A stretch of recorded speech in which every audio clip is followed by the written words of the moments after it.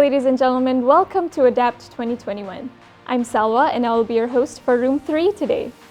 I'm sure we've all been waiting for this prestigious event all year. Well, it's finally here, and I'm so glad to see your participation this year as well. And if you're new, welcome, and I hope you get to enjoy this event. So, hit us in the comment section below where you're currently watching this from. This is going to be a very empowering 4-day event, and I'm so glad to see all of you today at day 1.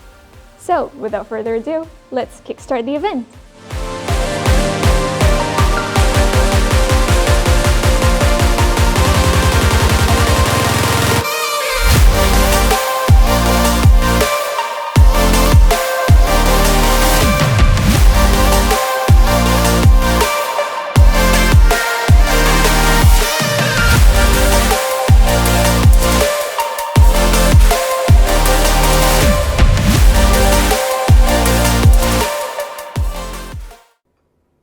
Hi, my name is Georg Schmiel. I'm the chairman of Chubai IQI. Today I would like to talk to you about sustainable investments. In fact, what I really want to talk about is 500 years of bubbles. Now, we've all heard about property bubbles and share market bubbles in the most recent times.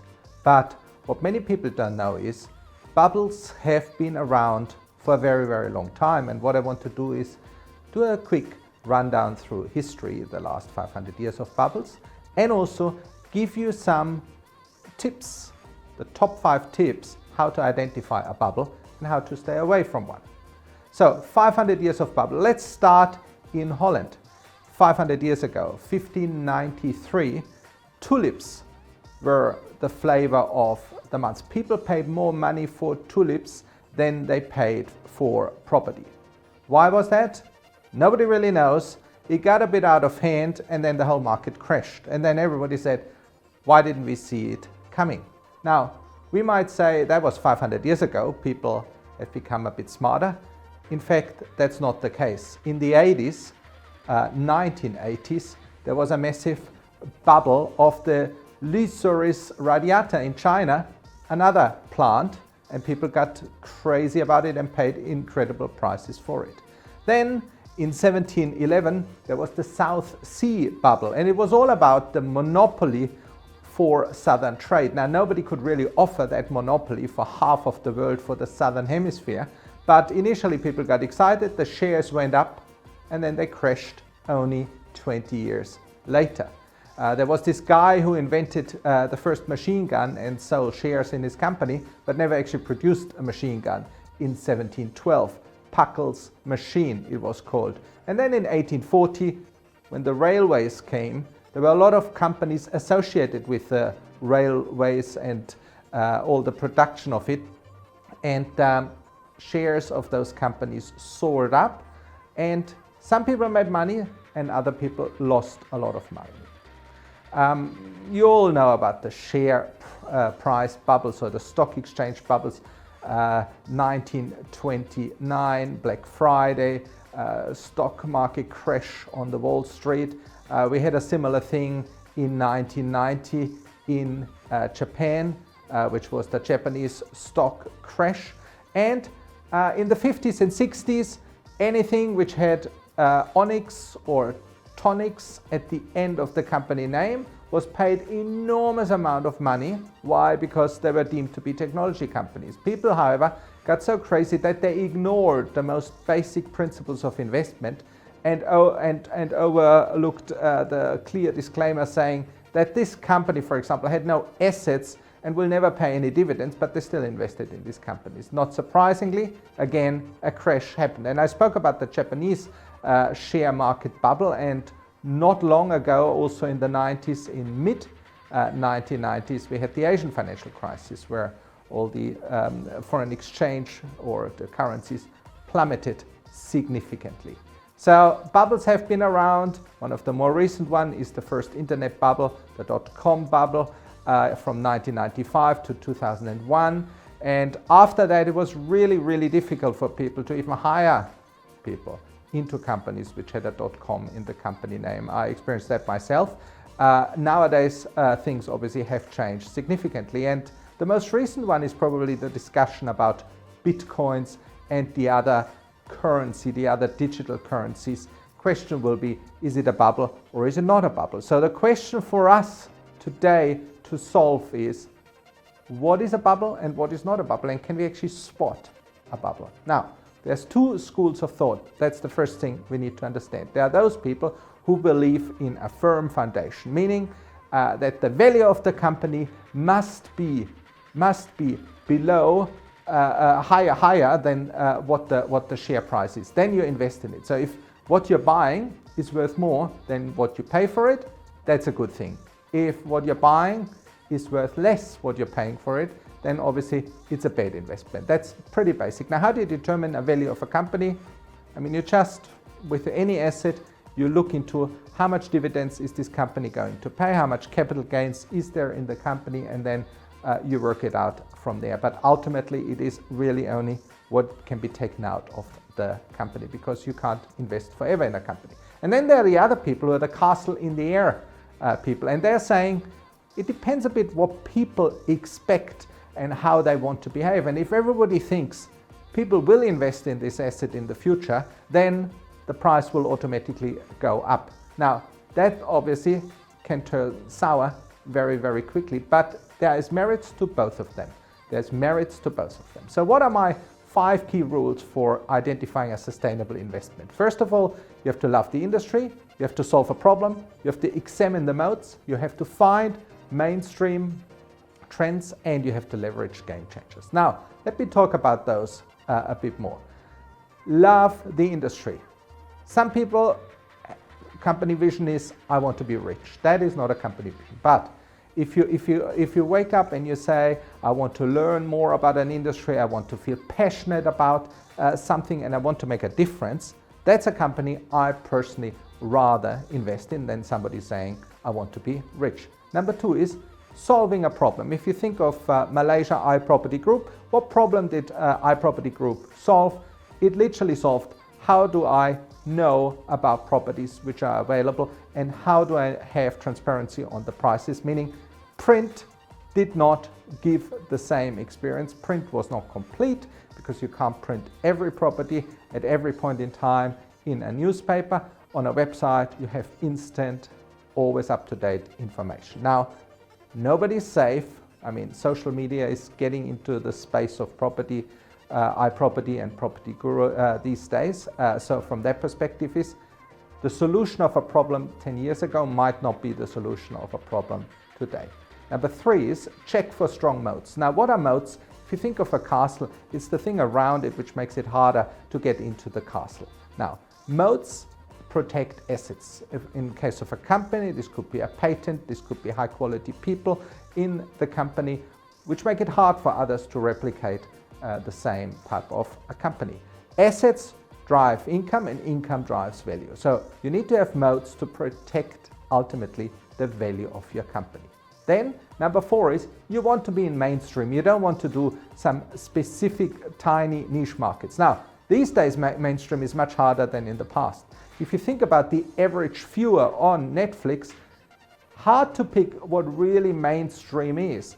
One day they look at top Hollywood movies, then they watch a few Korean dramas, then they do an animated movie the other day. So you have to be flexible. The same in properties, apartments versus landed properties. The preferences change. So not every purchase is automatically the same for the same person. So people will swap between the different classes of properties. So you have to find mainstream. Data can help you. And you have to leverage game changers. 2 examples here. One is a company called Vocation from the ASX. Their share price plummeted to nothing once specific government grants were taken away from the market. So the government grant was literally a reverse, taking it away was a reverse game changer for them. The company disappeared. The reverse for the UK, a company called Rightmove, had a massive increase in their share price when home information packages were mandated by the government, which is certain documentation about the property, which obviously an online company could provide much, much easier. Often it's also a case of selling. If you think of real estate groups and you compare it to Purple Bricks not too long ago, obviously future has told us a different story, and the market eventually looks behind it. The same revenue in a normal real estate group versus Purplebricks, the value differential between those two was more than 10 times. So Purplebricks was worth more than 10 times the amount which a normal real estate group was. Why?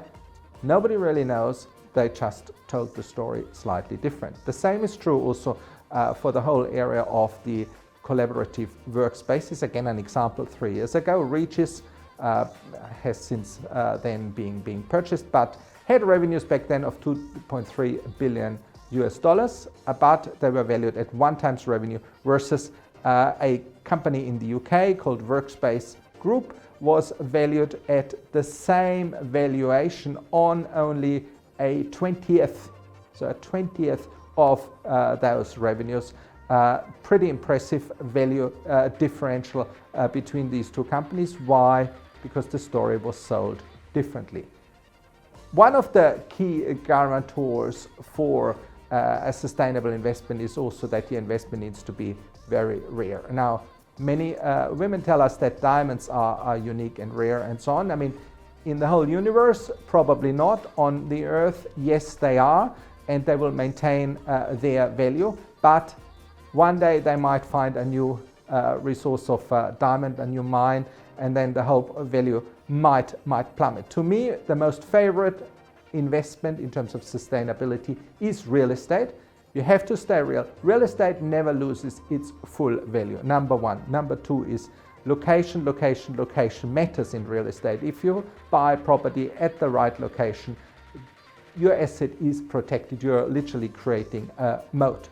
So I want to finish today's presentation by saying there's a couple of ways on how you can actually make sure you invest in a sustainable investment rather than in a short-term buzz type of investment. And for me personally, real estate is one of the best because there are 3 words which make real estate unique and an investment in real estate special, which is location, Chuba IQI. Thank you so much.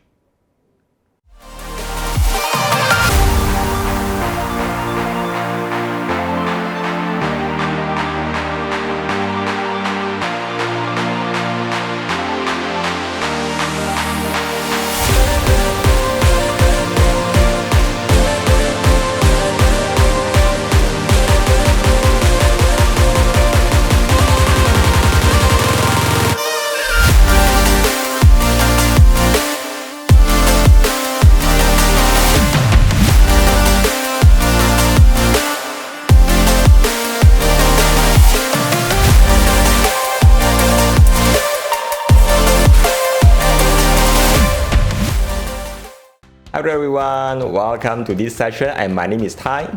I'm going to share a topic, what you see on the screen. Data is new gold.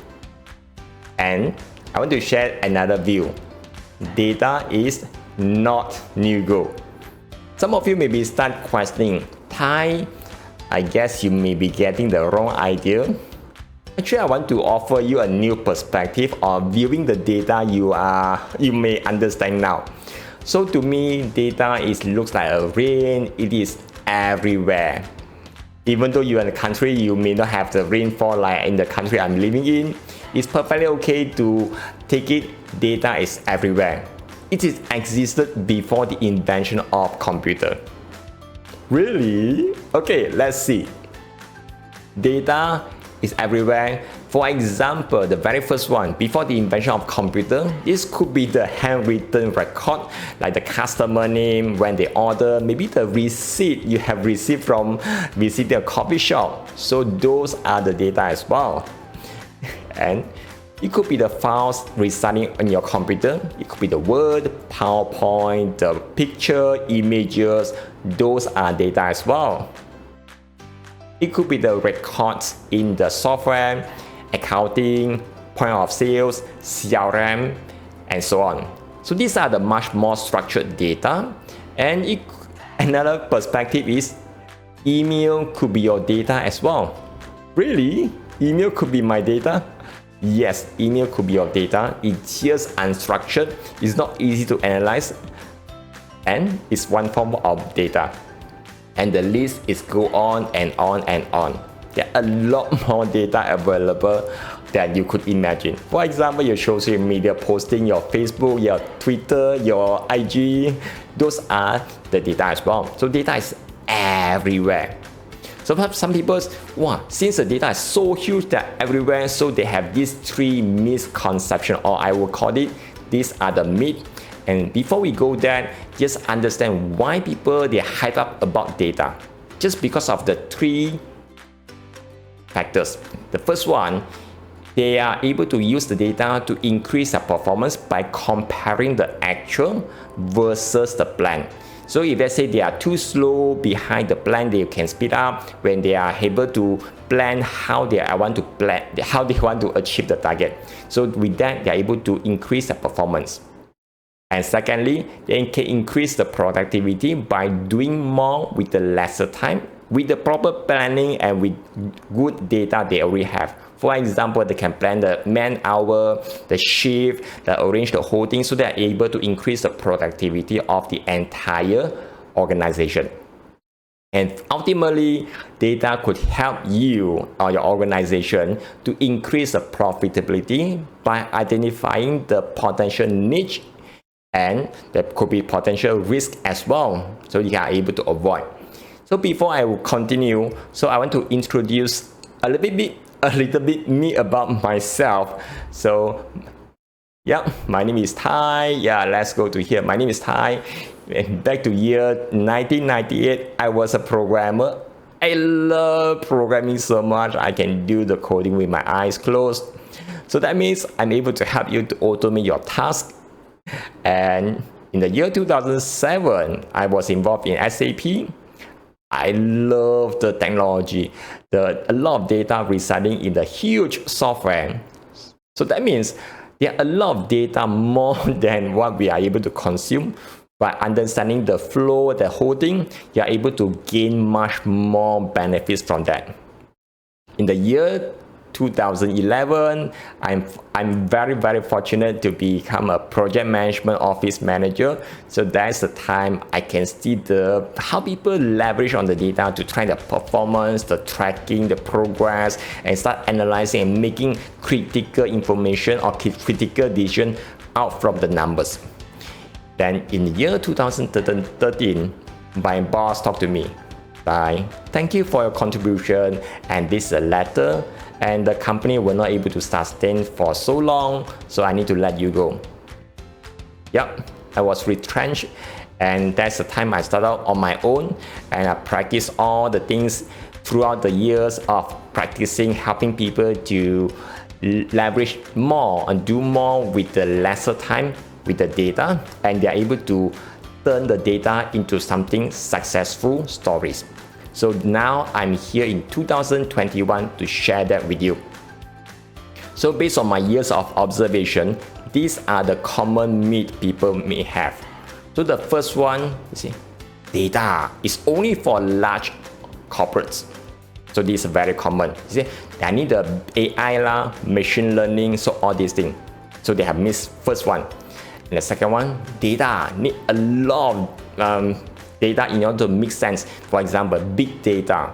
So when they think about big data, something huge, they may be thinking, I need expensive software or expensive tool to make the sense of it. So let's debunk the myth one by one. Let's go to the first one. Okay, so people will think it's only for big corporate. Actually, it's not necessarily true. I have one lady friend, her name I don't want to disclose here, and she is a coach. One fine day, she texted me saying, hey Thai, I need some help. I need some help to create a sales dashboard. I said, okay. Why? Then she said, she wants to feel in control with her data. I said, okay, then what you want to do more? Then she answered, I want to see my sales progress. I want to track them. And at the same time, I want to track and monitor my collection. So, okay, that's good. So after working with her, then I come out this dashboard. Then she's able to track. So this is the first one. It basically is just she's able to see the individual months, how the progress like. Are they on track or far, whether she is able to hit the target on the monthly basis. But sometimes the months, the data sometimes could be high month or low month. So when cumulatively, she's able to see the entire progress. So this is what she said. Hi, I'm so amazed with the data. She's able to do more with the lesser. And actually, data is not necessarily is only for the big corporates. So she's benefiting that a lot. So you are able to do something similar. So now we move on to the next myth. Myth number 2 is data need a lot of data in order to make sense of it. Actually, it's not necessary.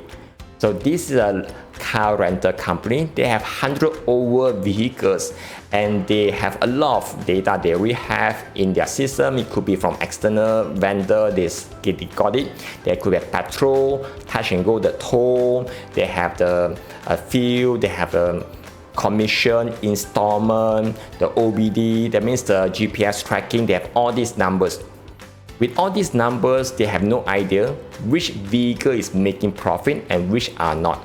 So they are able to take the corrective action by removing those non-performing vehicles. So they want to know the profitability for each vehicle. After I look at the data, I just bring some magic with that. So this is the final result. They are getting the list of those vehicles with negative gross profit. It's a long list. They're also getting a list of the vehicle has a positive gross profit. It's just by looking at the numbers alone, and they are able to remove all the non-profitable vehicle, they are able to increase their gross profit 13%, 1-3. So that could be happen overnight. So why these vehicles, they are not moving, why they are not performing, it could be something not so right.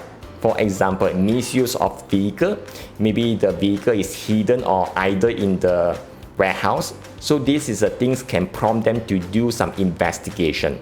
So with this kind of work, they are able to increase the profitability in the longer term. It will be much more sustainable. So that's myth number 2. Actually, it's not necessary with a huge data. Just use whatever data you have, you are able to do something about it. So that's done for the myth number 2. So that's the myth number 3. Wow, need a lot of expensive software. Let me show you. This is a dashboard, a sales dashboard with a lot of analysis like the quotation hit rate, the individual month, and the sales engineer, their progress for for all of them. So some of you, maybe I need some business intelligence tools. Maybe I want to buy some other CRM software just to do this. Actually, you'll be surprised. This software is already exists in your computer. Most likely, you have used it before. Some of you maybe start guessing, why people calling me Excel Sifu? Maybe there's something to do with this software.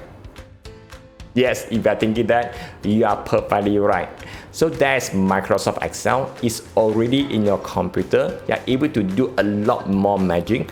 For example, you're able to do automation. Doing a mini app in your computer, it help your team to do the handover of the job will be much more easier, and it's also able to help you to do some automation, some dashboards, some analysis, and many more. So the list will just go on. So that is the only tool you need to have. Some of you may think, would this tool withstand for many years? So when your organization matured on a certain parts of the business operation, you may want to adopt some proper one and some much more powerful tools than Excel. So that will be next step. In summary, Excel is suffice enough to keep you started and you are able to see some benefits. So let's summarize the myth. So the first one is not necessary for big corporates, and it's not necessarily need a lot of data, and finally you just could use Excel to do those. So I would like to invite you to take these 3 actions in order for you to really experience that. The first one is define the end result. Like the coach, she defines she wants to track the sales progress and she wants to know the collection. So that's 2. And meanwhile, for the car rental, you want to know the profitability of each vehicle. So define your result, what you want to see. So after that, start collecting or creating the data. If, for example, the coach, they don't have any data, so she just need to create something just enough. Not overwhelmed, something just enough. And meanwhile, for the car rental, they just reuse whatever data really have. Do not need to reinvent the wheel. And finally, just to have fun to see the data from different perspectives.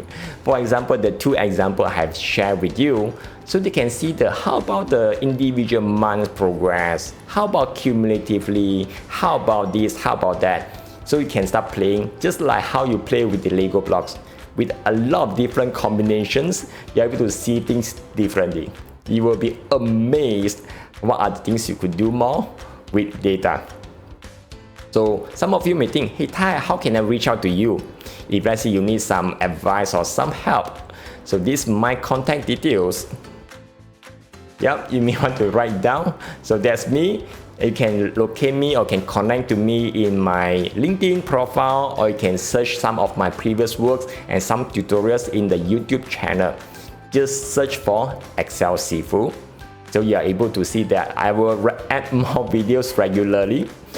And if you want to reach out to the organization, you can reach out to OneExcel, and the email address, the webpage, as well as the Facebook and LinkedIn profile. You can search and connect with us. Before we wrap up, I want to invite you to imagine you are sitting in front of your colleague, your team members. You are so excited. You are tossing all the papers into the sky, into the air, and you are celebrating your huge success. You are so happy. You're smiling non-stop. And all the papers land on the table. They turn to your money. And you are so happy with that. That's the reason why in OneExcel, we want to help you to make friends with your data so that you are able to turn the good data into your own success stories. So this is something really, really passionate about, and we want to help you to do more with less just by going through the data alone. Hopefully this session gives you some ideas. Data is not really a new goal. It's existed everywhere, and you're able to benefit with something just enough, and it really exists in your computer. On one Friday, hopefully we're able to meet and you're able to share your success stories with me. With that, take care everyone and stay safe.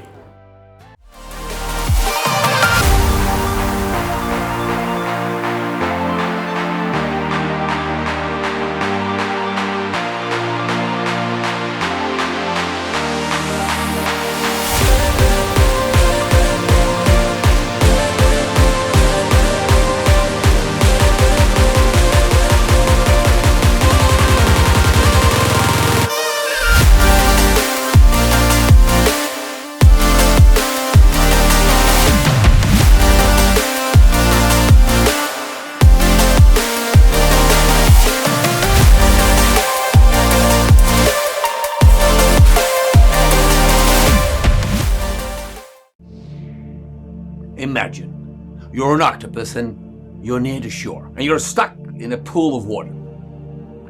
Rocks everywhere. You're hungry and you're looking for crab. You need to eat to survive.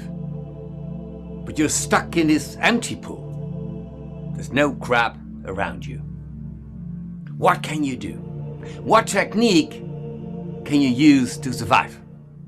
In other words, what can we learn from an octopus? You know, if an octopus knows it have to travel and there's no shelter, there are no rocks, an octopus can make a plan. He can take 2 coconuts or shells and he builds a shelter for the future. So he can look into the future. Isn't that amazing? So this animal is not the most aggressive animal, no horns, no sharp claws, not even faster than most fish, and survived for 500 million years. Well, what can we learn from an octopus? An octopus is good at problem solving. So we can ask ourselves, do we have a problem? Or nowadays we call it a challenge. And I think we do, every day again. So what are we going to talk about? And what not? Because I'm not telling you how the world has changed. Because, you're all professionals. I guess everyone has been a witness in one way or another. I'm not going to tell you what the world will look like in 1 or 5 years. First of all, because I don't know how it will look like. And secondly, it will be different for everybody. But I am going to talk about adaptability. Why? Because I am pretty sure that if you want to keep your job for the next 1 or 5 years, if you want to keep your company alive, if you are the CEO or the assistant manager, you have to adapt to the ever-changing world we are living right now. And that is a crazy place. But the good thing is, if it is a crazy place, we can have fun. And today, in this keynote, we are going to have some fun. But believe me, I can also be very serious. Fun, for me, it's a crucial aspect. Because I'm a speaker, but I'm also a comedian. And fun is my product. And for you, if you are willing to improve yourself or the way you are doing business, fun is the petrol of your engine. Is it easy? Yeah. Well, to start, if you want to use fun in your work and your daily life, it starts with the right mindset, a way of thinking and doing. And you can work on that. Just as your adaptability skills, you can improve them. Did you know that you've programmed your body? You've learned yourself that if you do this, you are locked. You're not open to receive information or take action. And maybe you sit right now like this, but you will think about it tomorrow. I think that's okay.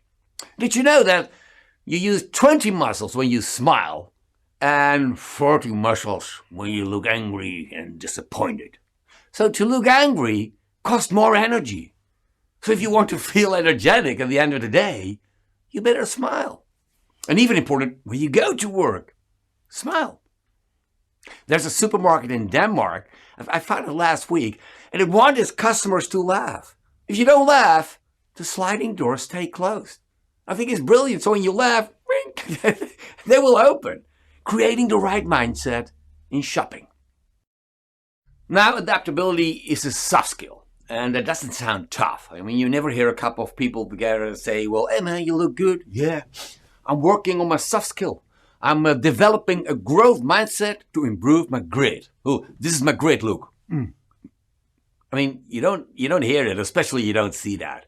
Instead, we go to the gym and you see all the things this like this and the crazy walking thing. And, you look in the mirror, you say to yourself, yes, this is what I need. This looks good. But you never look in the mirror and say to yourself like, I have to work on my mental flexibility. I wonder what my percentage mental flexibility is according to the global average. So, how are we going to do that? Well, I want to set the bar high today. And today you're going to learn something that can change your life. You will receive a couple of takeaways on how to do that. So actually, it's up to you. You might know that the best keynote speeches have 3 things. 3 is the magic number when you share knowledge. And most of them used an acronym to remember. And of course, interaction. And I've got all 3 in my keynote. You see, I talk about 3 things and my acronym is AAA. AAA. There we go. And we have interaction in the real live session or the online session. So let's have a look at my AAA. I talk about adaptability.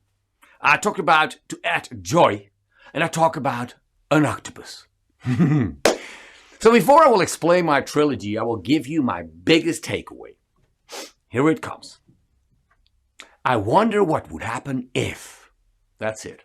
I wonder what would happen if. And now I'm going to tell you how to use this sentence to be adaptable, and even how to measure your adaptability later on. Why do I love adaptability? I mean, why am I talking about it? Am I an expert? I don't know. I mean, is there a world championship in adaptability? Olympic Games, maybe? I mean, that would be nice.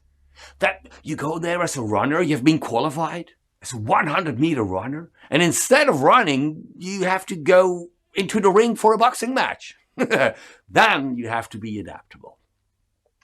I tell you why. I tell you why I like it, and I have been adaptable in my work for the last 26 years. As I said, I'm a keynote speaker, and like I said, I'm also, for the last 26 years, I've been a stand-up comedian with over 4,500 shows. And I just pointed out how vital fun is, for me, but generally. And when you're looking at a joke, I mean, you can say a joke in 1,000 ways, but only in a couple of ways, people will laugh. Now, what determines if a joke is spot on?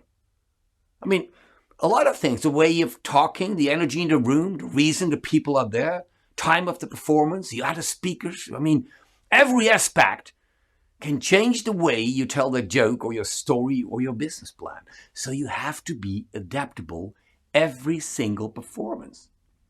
But even if you are 100% adaptable, I mean, there's this beautiful thing in stand-up comedy, and we call it the heckle. And a heckle is that someone from the audience is shouting at you just to make you uncomfortable. And it will happen, you and me, every day. I mean, and I must say it does not happen a lot at these professional conventions. You know, this keynote speaker walks on doing his thing, and a businessman at Row 7 stands up, beautiful suit, and he shouts to the stage like, "Go home! Your mother is..." I mean, and this guy on stage, we had the turnover of... Then you have to be pretty adaptable. Now, what is adaptability? Thank you. Oh, this is my assistant. There's a microphone. We see swallow the microphone. So when I have a live performance, I can throw her in the room and people can talk and we can have a conversation. Everybody can hear it. I mean, it's really nice for interaction. So what is adaptability? Adaptability is considered an emotional intelligence, soft skill, and it means that individuals can change their behaviors, their actions, and the way they work to suit new situations. And adaptable people will not just change to suit their new environments, but they are willing to approach the unknown with positivity, confidence, and perseverance. I found this on Facebook, so it must be true. I think I posted it. Well, the thing was, like I said in the beginning, that adaptability is a soft skill. And therefore, you might think it's hard to compare them or give them a number. I mean, there are a lot of soft skills, but if you hear, well, oh, she's got a great personality. Okay, but how great? Compared to who? And how do you deal with that? I mean, as a person, if you want to improve yourself, where do you start? And more important, what is your goal? I mean, as a CEO, do you think about soft skills when you create a team? Every person is different in terms of character, environment, and adaptability skills. Now, I would like to prove something that will give us a great insight. And this is the 30-second version. Normally, I do a quiz, 6, 7, 8, 9 minutes, live or online. I ask people to grab their phones, that's possible online and live, and they give me numbers, and I know exactly what they think and what they say. For instance, I ask them, how important is adaptability in your work or private? And they give me an instant number, and I can see how they feel. Then, for instance, I ask them, okay, what is the top speed of your car? They give me a number. Then I say, how many doors do you have in your home? They give me a number. And then, this is now when it gets complicated, can you give your mental flexibility a number? And that wakes them up. And then I show them there maybe 15 more soft skills. And just because I use the spinning wheel just to find out what is your number of the next one. And at the end, I ask them, okay, if you can improve your soft skills, would you like to know how to do that? And that is a great interactive part, and I just show you now in 30 seconds. So if we see all the numbers, they gave numbers of the car, but when we look at the numbers, especially of the soft skills that people give, it is always a little bit of chaotic. People don't know. But when it comes to how we live or do business, we like to measure everything, and we know everything. I mean, censored Internet of Things, big data, track records, playlist. We want to know it all, and we do know what the numbers are. I mean, we are monitored day and night. I mean, your watch tells us something about your heart, where you are, cameras in the mall, cookies on your computer. I mean, every breath you take and every move you make and every bond you break and every step you take, they'll be watching you every single day, every word you say, every game you play, every night you stay. I think they made a song about that. I mean, it doesn't sound like a love song. It sounds a little bit more that the police is watching me or something. But anyway, big data is everywhere, if you like it or not. And that will only increase. And even today, I mean, I don't know if you're going somewhere, but you want to know how much gas do I have left in my car? What's the battery status of my Tesla? How far can I go? How much energy do I have left in my phone? Does my phone have enough range? You have to know and do something about it. If it's not okay, then you have to recharge. But the thing is, how about you? What is your battery status? How far can you go? What is your range? So wouldn't it be great to have a dashboard with your personal data so you know what's good and which area needs some work? What you have to learn, or maybe have to unlearn something, and that's an interesting one. And not only you, wouldn't it be great if you have the data of a team or a department or a company? And the reason, obvious, I ask you that question is to tell you that is possible. And I will tell you at the end of the speech when it all comes together. First, let's talk about the second A, to add joy, add fun. I mean, when we want to do that, we have to work in our mindset. We have to ask ourselves the right question. I wonder what would happen if. But the thing is, you can say that question in 1,000 ways. And all those different ways will not only affect your audience or employees, it will also affect you. So if you question yourself, it matters how you do that. I mean, what happens if you say it angrily? I wonder what would happen if! I mean, that sounds, you have serious problems or not. And there's no easy solution. What happens if you say that you're almost crying, like, I wonder what would happen if? That sounds like you need professional help. And how about it if you say it in a way that you don't believe it? And that happens a lot in business. Like, just, I wonder what happened if I wonder what happens if we make telephones without buttons. Mm-hmm. Yeah, really, I wonder what happens if we created cameras with a memory card. Mm-hmm.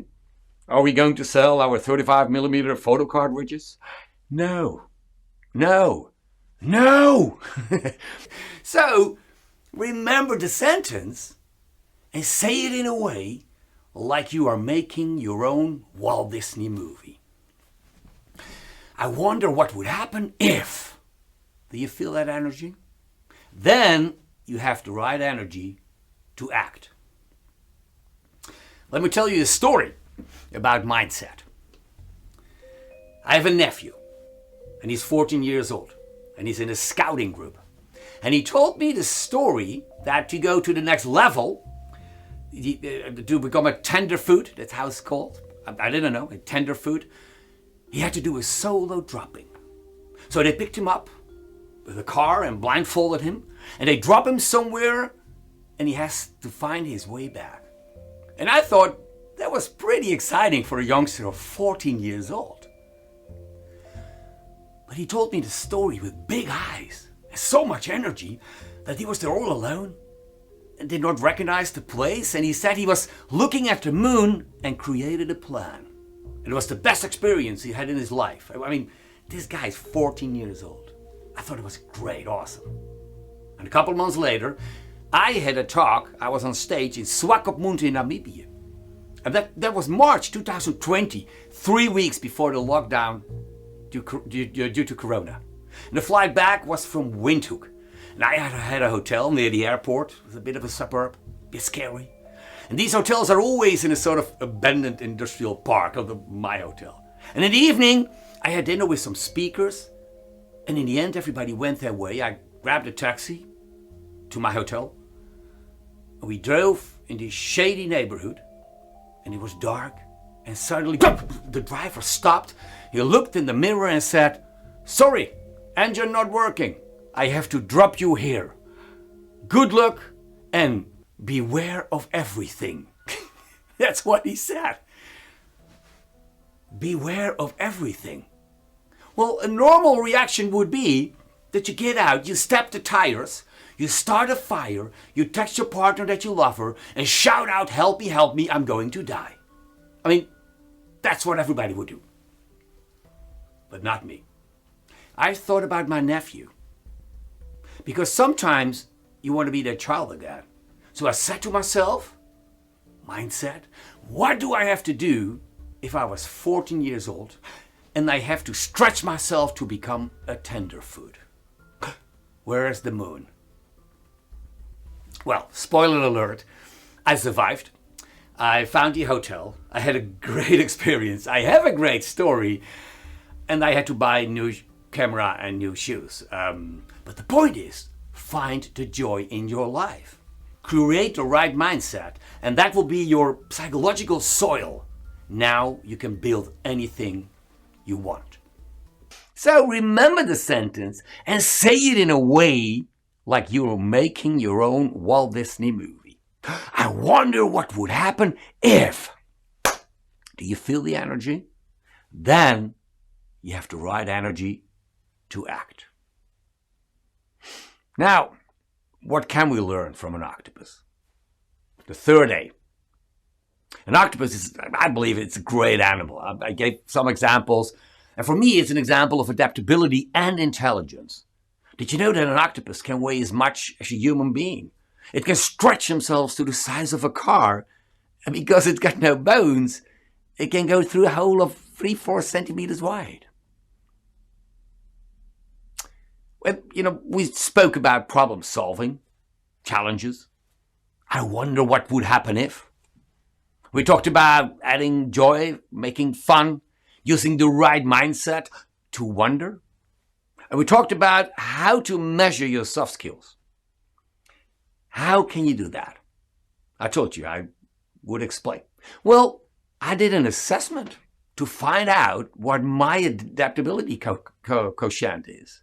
And that was a great experience. I mean, now I can check my dashboard, and that gives me, to give you a brief insight, I don't want to be too technical right now. Look at the back of me. The assessment is about 3 main areas.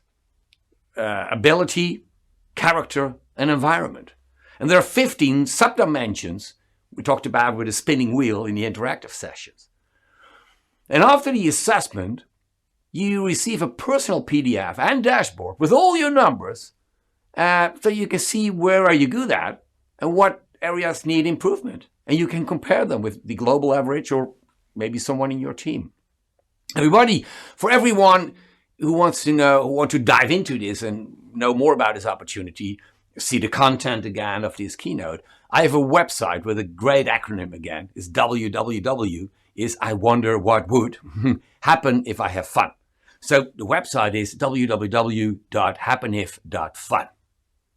Now, last but not least, what can we learn from an octopus? Remember, this octopus was in his empty pool. Maybe you are in your pool looking for answers, improvement, opportunity. Maybe you think your pool is empty. And while you're thinking there's nothing there, you can sit still and wait. Or, as you see, you can find new waters. So, what can we learn from an octopus? Don't sit still. The solution will not come to you. You have to take action and find new waters. And you have to find your octopus. And I wonder what would happen if you do that. Best of luck. My name is Tom Slichting.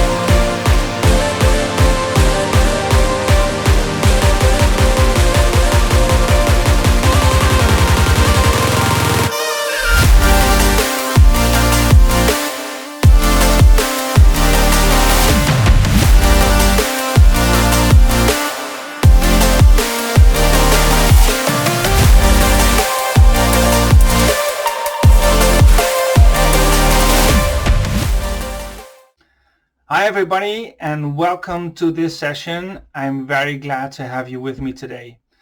My name is Jasper, and I have had a lot of experience as a founder myself, but also and especially in supporting other founders. In my day job, I help accelerators and VC funds supporting the startups they invest in. So one of the key areas I'm concerned with is identifying unsuccessful paths founders sometimes take. So during the years, I have identified 10 common traps you as a founder are bound to step into. And today I will show you these 10 typical situations that pose explosives to your startup. So basically I will show you the map of the minefield. So are you good to go? And here's trap number 1. This trap is not lethal, but it will definitely keep you away from success. And some founders have great ideas and think they can do this all by themselves. So they take care of development, and once they're done, they start acquiring some beta users. And then of course they want some more, so they do some marketing, and then they find investors and they try to cover legal and then hire people, and only to find out that they can't be everywhere at the same time, and there's no way they can handle all topics in detail on their own. So this is what I call the single founder trap. And let me tell you from my own experience, you alone can never cover all fields of expertise it needs to succeed. And this is why VCs hardly ever invest in single founders. Those successful founder teams consist of 2 to 3 founders in average. And all modern companies we admire as entrepreneurs have more than a founder. I mean, look at it, like Google, Larry has Sergey, at Airbnb, Brian has Joey and Nathan, and even Steve had Steve. So yeah, everybody has a co-founder, so try to find one. Trap number 2 is a very, very common one. Let me ask you, who has a technical background? Like, do you know this situation where you have these discussions with your co-founders and they ask, when will it be ready? When will our product be ready to launch, right? And for all the others, did you ever have to wait for months because the CTO was not ready for market? And startups die from this situation, right? So they just run out of cash. So this is what I call the product development trap. Let me tell you, there is no such thing as a product that's done. Did you ever hear Apple say, we've got it, this is our final phone, yeah, this is the one? They keep on developing, and so will you. And if you acknowledge that you will keep on developing, why not just settle for an MVP with less features and go for the revenue? Get the ambition to finish a product out of your mind, because it just won't work. If you keep focusing on getting your product ready, you will keep stuck in incremental improvements without any sales. So I would suggest you develop a minimal set of features, sell it to customers, then get your evaluations done, get your feedback, repeat the design process and launch again, right? Okay, trap number 3 is basically something for B2B startups, right? Some of those are really, really good, and they find their first customers even before their product is finished. So they ask their customers what it is for them, so what it needs for them to be able to sign a contract, right? And off they go off into the product customizing trap. So asking this question in the sales process is really harmful rather than in a development process. It will turn into a great danger. Your customer might have wishes that do not align 100% with your product development strategy or are of low priority to you. So as soon as the customer starts paying, some startups think they have to do everything the customer asks for so they can charge them. To go for the quick money is tempting, but will keep you off your track. And this is where a lot of startups take the turn into small and medium-sized mature companies rather than having the perspective of growing fast to start away. Other startups are really good at gaining traction with their products. So they have a B2C software solution or an app or something, right? A SaaS software. They put it out there for better use. And since it is better, it's for free, obviously. Some of them start using word of mouth from better users to grow. And they grow and they grow and boom, and off they go into the user-based trap. Now, why is this a trap, you might ask, right? Well, the critical timing here is when to figure out when beta and free beta is enough. When should you start charging? You should definitely do as fast as possible, since a large user base will make investors think something's wrong with your business or revenue model. So if you do not convert users into customers quickly, this will stop your growth. Additionally, a customer complaint is the best feedback, and beta users have no incentive to ever tell you the truth. And by the way, paying customers pay the bills. If your next step in growth is hiring a team, you will have to do some major management changes. So if the team is not just founders anymore, some founders will have to fill leadership roles. And to be able to keep up speed, you need aligned strategies and delegated responsibilities in place. But some founders still go back to other founders for every decision. Well known are founders' discussions about app design or website design. Well, here you go. Welcome into the democracy trap. Unfortunately, this happens way too often, and many teams make every decision a shareholders meeting, right? So this will take a lot of time and will either slow you down or most probably end with a founder clash.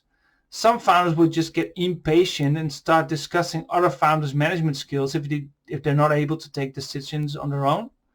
And this takes me to the next trap. Trap number 6. If your team sets up their management roles and responsibilities the right way, the leaders will need management and leadership skills. So this might mean for you that you have to develop leadership skills. And some teams think every founder will automatically have to become a manager and be a born leader. Well, this will cause problems since some founders, especially ones with technical backgrounds, just don't develop the necessary skills to actually manage a group of people. And there they are in the middle of the managing owners trap. So 3 founders will feel they have matured into their new management roles, but still have to drag their 4th co-founder along. This is just a predestined clash, right? The only way to solve this is to do early discussions about the separation between management and ownership. The next trap is one I'm familiar with and what I see with a lot of startups. You get invited to join an event or a pitch competition, so you participate in the application and you win 2 tickets to the event and a pitch on a side stage. So you join the party hoping you will meet some investors. And this way you will spend all April and May and all October and November paying money for flights and hotels, losing a lot of time without proper results. Does this sound familiar to you? Well, this means you're stuck in the event trap. My advice, don't participate in any event you wouldn't pay for in the first place. So only participate in events that align with your sales, marketing, and fundraising strategies, because this is why you would participate anyway. Trap number 8 is the hockey stick. You're in a situation where you have some first traction and revenues, and you're going after the hockey stick, right?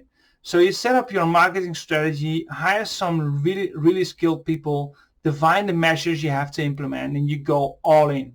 Your traction goes up immediately, and you can see this working amazingly well. So customer feedback comes in and gives you input for the next version of your product. But if you stop marketing now, your curve will flatten. So welcome in the hockey stick trap. You don't have funds to cover both development and marketing, so what do? The flattened curve will turn off investors, thinking your trend is over or something is wrong with your product's retention. So this might return into a downward spiral. And this is all because you didn't align your market entrance strategy with your fundraising. If you align the both, you'll have spare resources once your traction picks up. This way you can develop your version 2 along with marketing your growth. Now, at any given point in time, a business angel might step up to you with this amazing network. He helps a little, but actually too little to solve any issues. Basically, he tells you what to do and does not take anything off your workload and does not introduce you proper to investors and clients as well.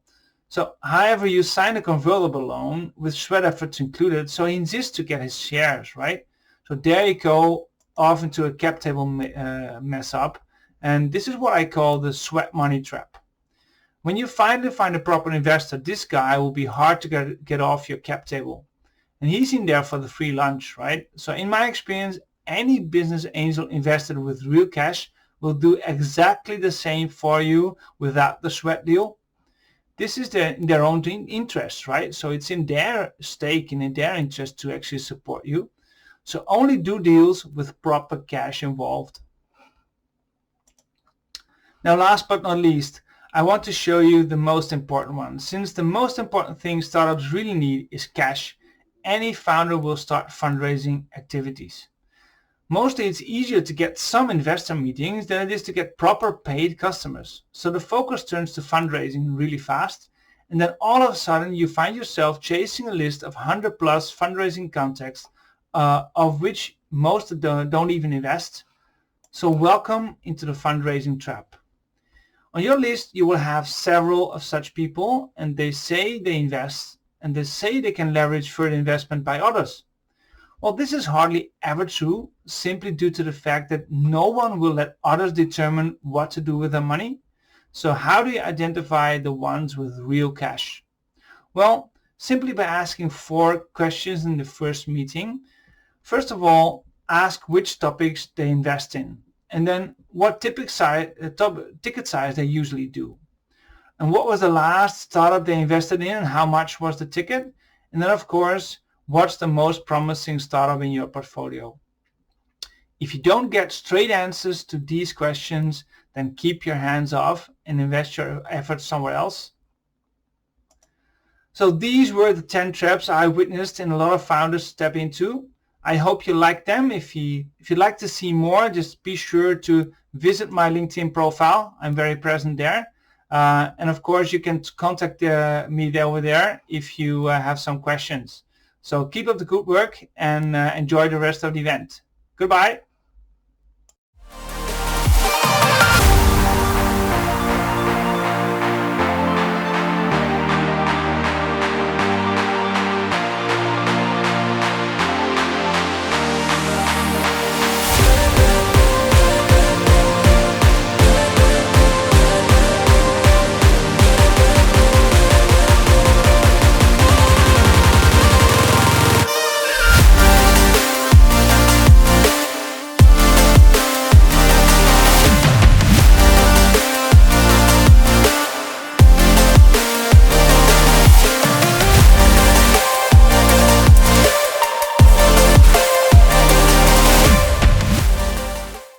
Hello, everybody. It is an honor to be with all of you today here at the ADAPT International Convention 2021.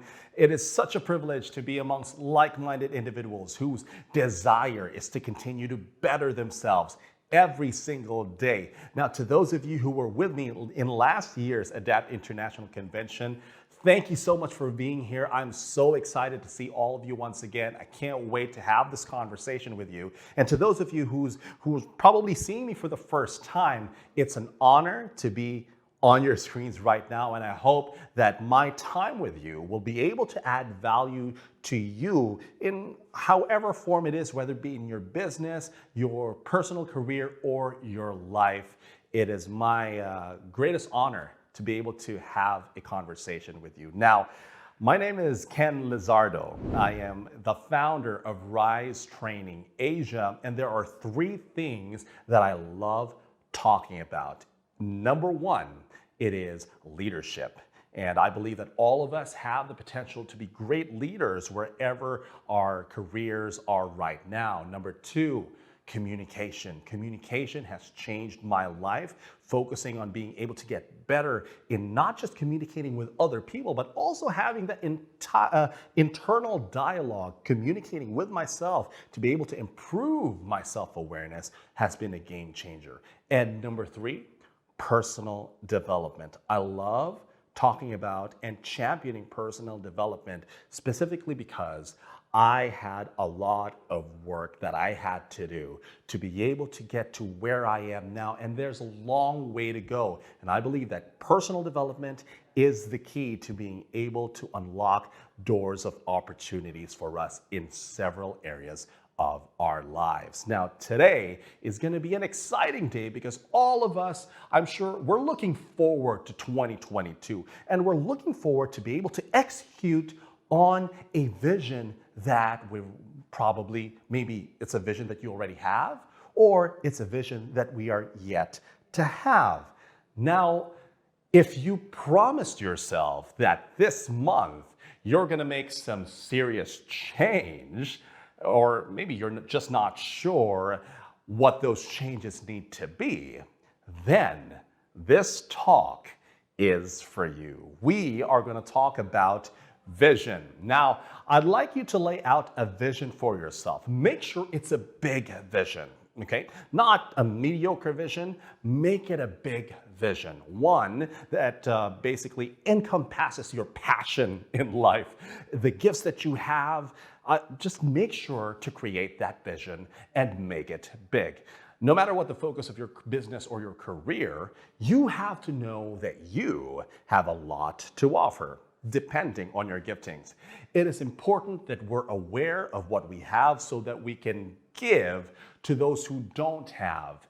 You are unique, and only you can contribute your strengths in your special way, whether it be about staying home or raising a family, or making the best app there is, or being a CEO of a company, and all of these other things. Life is not a dress rehearsal, so you need to create your vision of what you really want and take inspired action steps to draw those things to you. Now, these are the same steps that I personally take for myself to make changes in focus and habits that'll bring meaningful results to me. First, we need to be willing to take action. Now, without changing your focus or habits, you'll never be able to change the results. Without taking action, we will never move forward and reach the results that we want. And coaching, as a coach or consultant, what I do is all about getting results. So basically, for me, I listen to what my clients want.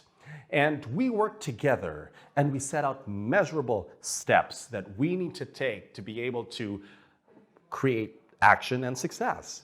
When I speak to HR of a company and they say that, oh, our people aren't necessarily good leaders yet and we probably need some leadership or management training, sometimes I ask them more questions to find out if that really is the case. And sometimes we'll discover that it isn't necessarily the management problem that they have. It's more of a communication problem, whether it's interpersonal communication, or maybe they need some public speaking coaching so that they sound and look like a leader, the kind of leader that their team can trust. Again, this has a lot to do with being clear with what the vision is, because if it's not clear, then we won't be able to write down the proper action steps to be able to move forward. We are responsible for the momentum for this vision to move forward. And it's going to be impossible to take action on our own unless we choose to have a support or encouragement or guidance or accountability that may be a coach or a consultant or a trainer, a mentor or accountability partner who's probably just your friend. It doesn't matter. We need that accountability to move forward. Now, without forward momentum and inspired action, the vision is just going to be a nice thing to think about. It's just a good thought. But in order for your business or your career to be successful, in order to be happy and fulfilled in your career, prosperous and content in your life, you need to have one common thread, and that is a vision. Now, the process of creating starts with a thought, a great idea, if you will, a passionate want or a dream of something magnificent to achieve. Now, these are the intangible sparks that ignite our drive to move forward and turn the intangible into reality. This is what we call a vision. So, what I'd like you to do now is to begin by brainstorming on paper. That's right. You need to write it down. If you want to use your tablet, your phone, your laptop, computer, go ahead. Just make sure to write it down so that you can bring clarity to what you want and what you're thinking of, because that's the first step to being able to make it real. Now, the first brainstorming session should be free-flowing. Don't edit your thoughts and your ideas. If you're working on your personal vision or your work vision, you need to define what you want and how you spend your time.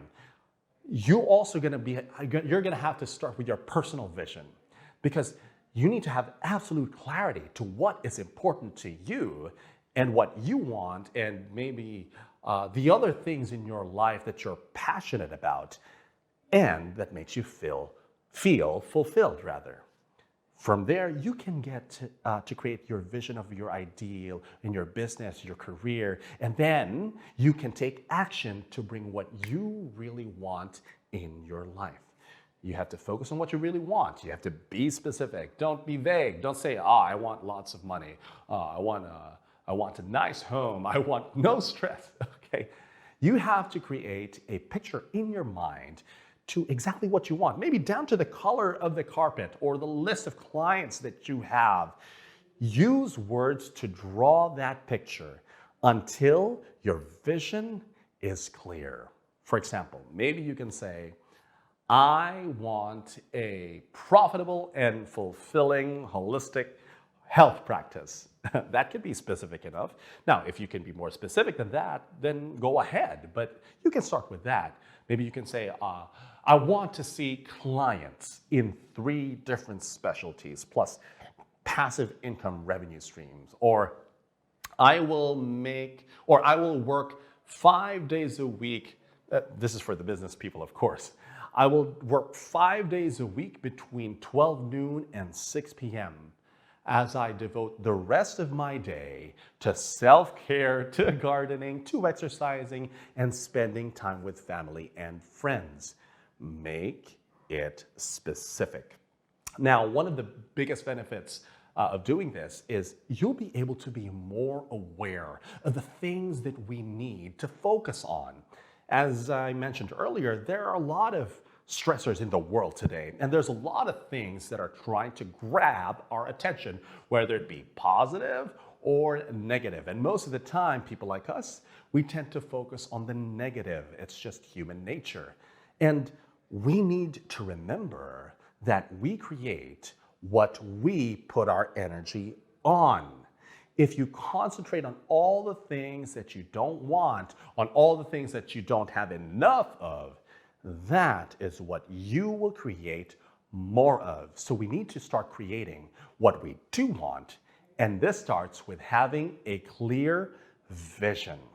As we continue to do it, we'll notice that there are a lot of other things that we're putting our energy on that are not really beneficial or benefiting us, whether it be for the long term or in the short term.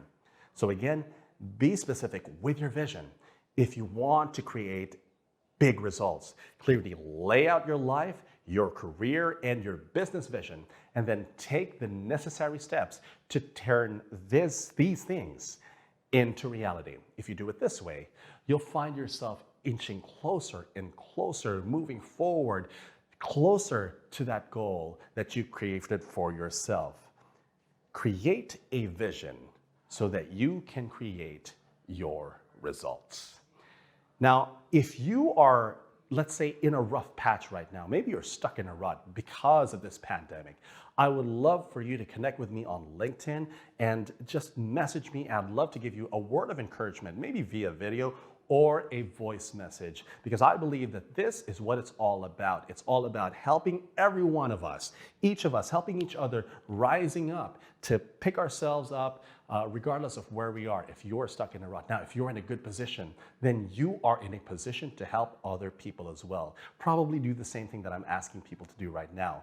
Ask people to connect with you so that you can be an encouragement to them as well. Again, I appreciate all of you for being here. Enjoy the rest of the conference, and hopefully I see you soon. I can't wait to connect with all of you.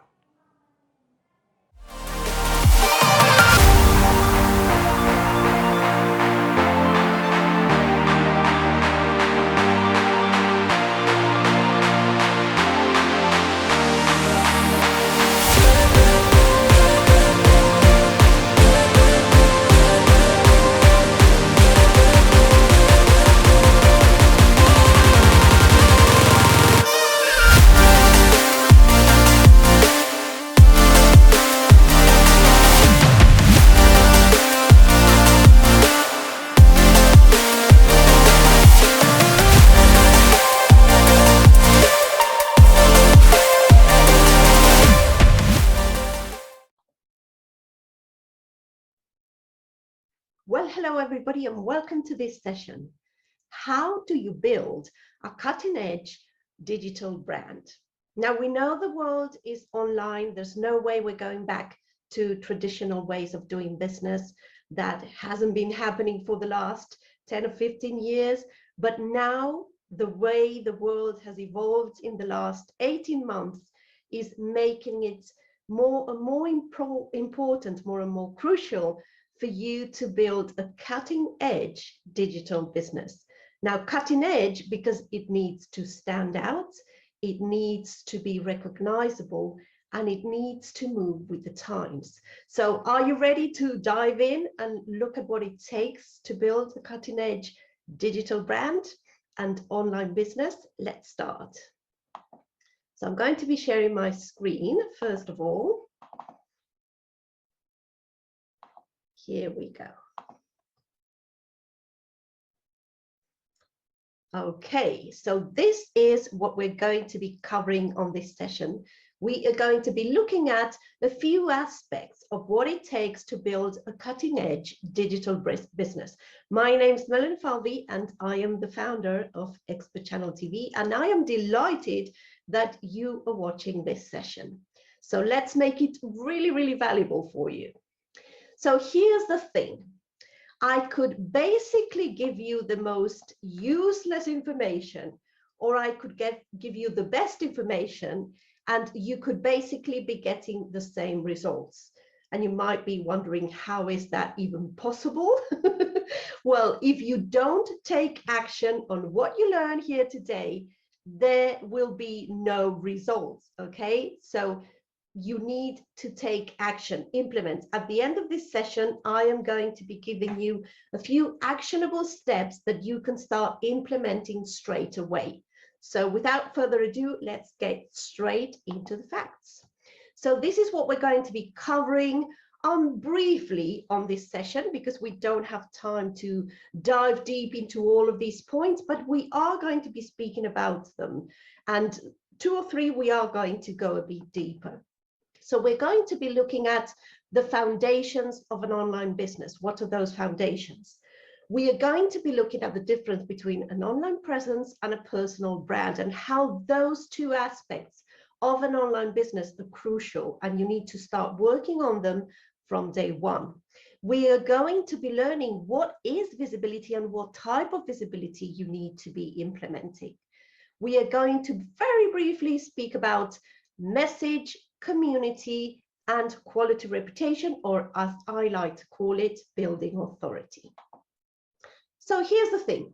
The foundations of a digital business are based on the online world, okay? So it's all about your online presence, and your online presence has many different aspects to it, okay?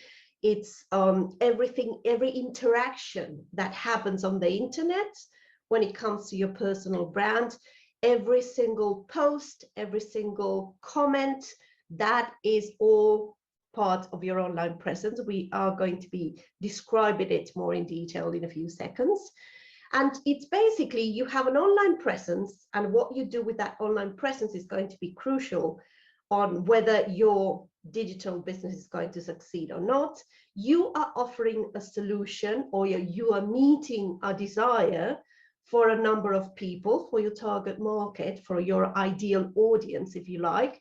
And that takes me to the 3rd point. You have an ideal audience, people who resonate with your message, people who need what you have, or who want to aspire to what you are offering. Okay, so those are basically the foundations. And we are going to be looking at some of those aspects right now. So here's something I want you to take away, if you like, from this session. So there's 3 main pillars when it comes to building a cutting-edge digital business, okay?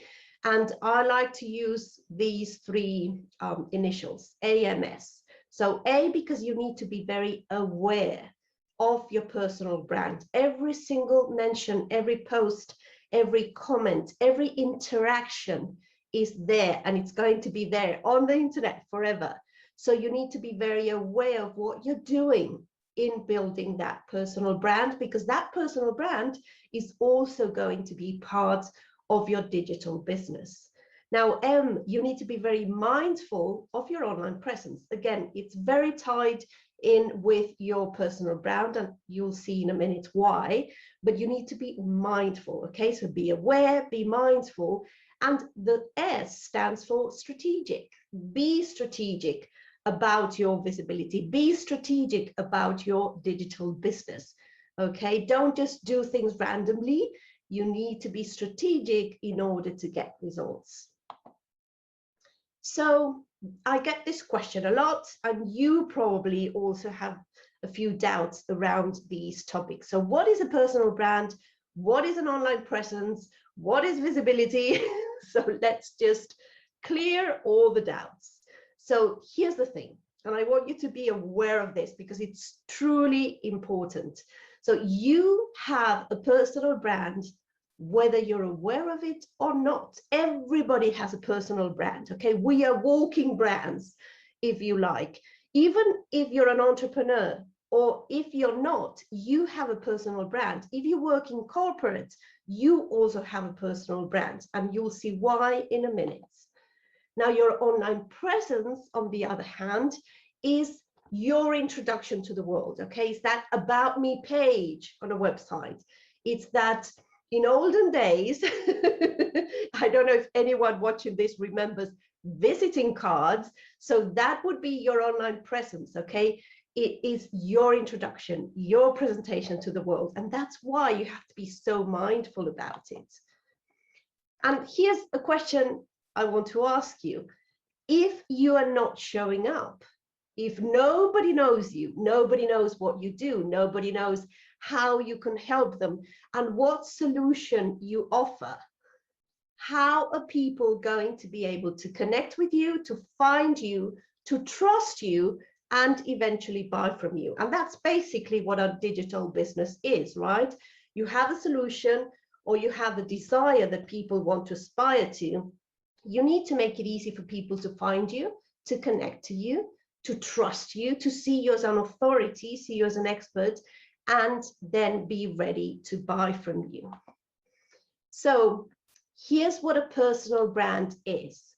It's a combination, okay? It's not just one thing, it's a combination of all the different layers of your personality, your lifestyle, your skills, your values, all of those things that you choose, and here's the key, that you choose to share with the world, okay? There are many things that you're not going to be sharing online.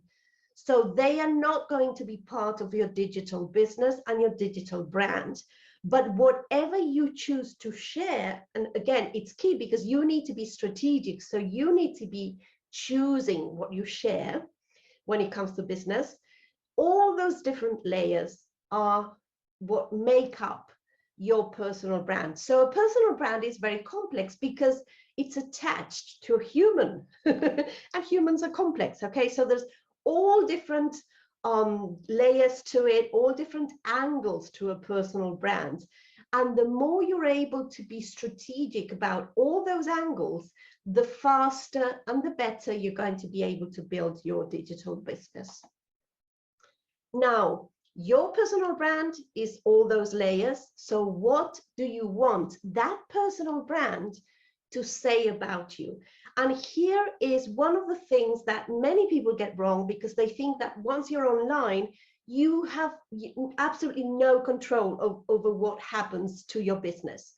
But business reputation, okay, or quality reputation is something that you are in total control of, or 99% control, okay? There is a, slight percentage of, circumstances, things that can happen that where, you have no control over. But in general, you have control of what people are going to be perceiving about your personal brand, your digital brand, your digital business. So what do you want it to say about you? And at the end of this session, we're going to do a short exercise that is going to go deeper into this question, because you can control this. So on the other hand, what is an online presence? Well, we said it's your introduction to the world, okay? So your online presence is actually the way you manage, the way you choose to manage that personal brand, okay? So that's why you're in control, because you can manage it and you should be managing it, okay? And here's why it's so important. The right online presence will amplify your personal brand. Now, the wrong online presence, what will it do? It will harm your credibility, harm your brand. So that's why you need to be very mindful of your online presence, and it's totally doable, and you need to be doing it from day one. Don't wait until your business is already, soaring and successful. No, you need to be mindful of your online presence and being aware of your personal brand from day one. So here's why, because a mindful online presence is going to be able to present you in the best light.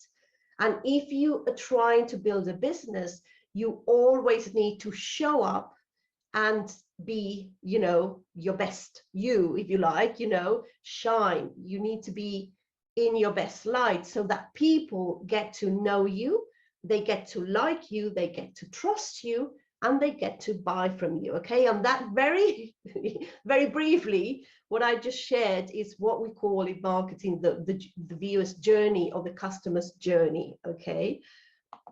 So your online presence, and this is something I like to describe it this way, okay? So your online presence is your living and breathing presentation to the world, okay? Living and breathing, everything you do online is part of your online presence. So you need to be very aware of it, very mindful of it, and very strategic about it. Now, on the other hand, what is visibility? And here's, it's important to make this difference, because many people confuse all these terms And, you know, it's not terribly important if you confuse them or not, but it's more about what you do about them. You know, if you're going to be taking action and working on your personal brand, you know, you need to know exactly what it is. And if you're going to be working and managing your online presence, you need to know what it is, and visibility is the same thing. So what is visibility? Visibility is how you show up, okay? It's all the ways, all the places where you show up strategically. And again, strategic is a very important word. It's not just showing up randomly, it's showing up in the right place with the right topic, surrounded by the right people, with the right positioning, so you can build authority, okay? It has to be very strategic. Visibility is basically showing up, and it can be done in many different formats. Every time you post something, you know, text, that is visibility. Another type of format is photos, graphics, you know, that is also visibility. Obviously video, you know, audio. Any way you show up online is using visibility, okay? And visibility, and in particular video, is the fastest marketing tool and communication tool there is today. In the future, we don't know, but right now, visibility in video format is your best ally, okay? So that's also important to note here. And the thing is, visibility today, in today's business world, is completely unavoidable if you want to build a business, okay? This is not 15 years ago, 20 years ago. If you want to build a business, a digital business today, you need to embrace visibility, okay? But I have good news for you, because everybody can do it. So no matter whether you are shy, introverted, scared, you don't want to be online, if you're building a business, you need to start embracing the power of visibility, the power of having a strong and powerful online presence. And everybody can do it. Absolutely everybody, okay? Absolutely everybody. There is not one person out there, not one of you, who is so shy, so scared, and so lost that cannot do it. You can do it. And the reason why I know it is because, listen, that was me. I'm the most introverted person in this world. I am a huge you know, shy person who would just rather be hiding than doing videos and doing conferences and speaking, you know, everywhere. And I have been able to build 2 successful businesses around my biggest fear, okay? My biggest fear was to be visible, and in particular to be in front of a screen. Photos, videos, I mean, videos obviously was the worst.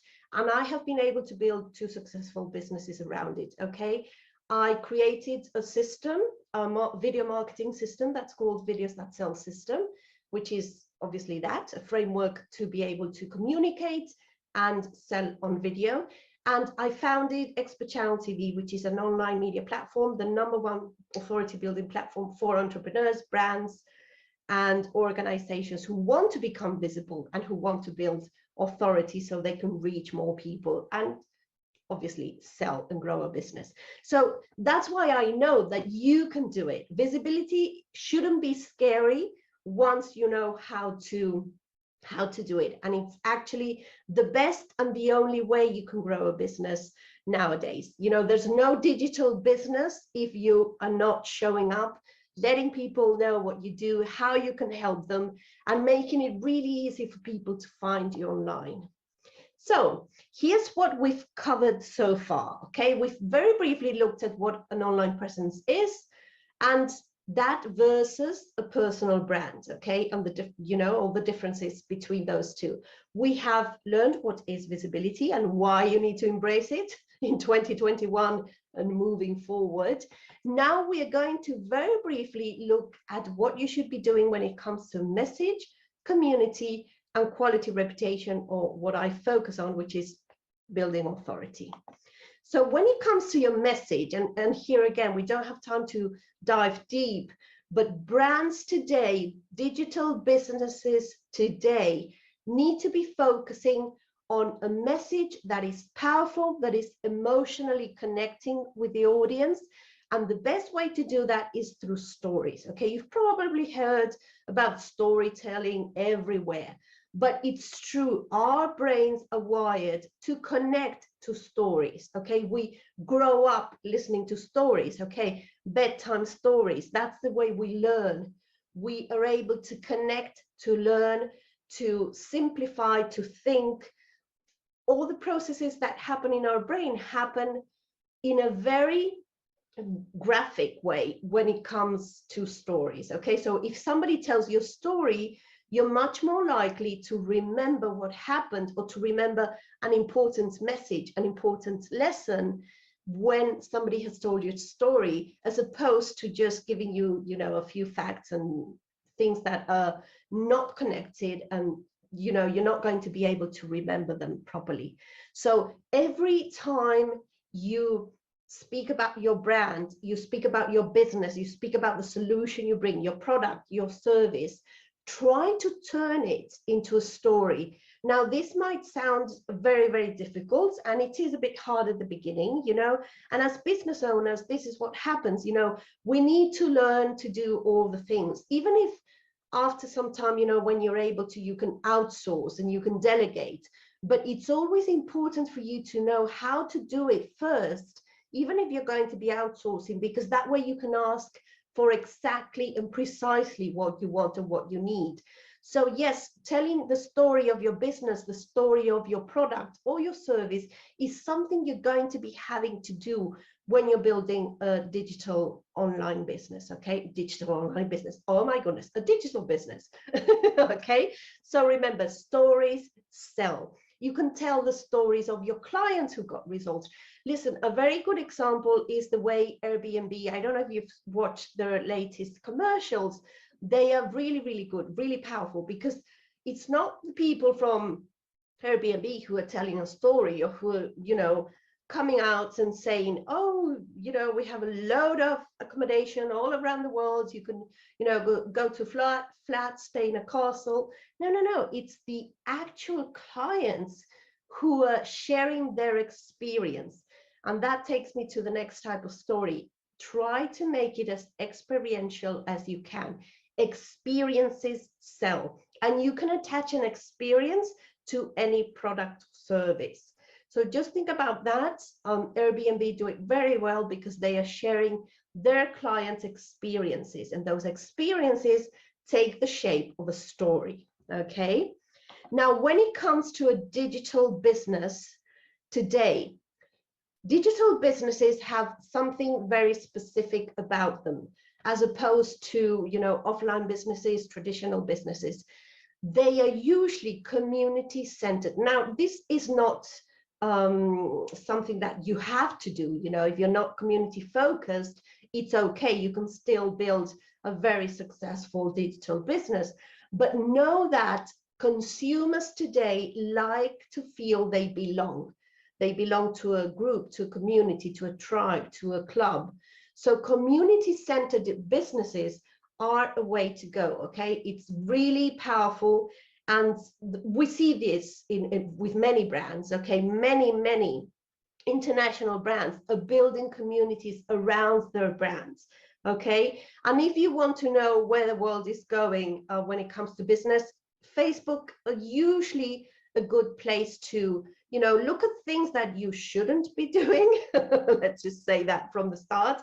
And also look at things that might give you a clue of how consumers are behaving. Okay, consumer behavior is definitely something you want to start looking at if you're building a digital business. It's terribly important for you to be able to read the audience, to listen to the audience, ask lots of questions, connect to them, ask them, interact with them. Okay, make them participate in your journey. So if you're building a digital business, make your audience, even if, you know, we all start with 1 or 2 people in the audience, okay, that's, you know, that's the way it is. And then that audience, you know, can grow and grow and grow. But start again from day one making your community feel important. Ask them, what do you want me to do? What do you want me to share? What do you want to learn? What product would solve XYZ? What service would be beneficial to you? Okay, so community-centered businesses are definitely something that works, and you could be tapping into the power of a community. Okay, the good thing about community-centered businesses is that it helps a lot when it comes to market research, because you can ask your community, whenever you're creating a product or service, you can just ask them. It's also creating emotional connections, and we know that we buy based on emotional impulses. Not everybody, because there's different types of buyers, and we don't have time to go into that, but the majority of buyers buy on impulse. And just think about the way you buy. Do you buy thinking about all the facts, figures, features of something, or do you buy because you love the brand, because you love their core values, because you resonate with them, because you want to be like the aspiring image they share? Think about that. So it's very, very powerful. So just think about this. And the third aspect is building your authority. And again, don't leave this as a second thought for, oh, when my business is successful, I'll start building authority. Well, here's the thing, there's no way your business is going to be successful if you're not already building your authority. What is brand authority? Building your authority means that when people think about what you do, when people think about you, when people hear your name, they know exactly that you are the right person to solve their problem, that you are the right person with the right products. Okay, so when you need to attach your expertise, your product or service to becoming top of mind in your audience's minds again. So when people think about a product, the product that you manufacture, that you sell, that you produce, that you manage, people need to think about you. When people think about the service you offer, the name that comes to mind needs to be yours. Okay, and there's many different ways you can build brand authority. Again, we don't have time to dive into this, but it's something you need to be doing from day one. So you need to become the expert in your field, and that needs to happen along with all the other things. Okay, so while you're building your online presence, you're working on building your authority. Okay, and here I want to give you very actionable steps so you can take this and start working on that digital cutting edge digital business. So number one, remember, be very strategic. Okay, so get very clear on your goals, get very clear on your mission and vision, and now think about, how do you want to be perceived? So when you're online, when you're interacting, when you're doing videos, audios, when you're posting, how do you want to be perceived? Okay, because you can decide this. So every time you post, before you post, think about two things. One is, how do I want to be perceived when I write this post, when I do this video, when I do this podcast? And is this going to get me closer to my goal? Okay, to my next goal, to my big goal, to my vision? Does it make sense within my strategy? Okay, so again, don't do things randomly. It doesn't mean that you can't be spontaneous. We are humans, of course we can be spontaneous, but when it comes to building a cutting edge digital business, you need to be very strategic, or most of the time. Now, number two, and this is something many people don't do, and you're missing out on free exposure, okay, free marketing, if you like. So optimize your social media profiles. Whatever social media platform you're using, make it consistent. So use the same photo everywhere and the same banners or colors or branding, visual branding everywhere. Okay, so you become recognizable. So if you're trying to become the go-to expert, the leader, the person who has the right product, the right service, okay, you're building authority, people need to be able to recognize you immediately. And if you have random photos everywhere, people are just not going to recognize you, okay? So one, have obviously updated headshot. Okay, that is very important. And two, because you are a personal brand and you are the face of your brand, you need to be using the same imagery everywhere. Okay, now that doesn't mean that you have to use the same imagery forever. You can change it every 3 months, every 6 months, it depends. But every time you change one, just change all of them. Okay, you need to be very, very consistent in every sense, but imagery is very important. Now also optimize, which means like make it consistent. Your one-liner, what is your intro? There's many different ways of doing this, but when you change one on one platform, change all the others also, unless you're trying to do different things on different platforms, but that's a bit more complex, and I wouldn't actually suggest you do that at the beginning. Okay, and again, your cover photos on most social media platforms are like a billboard. Okay, and it's free exposure, it's free publicity, so make good use of it. Okay, so maybe instead of having a picture of a whatever landscape or whatever, if you're trying to build a digital business, use that cover photo strategically, to lead people somewhere, take them somewhere, take them to your email list, or take them to your Facebook group, or take them to your Discord group, whatever it is, but make it also strategic. Now, one thing that consumers today are craving is they want to work with digital businesses that share their values. This is terribly important. So share your values. Even if you think it doesn't make sense, try to find a way to speak. Okay, remember those storytelling. Try to bring your core values. What do you stand for into your posts, your videos, your podcasts? Okay, so what are your core values? What do you stand for? What makes you get up every morning? Because you will find your tribe there.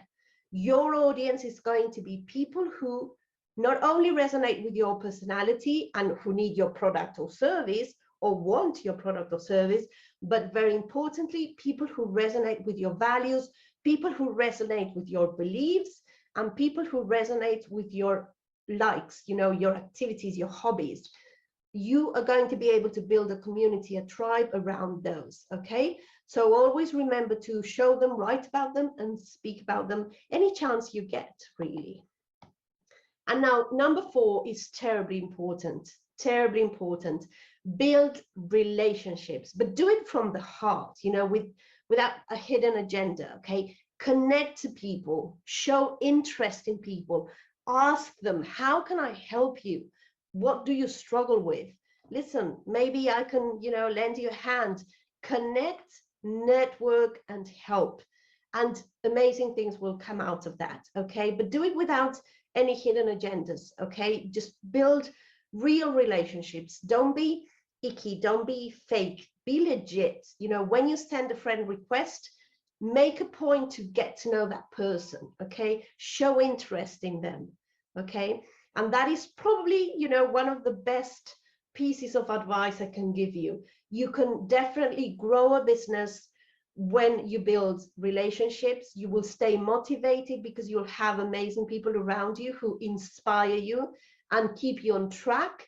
And also, being an entrepreneur can be very lonely. So you want to have that network around you, that circle. I call it my circle of trust. It's amazing people I have around me, and I never feel lonely, because although I might be working alone, although now I have a team, but for many years I was working alone, or maybe I did have help, but we were working remotely, and you can feel lonely. But when you have a network, when you have your circle, your community, your group, you will never feel lonely, and there will be plenty of opportunities for collaboration, as long as you do it the right way. Okay, so don't overlook this, because this is terribly important.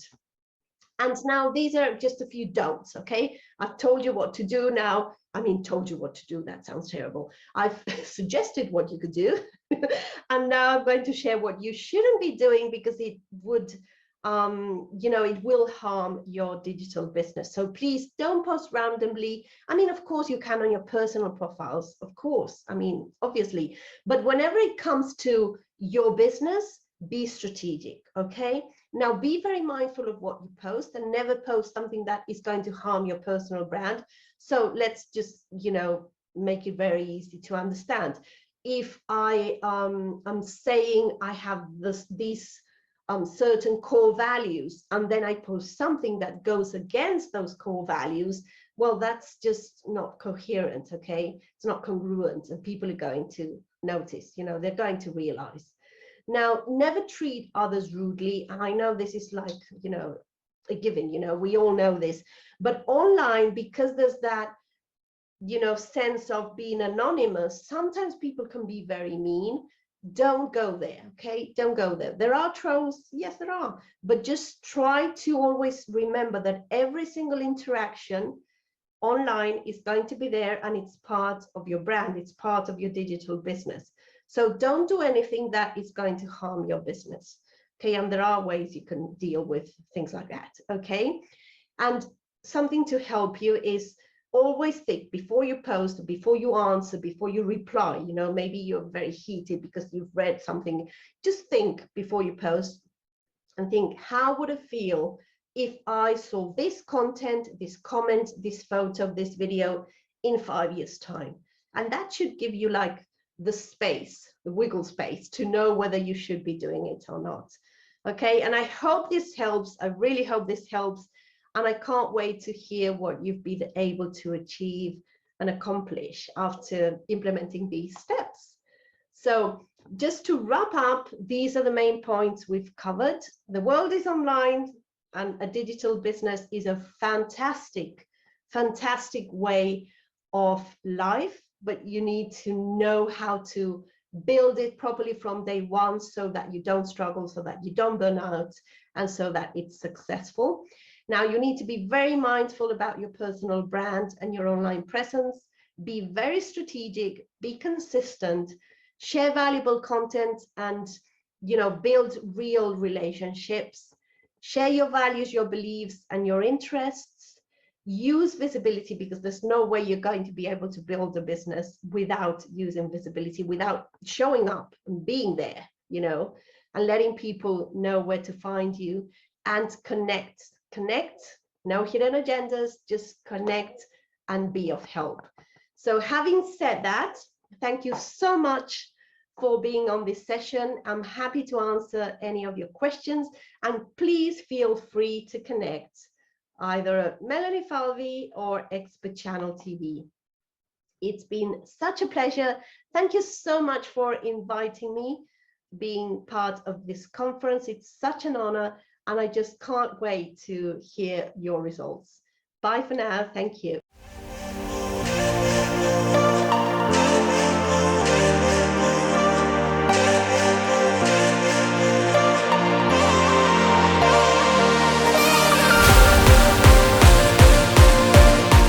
Hi everyone! Do you want to win some prizes? Then be sure to be on the lookout whenever I pop in here. To join the lucky draw, all you have to do is scan the QR code and key in your answer. If you want to win this prize, answer this question. The Google search page spins when you type "do a barrel roll" in the search bar. Is this true or false? Hello everyone! Have you been absorbing all the golden information and knowledge? I'm sure you have. Well, but it's time for a break. We hope to see you after you've rested up a little bit. See you then!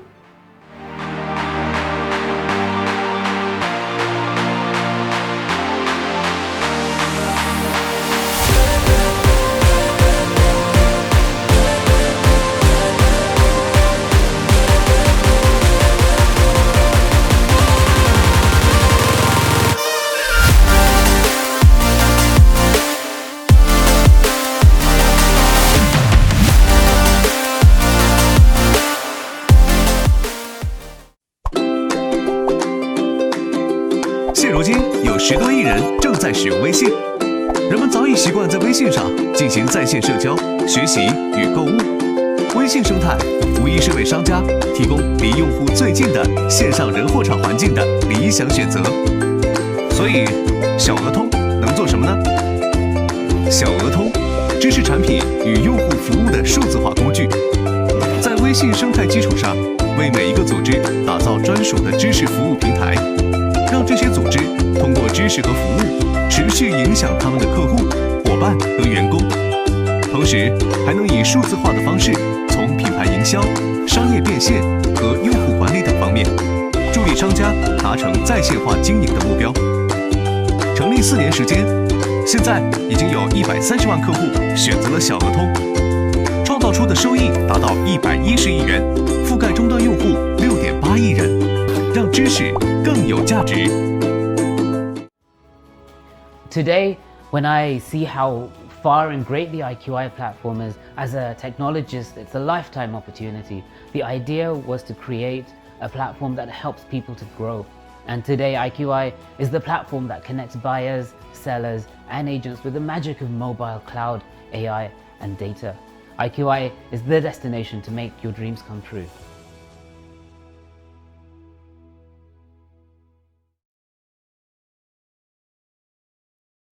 I bet you've seen a lot of companies pledging to go net zero by 2030 or to reach carbon neutrality. But what is carbon neutrality? Think of it as a scale with carbon dioxide emissions weighing on one side generated by the factories, transportation, energy production, and more. On the other side of the scale, we have reduction via tree planting initiatives and the carbon capture technology. Scientists have warned that we must reach net zero emissions by 2050 to avert climate chaos. Countries and companies have come together to pave the way for this goal to come true. It is easy to neglect with the goal being so far away, but remember, the livelihood of ourselves and our species depends on it. At IQI, we have announced and pledged to achieve net zero emissions by 2030, achieving this goal by reducing our emissions impacts as well as other initiatives to reduce carbon.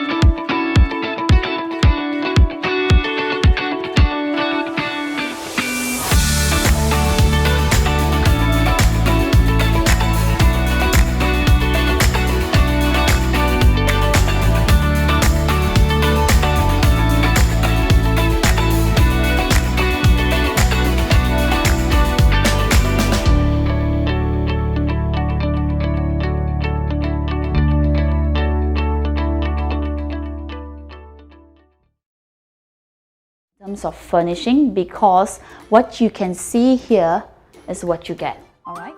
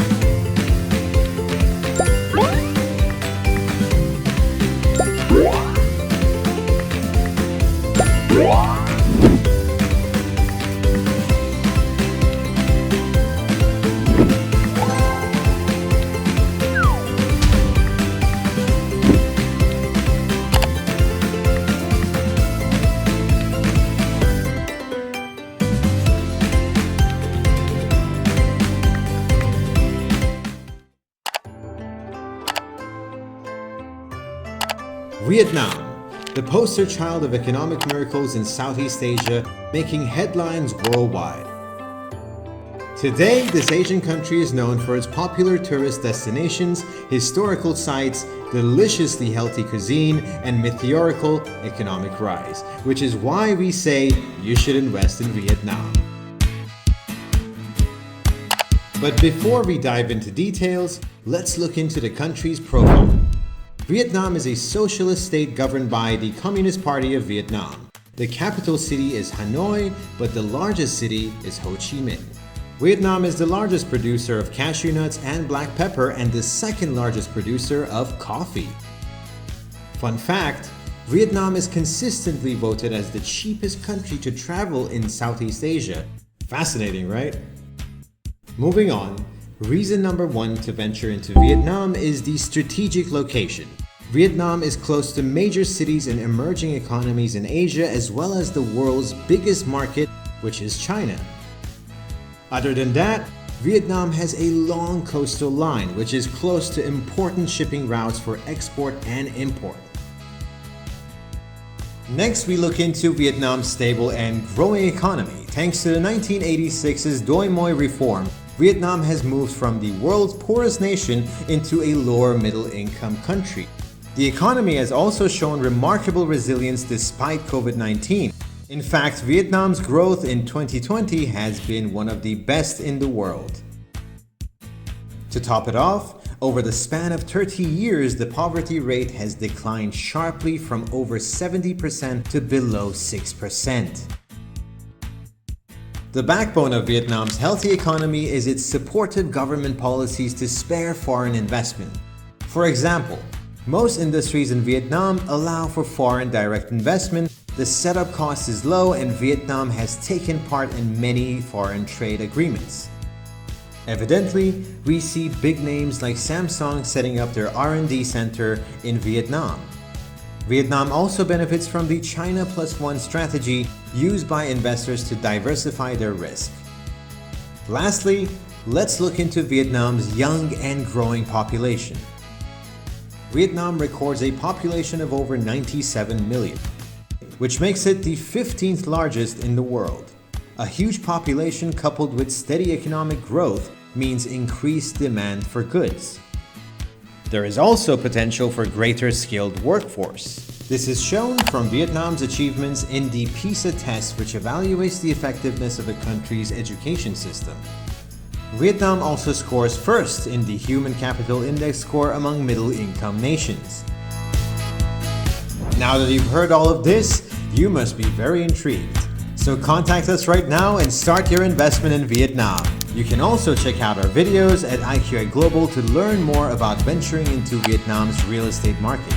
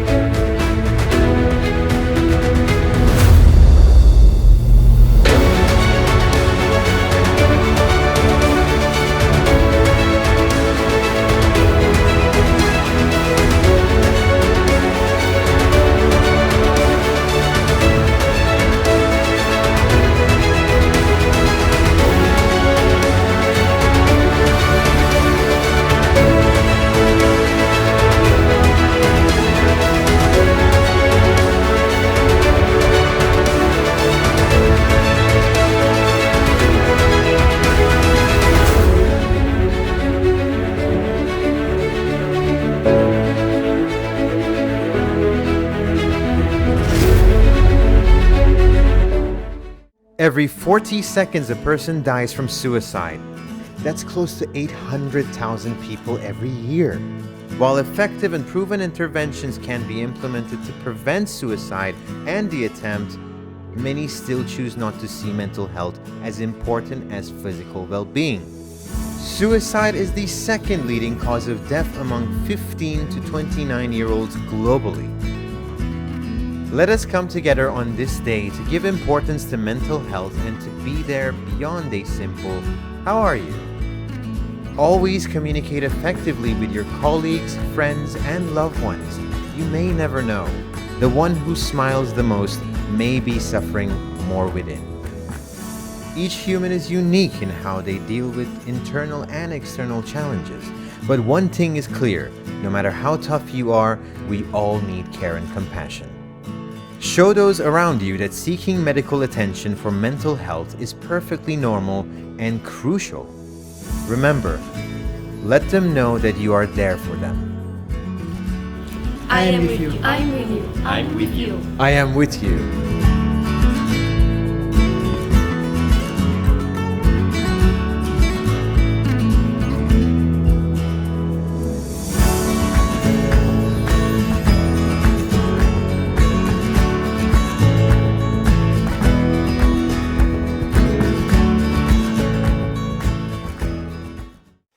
I wish. If only I could have. If only I knew then what I know now. Regret is a terrible thing to have. The key in life to feeling fulfilled is to make sure that all your actions are actions of intentionality. This intentionality will allow you to reach your dreams. Now, the key word is the word reach. I challenge you.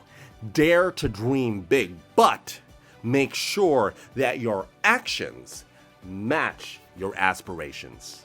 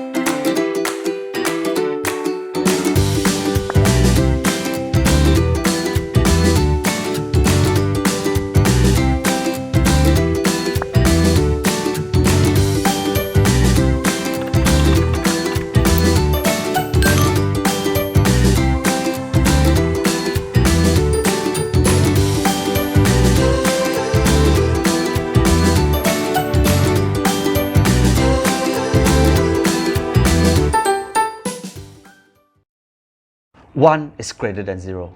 This is the concept that I always live by. People who want to build personal brand always ask me this: how do I get to 100,000 followers? How do I get more people to buy my product? Well, I often tell them this: those people who have built a successful personal brand have gone through a time when no people actually watch their video. Everybody starts from zero, but you always gotta understand this: one is greater than zero. For all the video that you have started building when they have not many views, you only need to have one view, the right view, who actually is the person of influence, who likes your content and share it, then you reach more people. So always understand this: when you produce content day in, day in and day out, every single day, you are actually targeting to just influence one person, because one is greater than zero. You don't build a wall by actually building a wall. You build a wall by laying the brick in a nice position, one brick by a brick at a time, then you have a wall. Same things go for building a personal brand.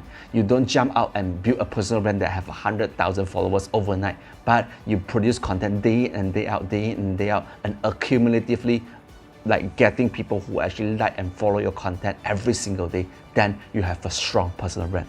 This is the concept that I live by. I hope that this can actually give you the right mindset while you're building a personal brand.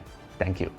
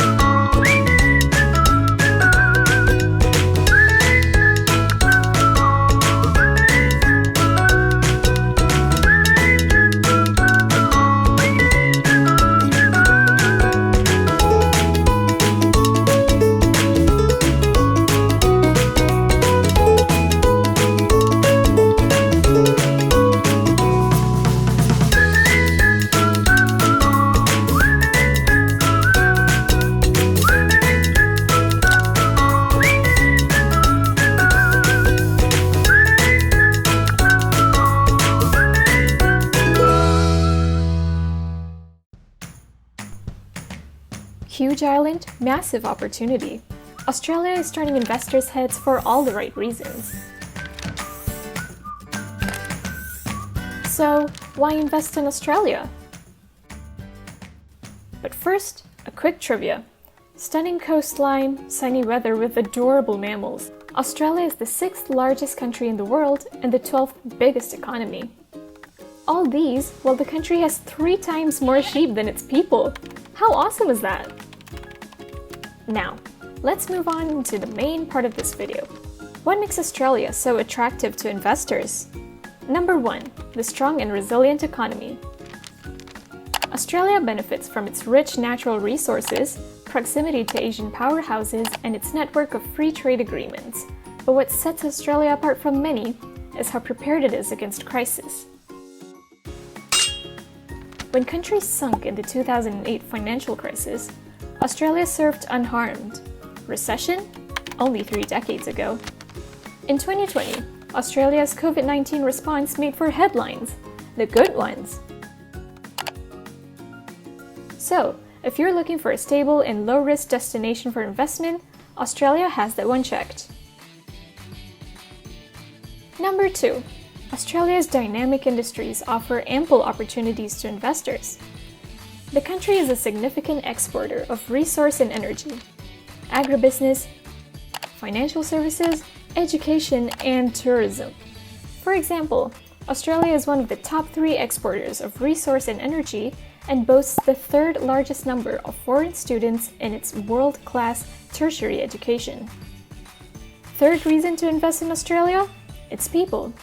The Wi-Fi, ultrasound, black box flight recorder. Australians are the brains behind some of the most groundbreaking technologies. And today, vibrant startup scene.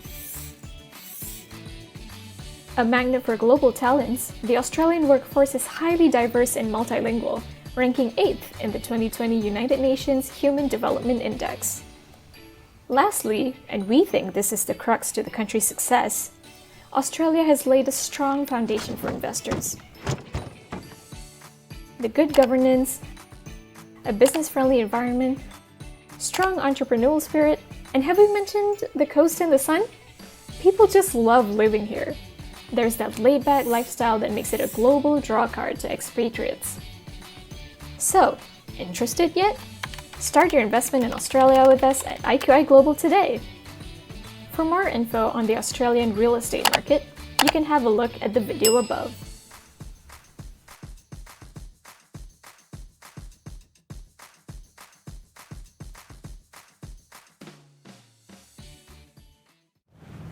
什么？要跳出舒适圈才可以成功？那是以前你一直在听别人讲的。跳出舒适圈非常的辛苦，非常的痛苦，而且你要动用很多的能量。为什么要跳出来呢？各位，舒适圈代表着你现在做的事情非常的舒服。那为什么我们不去思考扩大舒适圈呢？以前我觉得运动非常的困难，在这个 MCO 里面呢，我尝试做了一个改变，每天跑一下步，每天运动一下。那累积下来3个月过后，我从开始的500公尺到现在可以跑8公里。后来我发现到，今天如果我没有去运动的话，那我就处在于一个不舒适的环境里面。从本来做运动是很痛苦的，到现在不做运动是非常痛苦的。各位有没有发现到，所谓的扩大舒适圈，就是把你本来不习惯的事情，逐渐的在每一天一点一滴的在改变。后来你发现到，赚2万块是你的舒适圈。后来你发现到，学习是你的舒适圈。后来你发现到，过上好的日子是你的舒适圈。你好，我是 Chen，UI IQI 的集团副总裁。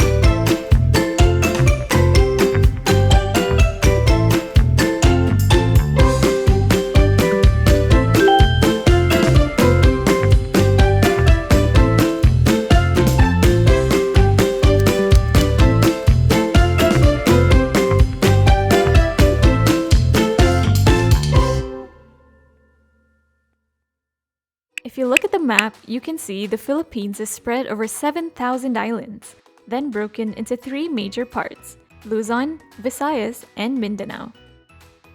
This archipelago is home to over 100 million people, making the Philippines the 13th largest country by population. Isn't that awesome? In this video, we look into the top 4 reasons to invest in the Philippines, because really, you don't want to miss it out. Number 1. The lucrative BPO market. Business process outsourcing is one of the 2 primary legs to the economy next to remittances. Computer programming, copywriting, accounting, the BPO industry covers a vast array of jobs. In fact, it contributes over $26 billion to the economy in 2019, and now around 12% of the global outsourcing market by revenue. Number 2. The excellent pool of skilled labor at a highly affordable cost. The majority of the population speaks fluent English. It is a primary language of business and commerce. Communication barrier? Non-existent. They're also very culturally aligned with North America due to their history, which results in a very flexible and adaptable workforce. Of course, the cherry on top is that the cost of employing the local talents here just makes a lot of sense. Third, the expanding infrastructure. The fractured island geography has long posed a challenge to the country. Under the ambitious Build, Build, Build project set in 2017, the government aims to decongest traffic, putting its notorious Carmageddon behind and bridging the digital and social gap between cities and rural areas. Thus, one industry to look out for is the real estate industry. And we're not just talking residential real estate. With the Philippines' BPO sector accelerating in growth, the demand for offices and commercial spaces will continue to shoot up. Most importantly, as foreign investors, contrary to a decade ago, you can enjoy various benefits and incentives from the government. So, if you're keen to begin your investment in the Philippines, get started with us today at IQI. You can also check out our video above for more ideas in investing in the Philippines real estate.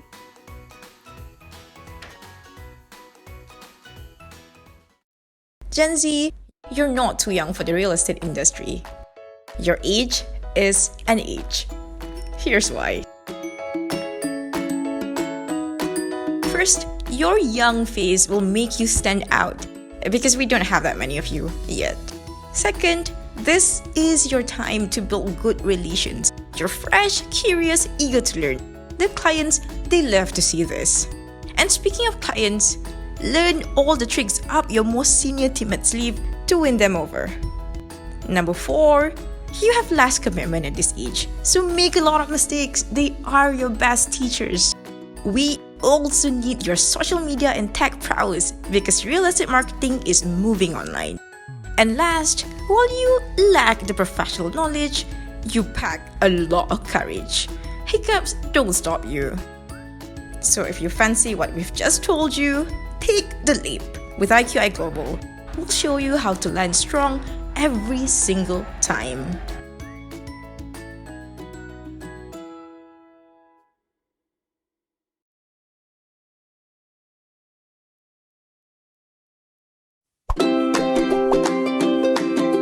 现如今有10多亿人正在使用微信，人们早已习惯在微信上进行在线社交、学习与购物。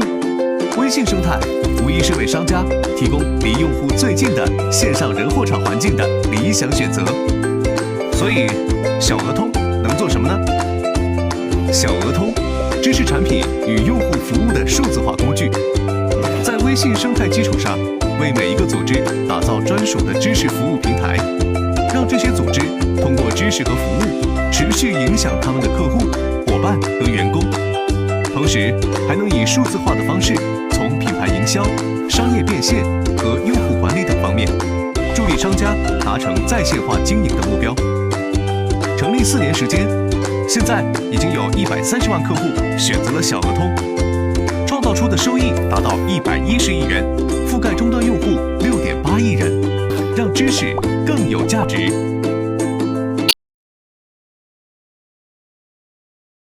I've bet you've seen a lot of companies pledging to go net zero by 2030 or to reach carbon neutrality.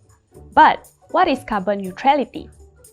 Think of it as a scale with carbon dioxide emissions weighing on one side generated by the factories, transportation, energy production, and more. On the other side of the scale, we have reduction via tree planting initiatives and the carbon capture technology. Scientists have warned that we must reach net zero emissions by 2050 to avert climate chaos. Countries and companies have come together to pave the way for this goal to come true. It is easy to neglect with the goal being so far away, but remember, the livelihood of ourselves and our species depends on it. At IQI, we have announced and pledged to achieve net zero emissions by 2030, achieving this goal by reducing our emissions impacts as well as other initiatives to reduce carbon.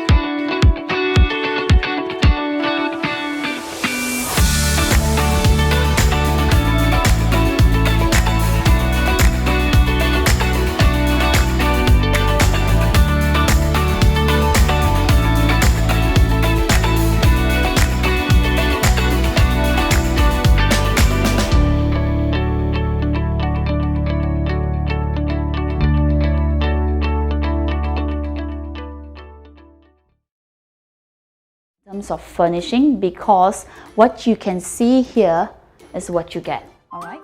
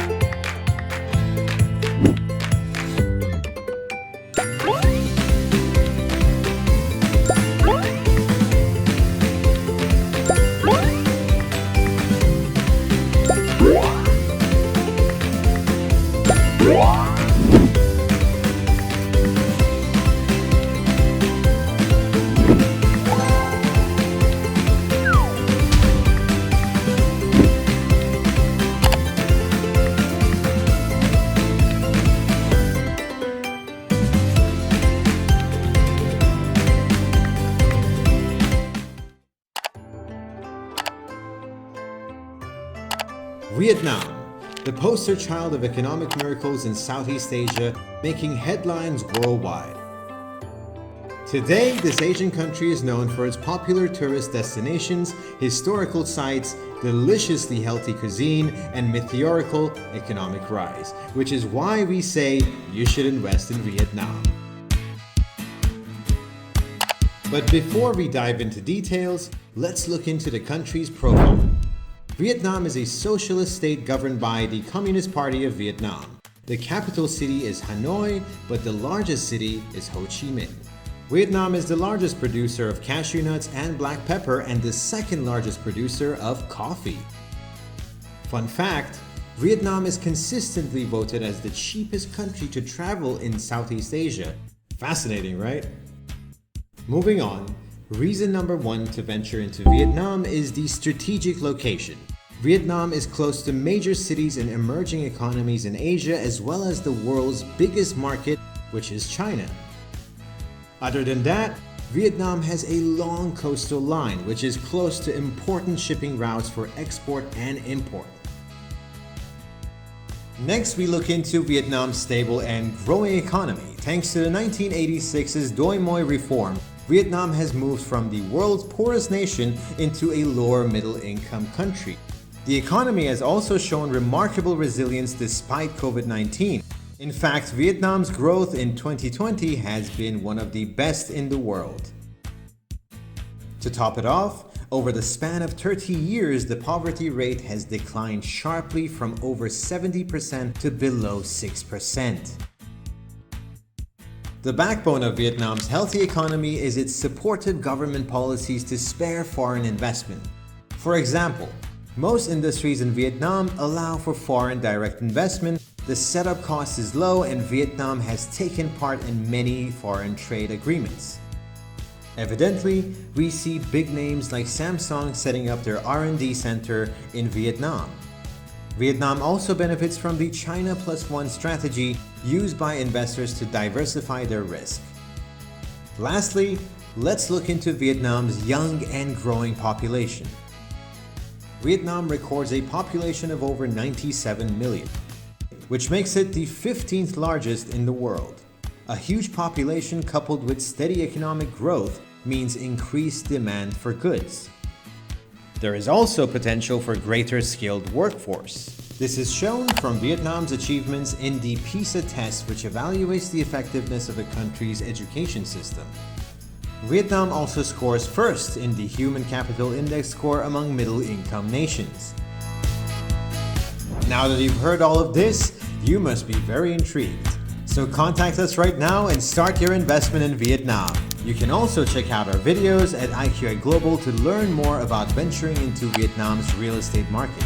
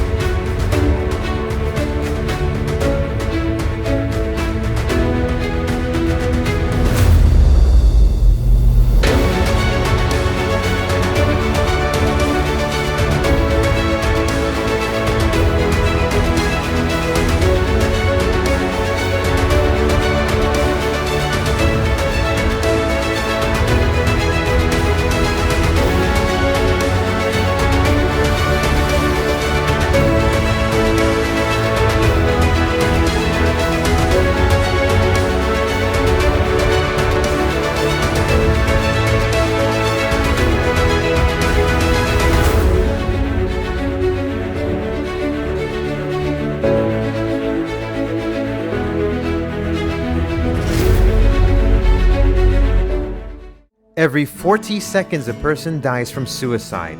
That's close to 800,000 people every year.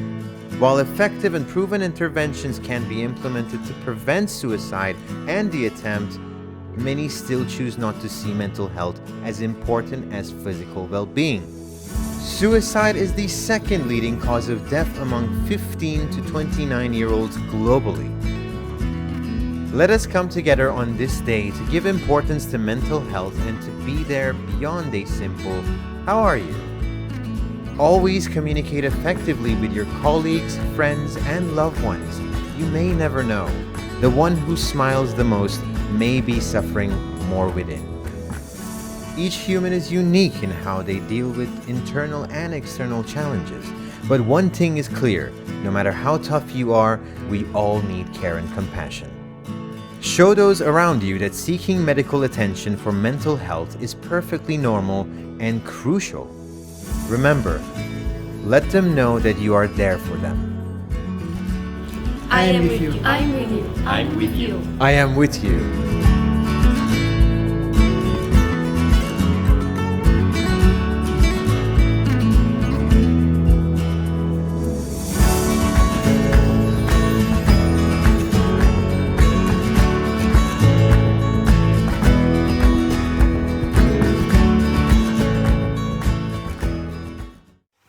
I wish. If only I could have. If only I knew then what I know now. Regret is a terrible thing to have. The key in life to feeling fulfilled is to make sure that all your actions are actions of intentionality. This intentionality will allow you to reach your dreams. Now, the key word is the word reach. I challenge you. Dare to dream big, but make sure that your actions match your aspirations.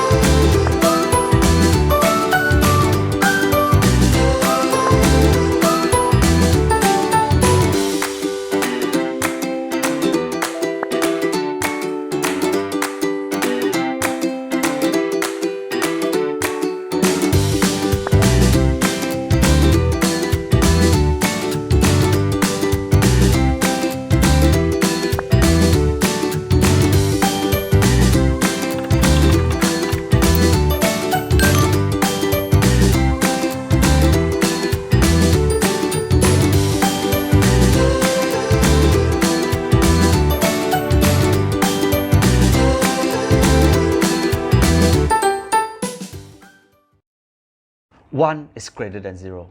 This is a concept that I always live by.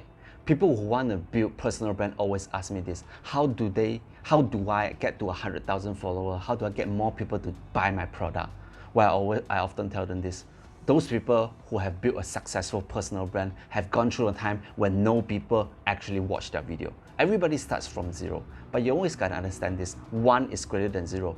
For all the video that you have started building when they have not many views, you only need to have one view, the right view, who actually is the person of influence, who likes your content and share it, then you reach more people. So always understand this: when you produce content day in, day out, day in and day out, every single day, you are actually targeting to just influence one person, because one is greater than zero. You don't build a wall by actually building a wall. You build a wall by laying the brick in a nice position, one brick by a brick at a time, then you have a wall. Same things go for building a personal brand. You don't jump out and build a personal brand that have 100,000 followers overnight, but you produce content day in and day out, day in and day out, and accumulatively like getting people who actually like and follow your content every single day, then you have a strong personal brand. This is the concept that I live by. I hope that this can actually give you the right mindset while you're building a personal brand. Thank you.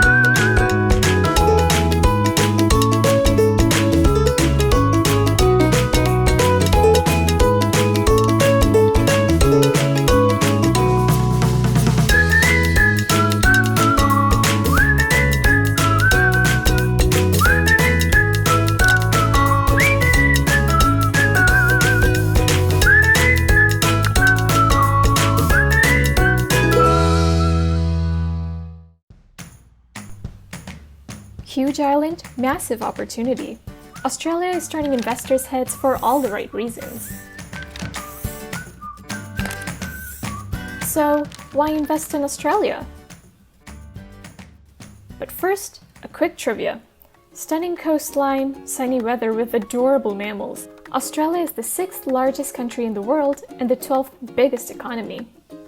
All these while the country has 3 times more sheep than its people. How awesome is that?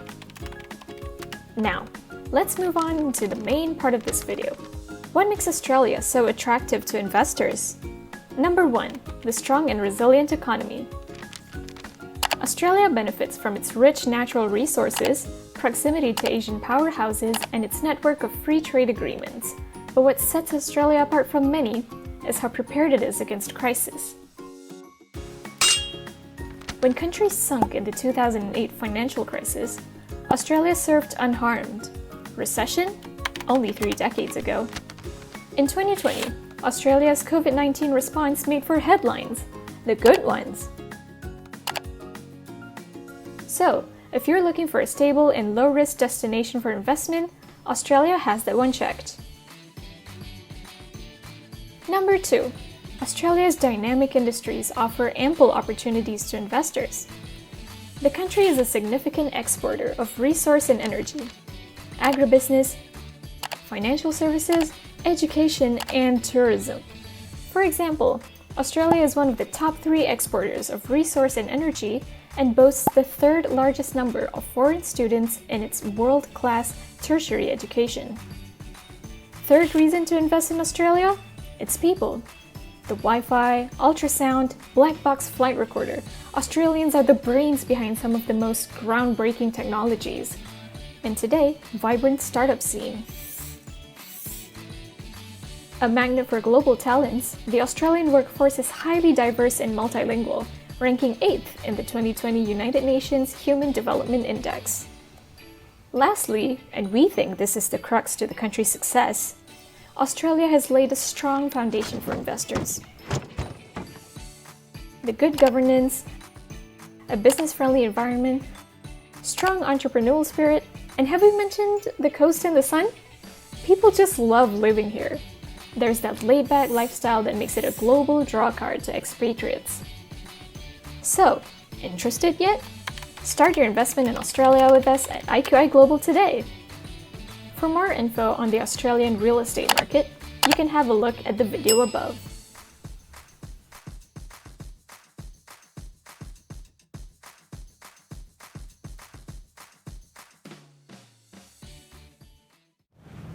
什么？要跳出舒适圈才可以成功？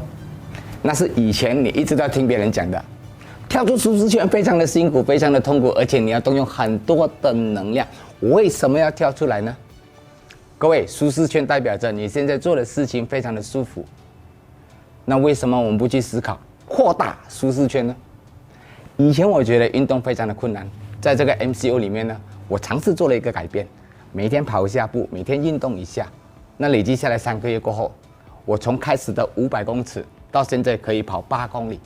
后来我发现到，今天如果我没有去运动的话，那我就处在于一个不舒适的环境里面。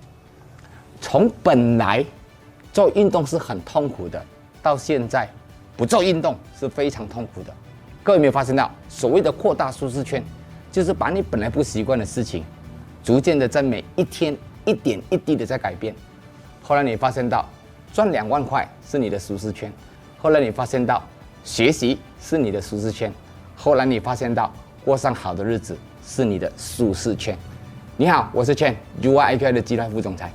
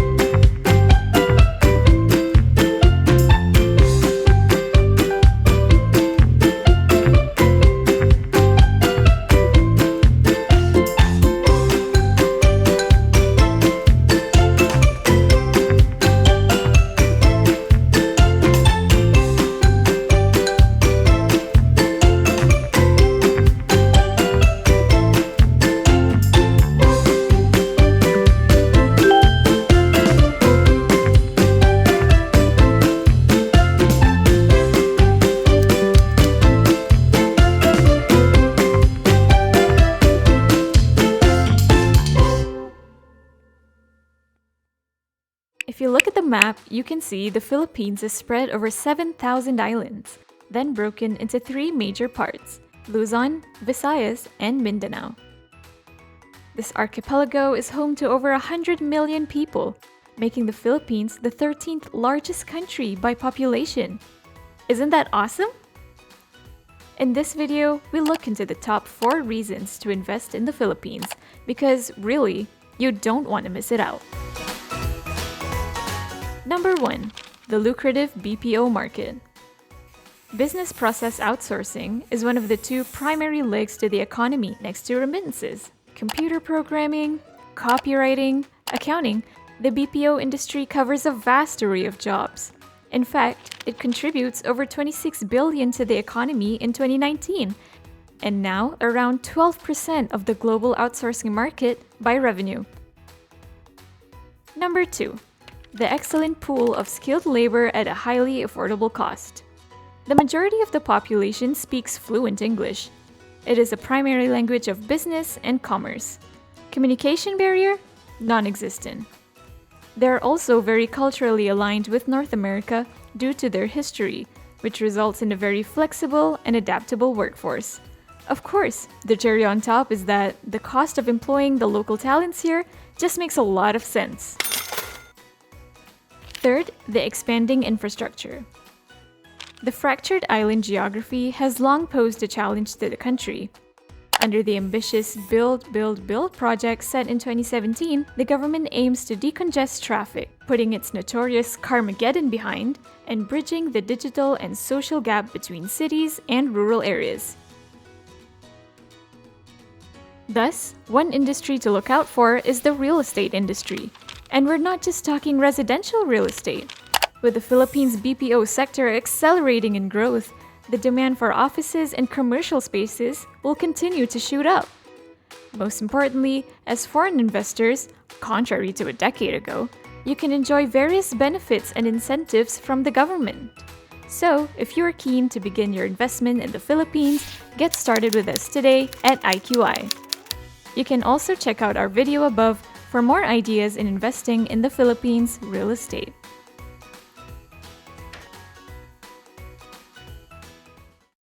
Gen Z, you're not too young for the real estate industry. Your age is an age. Here's why. First, your young face will make you stand out, because we don't have that many of you yet. Second, this is your time to build good relations. You're fresh, curious, eager to learn. The clients, they love to see this. And speaking of clients, learn all the tricks up your most senior teammate's sleeve to win them over. Number 4, you have less commitment at this age, so make a lot of mistakes. They are your best teachers. We also need your social media and tech prowess because real estate marketing is moving online. And last, while you lack the professional knowledge, you pack a lot of courage. Hiccups don't stop you. So if you fancy what we've just told you, take the leap. With IQI Global, we'll show you how to land strong every single time.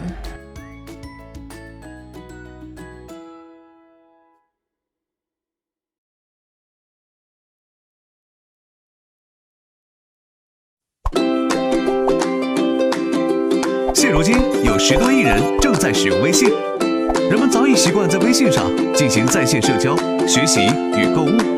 微信生态无疑是为商家提供离用户最近的线上人货场环境的理想选择。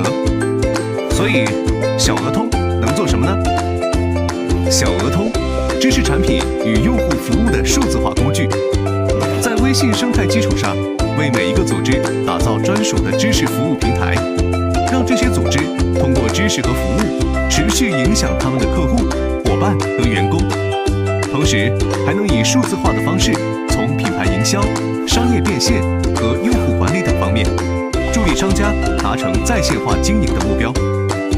成立4年时间，现在已经有130万客户选择了小额通，创造出的收益达到110亿元，覆盖终端用户6.8亿人，让知识更有价值。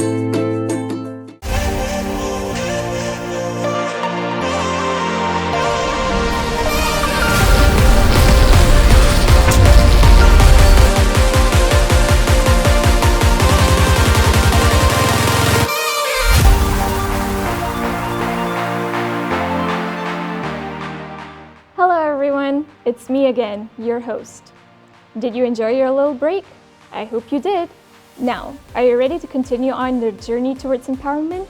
Yes, let's continue. Hello again. You know what to do if you want to win this prize. Scan the QR code and answer this question. All 10 of the skills on LinkedIn's most in-demand hard skills are related to technology. Is this true or false? Good luck, and I'll see you in the next one.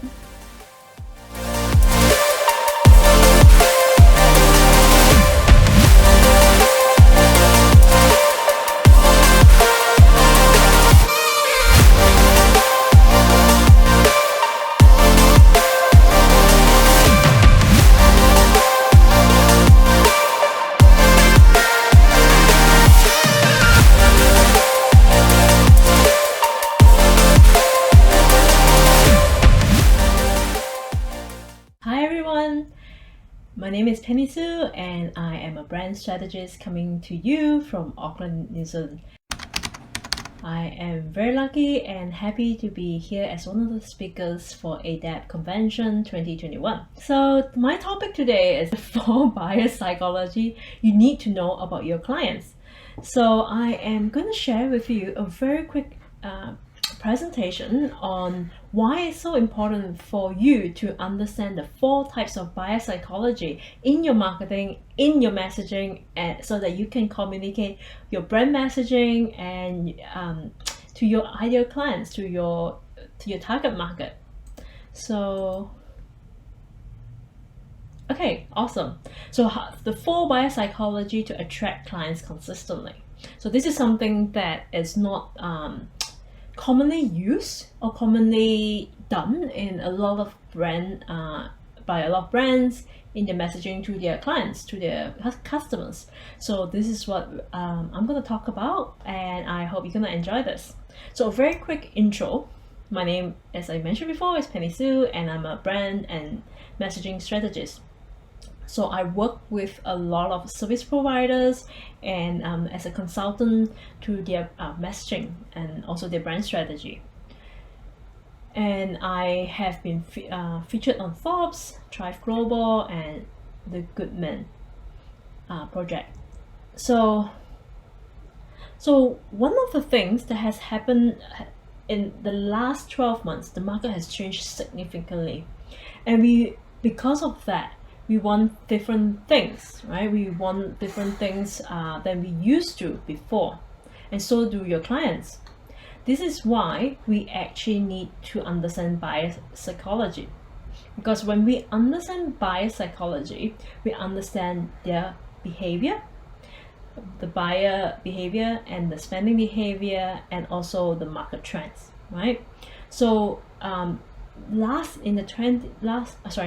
2020, we've seen a huge shift in the way we spend money because our lives have changed dramatically, right? So as we know, in the last 20 months, it has been very different from anything we have done before, right? We couldn't go travel, shops, businesses weren't able to operate as they normally would. So that has changed a lot on our priorities, what we view is as priority or not, right? Also changed. So it has totally changed the market trend and also the spending behaviors. So we're going to start by looking at the 4 types of buyer psychology, right? So why it's important to understand this, right?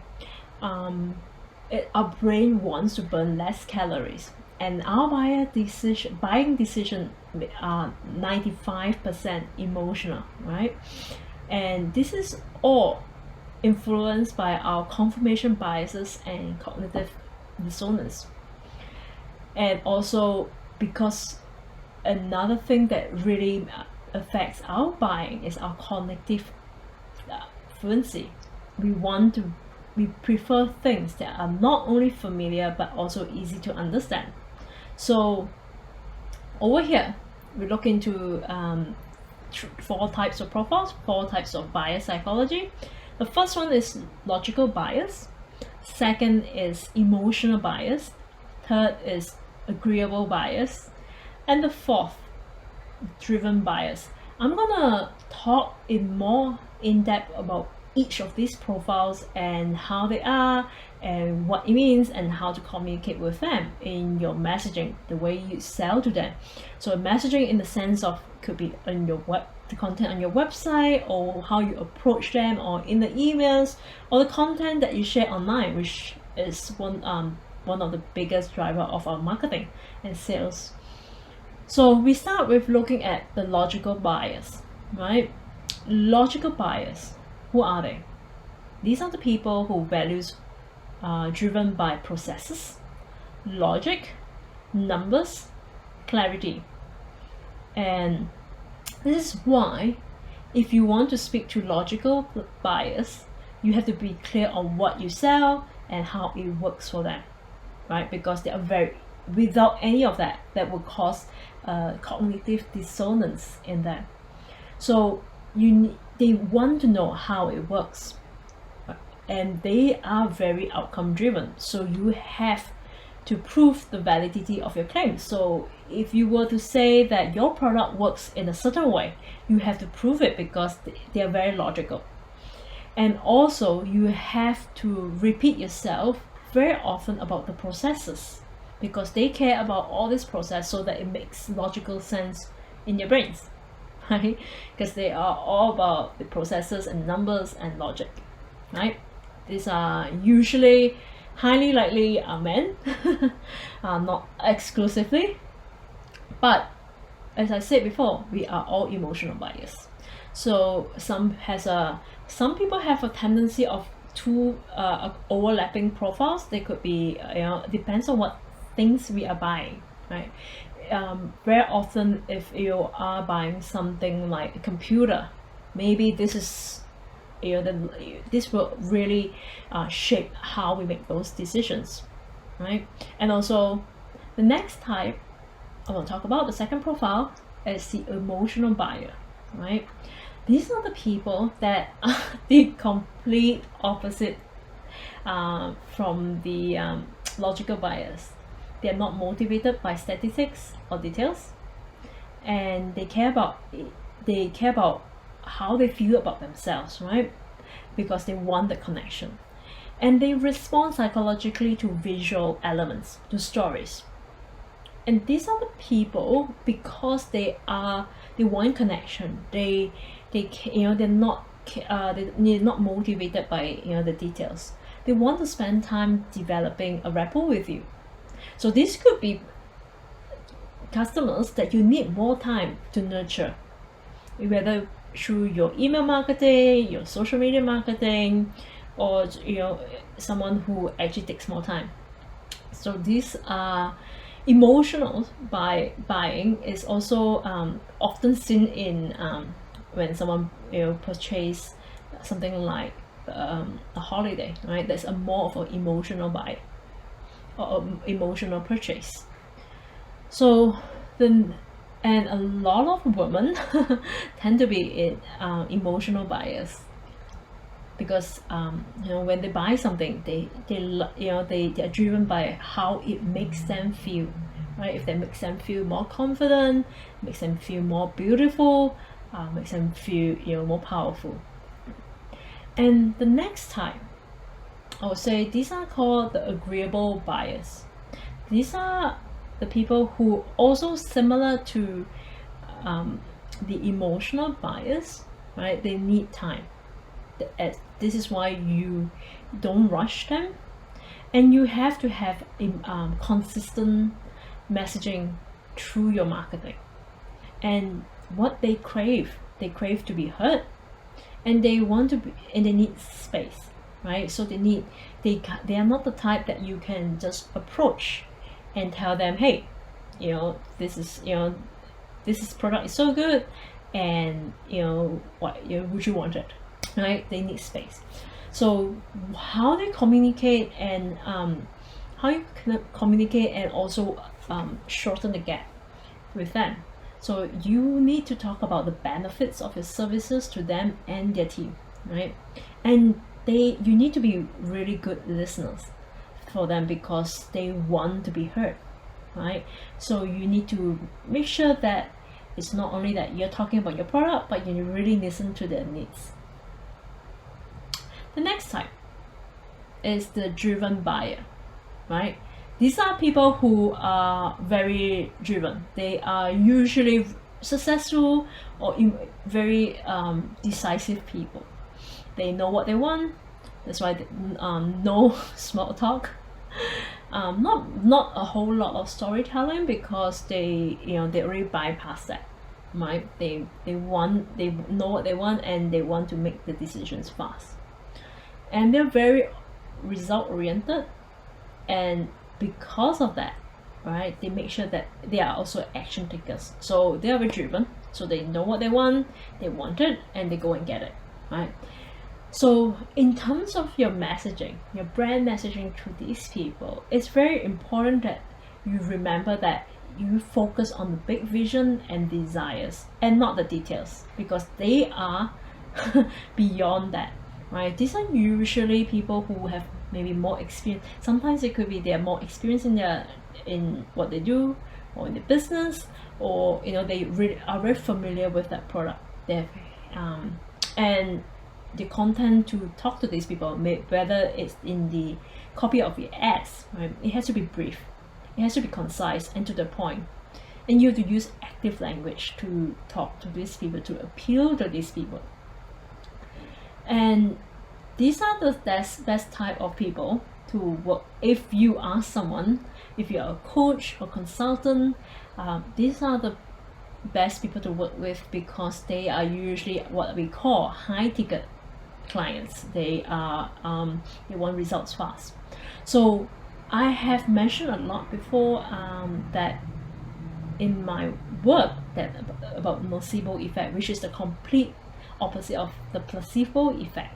So for these people, the nocebo effect, what it does is that people are being shown that we talk about negativity until they it disables them from making decisions. So these people are not driven by the pain, right? They're driven by desire. So inducing nocebo effect on them wouldn't work. So if you don't understand this is why if you don't understand buying behavior, you won't understand the psychology, right? So if you don't understand how they behave, right, then you don't understand how they make this decision, how they what influences their buying psychology, right, buying decisions. And the next thing to know, and a few other things to know about influencing purchasing decisions, right? So things to know about is hang on, I'm just gonna move this here. Yeah. Things to know about influencing purchasing decision.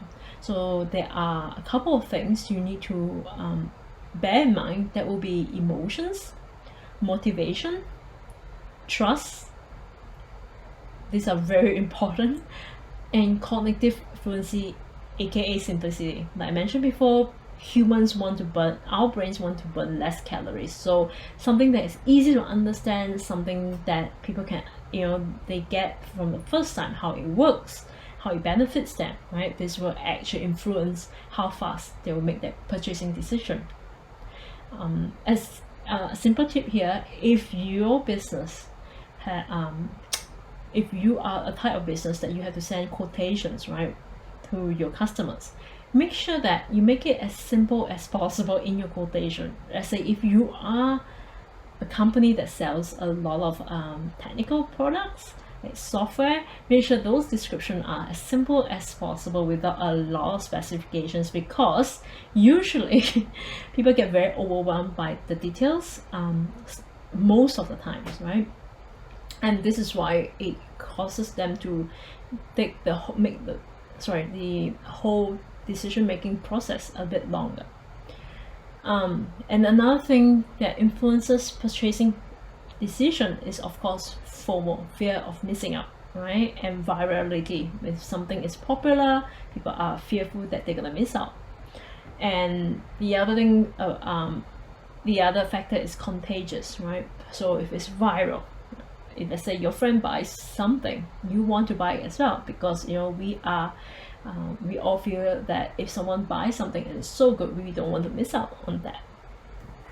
So the next thing, right, I want to talk about is the psychology hacks that brand uses to influence buying decision.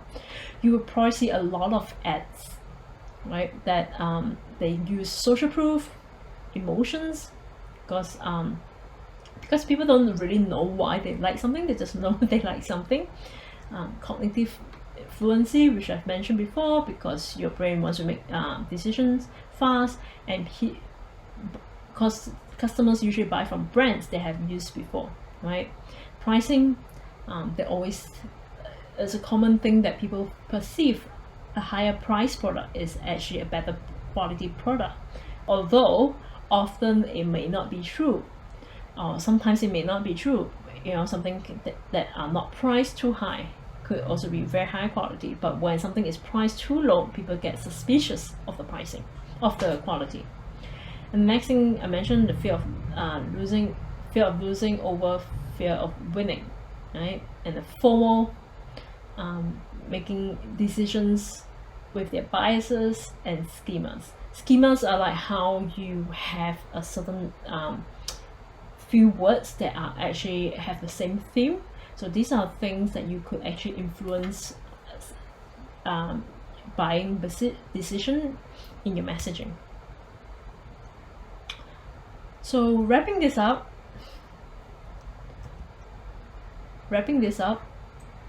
the most important thing that what you need to understand most about your clients, right? So you need to, before you can go out with the right messaging, to whether it's in your copy, in your email marketing, or your social media marketing, first you need to know how. So before you even write the content to this target audience, you need to know how they think, by understanding what they value, which actually determines what they buy and what they aspire to be, right?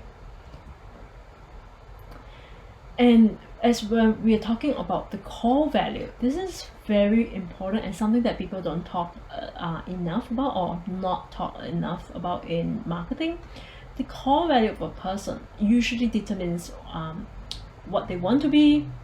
For instance, you know, for someone, you know, they aspire to be a great mom, or you know, a core value for them is freedom, or wealth, or impact, right? So these are all values that would actually anchor how they make their decisions. So for instance, someone who values freedom, their purchasing decisions are all gonna be influenced by that core value of freedom, right?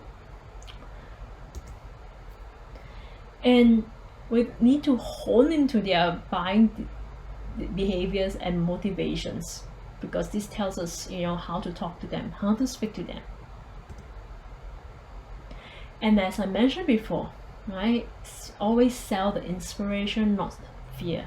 This is usually because when you are using fear tactics, usually it stops them from taking action because of the nocebo effect, right? So in marketing, in your messaging, right, you need to evoke the right emotions with uplifting language, right? With the right uplifting language to give them hope, to feel that they are doing something right. So when you speak to their emotions, you actually occupy a space in their subconscious mind, because that's where we make 95% of our buying decisions are made in our subconscious mind. So when you do all that, right, you understand, when you look into the way they feel, their psychology, their buying behavior, the buyer psychology, you will simplify the decision making process and convert them as clients. So yes, that's my presentation for today. So it has been great to be here today speaking to all of you, and if you want to get in touch with me, if you are a service provider, a coach, or consultant, or strategist, you can connect with me on LinkedIn. If you search for me, my name is Penny Sue, and yeah, if you have any needs, I work on your messaging, on your content, get in touch with me, and I would love to have a chat with you guys. So thank you for having me, and I have really enjoyed my opportunity here as one of the speakers for ADAPT Convention 2021.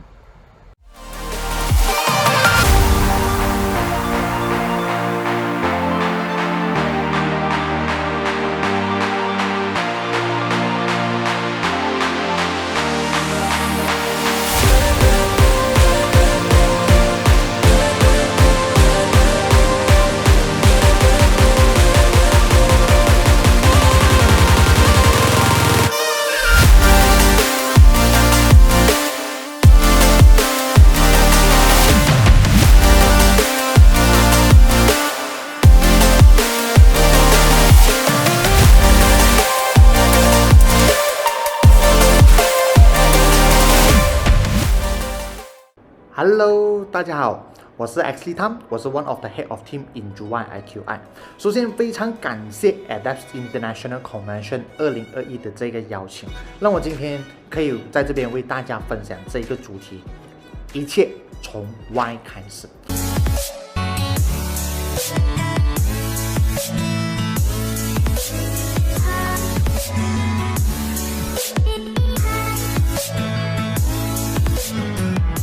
我相信每一个人都有一个这样的经历，我很想要做一样事情的时候，但我们会很容易被当中过程遇到的一些挫折、遇到的一些问题而打败了我们，而并没有把事情的完成下去，甚至乎有人在做一些事情的时候严重下来，还会感觉到哎呦自己能力不足，感觉到自己的人生也没有了什么希望。甚至乎会开始觉得生活变得麻木了，想要努力，想要改变，可以吗？可以。我努力了一下，但很快我们就会被现实而打败了。为什么呢？因为我们在做事情的时候还没有找到自己的 why。所以今天我会想要为这边分享这个主题，一切从 why 开始。我个人觉得，我们人在做每一样事情的时候，那一股动力，那个 why， 那个为什么要做，是很重要。因为一旦当我把一个事情而知道为什么要做的时候，我做的会事半功倍。我相信很多人应该也看过一个这样的故事吧。这个故事就有说到，一个富翁还有一个渔夫。就有一天呢，那这个富翁呢就跟他的孩子跟家人就去到一个岛屿上旅行。那他就看到有一个渔夫回来，然后就跟他的闲聊了2句。他就问到了渔夫，今天这么早就收工，收获蛮多吧？渔夫就说道，没有啊，我补了一点点，足够了我今天的生活就好啦。那我可以用以下的时间来做自己喜欢的东西。然后富翁当个时候就好奇的说道，那为什么那么早你就可以收工了？那为什么不利用更多的时间呢，去捕更多的鱼？那当个时候渔夫就问道，我为什么要捕更多的鱼呢？是为了什么呢？富翁就说，当你捕更多的鱼的时候，你就可以有钱，可以买更多的船啊。当你买更多的船的时候，你就可以开始创造了更多的被动性收入啊。开始创造了被动性收入的时候，你就会有更多的时间可以陪伴着你家人啊，晒晒太阳啊，做一些你喜欢、你 enjoy 的东西呀。那渔夫就这样的回答了，我现在也是在做这一个东西哈，那为什么我要那么努力才做回我现在做的东西呢？我相信很多人都听过一个这样的故事吧。在每一个人的人生都是充满选择，很多人我们都选择了一样东西，叫做什么呢？知足常乐，平凡就好，对吧？可是我觉得这是大部分的人给予我们不想努力的一个借口。为什么呢？因为我们都会习惯就按在一个 comfort zone， 因为不努力才是最舒服。然后我们就告诉自己说，我平凡，我并没有出生在一个很有钱的家庭当中。那其实今天你问我过着哪一种生活都没有问题的，因为这完全是你的选择。比如说渔夫的生活，他是活在当下，每一天做着日复一日的东西。可是他能不能这样一辈子呢？我个人认为现实是不可能存在的。因为在我们现实当中不可能一辈子都稳定，拥有一天可能这一片海域的鱼量已经开始少了，那他的收入会变少。如果有一天他可能孩子需要去上大学呢，他家人需要用到一笔资金的时候呢，所以他选择的一种生活方式叫做先甜后苦。而富翁呢，他却选择了什么呢？他却选择了一种生活叫做先苦后甜。他开始了在他的事业王国里面非常努力的奋斗，设定了他的生意模式，设定那个系统，让他的生意现在可以 auto run 了，变成一个系统了。那他现在有花了更多的时间，他孩子要出国读书，要旅行，什么都没有问题。今天哪一种生活方式都有，都是围绕着一个东西，就是自己选择。但你选择的时候，一切从外开始。你问过自己吗？今天为什么我选择这一个生活方式？是因为我很向往呢，还是现实逼迫的？在我的认知当中，很多人我们都是被现实逼迫我们去选择安逸。所以今天我经常所告诉我的伙伴们，我身边的一些年轻的朋友们这一番话：千万别在最可以吃苦的年龄时选择了安逸，因为你会在应该安逸的年纪时变得痛苦。因为我觉得人生本来就是公平，很多人今天他不去选择努力，他不去选择奋斗，他选择了安逸呢，是因为他不晓得为什么我要。所以今天这个主题，一切从 Y 开始，是这样来的。我希望我分享的这个影片可以 inspiring 到，或者是可以帮助年轻的你，可能刚出来社会，刚出来创业的一些朋友们。很多时候我们都很想买房，对吧？买车，我想要财务自由。我相信这个东西呢，应该没有多少个人是不想的，是不喜欢的。可是你想的是因为你真正内心打鼓了那股力量，是你想要的吗？还是因为你看到你的朋友买房买车，而你想要呢？你看到别人的生活，你想要呢？如果你看到别人，你想要，那股力量不大。当那股力量不大的时候，你就会开始迷茫，你就会开始迷失。哦哟，别人很厉害，他有运气啦，他出生就一个有钱人的家庭，我没有运，我没有luck，我们开始有用这一些的一个借口。可是当这一股 why， 这股动力是来自于你心目中想要的时候，当你遇到挫折的时候，你会想尽办法，我应该怎么解决？比如说我今天要去一个工作，一个 project， 我当个时候会遇到一些挫折，我当个时候会遇到一些挑战，会遇到一些能力，可能我能力不及的，可是我需要去学习的。可是你会想尽办法的去 move on， 你会想尽办法的去学习，去寻求不同的人，而不是那么轻易的选择放弃。这就是内心那一股 why 的力量。那如果另外一旁人呢是怎么样呢？他并真的没有一股潜在的动力。我 OK 啊，我觉得现在很舒服，我又没有特别想要买房，没有想要买车，又对钱没有太渴望的一个需求。OK， 那我会介绍你一个方法，这是我经常给我自己如何为我自己在 comfort zone 的时候呢，寻求我的动力。大部分的人 comfort zone 我们只有这样开始的时候，可是当你的 capacity， 当你的需求越来越大的时候，你就会感觉痛苦，对不对？Why not 趁你年轻，趁你可以吃苦的时候，把你的 comfort zone 打开，把你的 comfort zone 越拉越开，把你的 capacity， 你的容量，从以前你的容量是可以装1个 liter， 现在可以去到5个 liter， 甚至 full future 10个 liter， 100个 liter， 1000个 liter。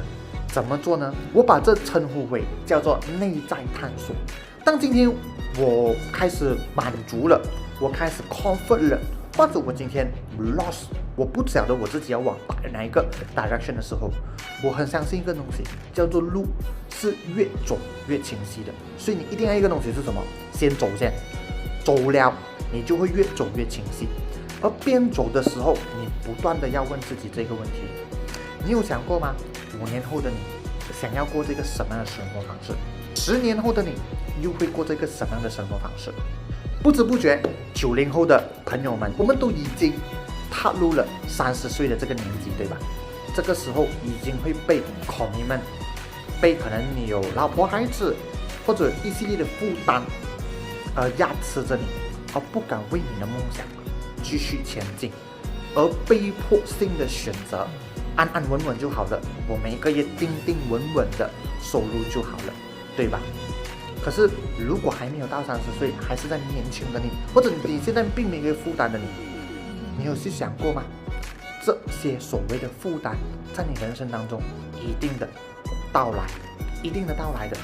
所以你有没有去想过5年后、10年后的你想要让自己过着一个什么样的生活方式呢？你今天所做的行为，它不会立刻产生在你的生活上，它会产生在你5年后跟10年后上。年轻的朋友们，可能你出来社会的时候，我们都追求一个东西，叫做金钱。为什么我们会选择去追求金钱？因为金钱可以给予一个东西，叫做自由吧。我今天买一个东西不看价钱，这个东西叫做自由。我今天可以话不啰嗦，我要去旅行，我说走就走的旅行，这个叫做自由。我今天要买车，我要买什么车，我有这个权利，我有这个选择，这个叫做自由。可是来到30岁的时候，我们拥有一个东西叫做责任。拥有一天，我们父母亲还会老；拥有一天，我们会有孩子，必须给予教育基金啦，或者供书、教学等等的一些基本生活上的担当跟一些责任。可是你有为这做出准备吗？很多人我们并没有做出准备，因为不是我们不要想，而是我们想都不敢想。可是各位，有一些东西我们不能硬来，可是我们可以敢来，因为当你开始去幻想，你就知道我今天应该要做什么。这一股就是内心中的为什么我要做。今天如果你心目中没有那股为什么要做的话，你就算做，别人叫你做，也不会有一个强大的力量。所以你一定要找你自己的为什么。这就是今天的这个主题，一切从 Y 开始。或者我以以下的这个故事完成今天的这个影片。我曾经有看过一个报道吧，一个报告啦就必须是一个故事了。那还有说到在美国的一位护士，那他的职业呢是专门服务差不多2个月过后就会离开人世的一些病人。然后他呢就去做了一个调查，就访问了 more than 100个病人以上。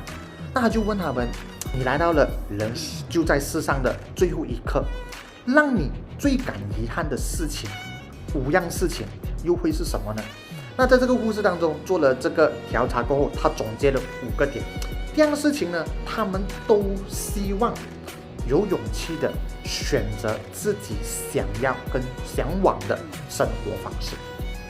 第二个东西，他们都希望并没有花太多时间在工作上。第三，他们都希望有勇气的去表达自己。第四，他们都希望有更多的时间可以陪伴朋友和家人，常和他们联络。第五，他们都希望让自己获得更多的幸福感。所以今天的你，我不晓得有没有一些东西可以让你有去想想，我现在所做的东西是否跟我5年后、10年后的东西相关呢？我现在做的东西有没有让我自己有进步、有改变的空间？如果有的话，恭喜你；如果没有的话，你可以寻求内在探索。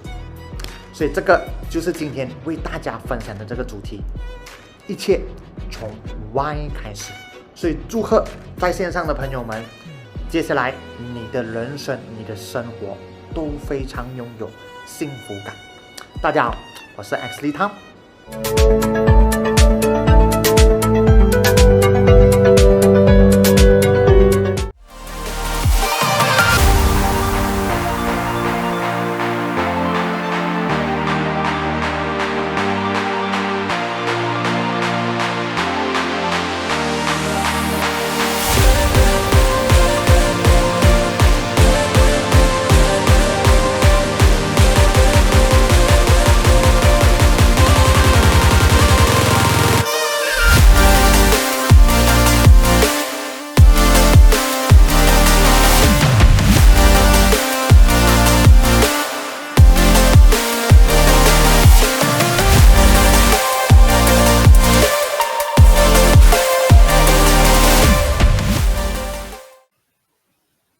Hi everyone. Good morning, good afternoon, good evening, wherever you are.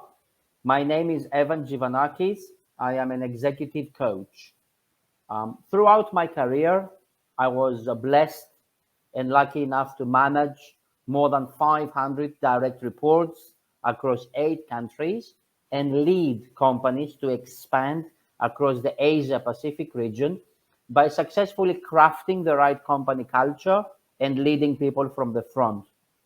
Now, with that experience, with that practical experience, as well as my academic qualifications, now as an executive coach, I help leaders and organizations build inspiring leadership from the inside out. How do I do that? I do that by offering, in what I believe, some of the most educational, transformational, and impactful coaching and training solutions. Some of my coaching and training solutions are I teach leaders and managers how to communicate simply and powerfully, how to improve leadership or executive presence, how to engage employees, how to resolve conflict, specifically unproductive conflict, how to strategically plan for the next few months, even for the next years, how to coach their team properly, team coaching, how to create high-performing culture, how to manage their employees remotely, or how to execute more effectively. I also do provide strategic career plan and development. This is not job finding, but this is rather a strategic 3-phase career plan and career development. I also offer sales training, succession planning. If you have a leader or a manager who is going to retire, how to successfully replace himself, service excellence, as well as executive board development. As an executive coach, I am a practitioner. I am not a theorist. Therefore, I deliver practical solutions based on my 15 years international experience and education and qualification, as well as in my best-in-class coaching toolkits and methodology. Today, I would like to share with you 4 amazing tips in order to engage your employees better. Now, let me ask you a question. How can you lead?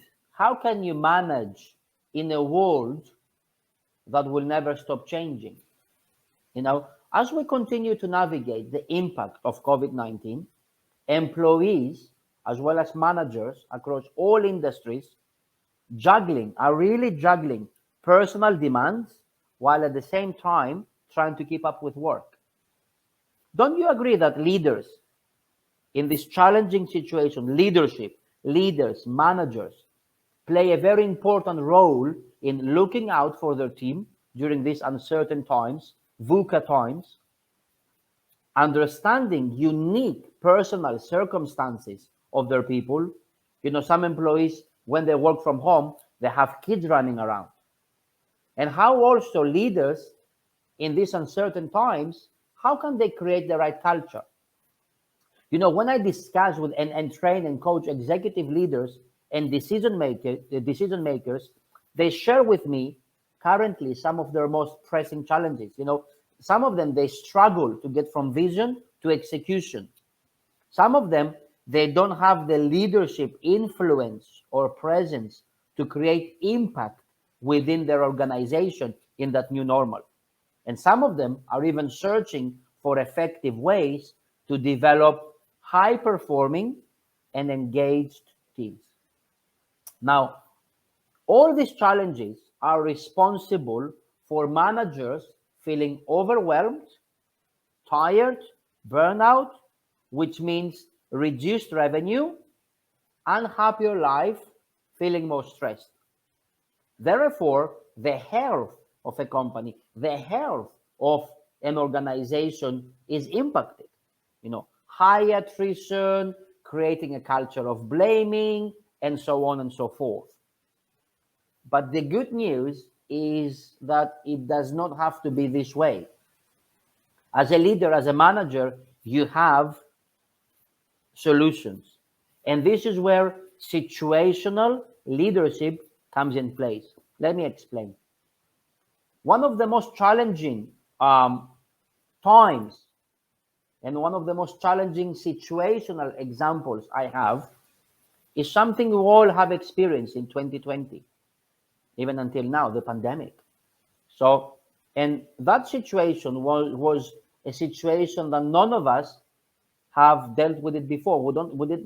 None of us have dealt with such a pandemic before. You know, none of us had to quickly start to work from home.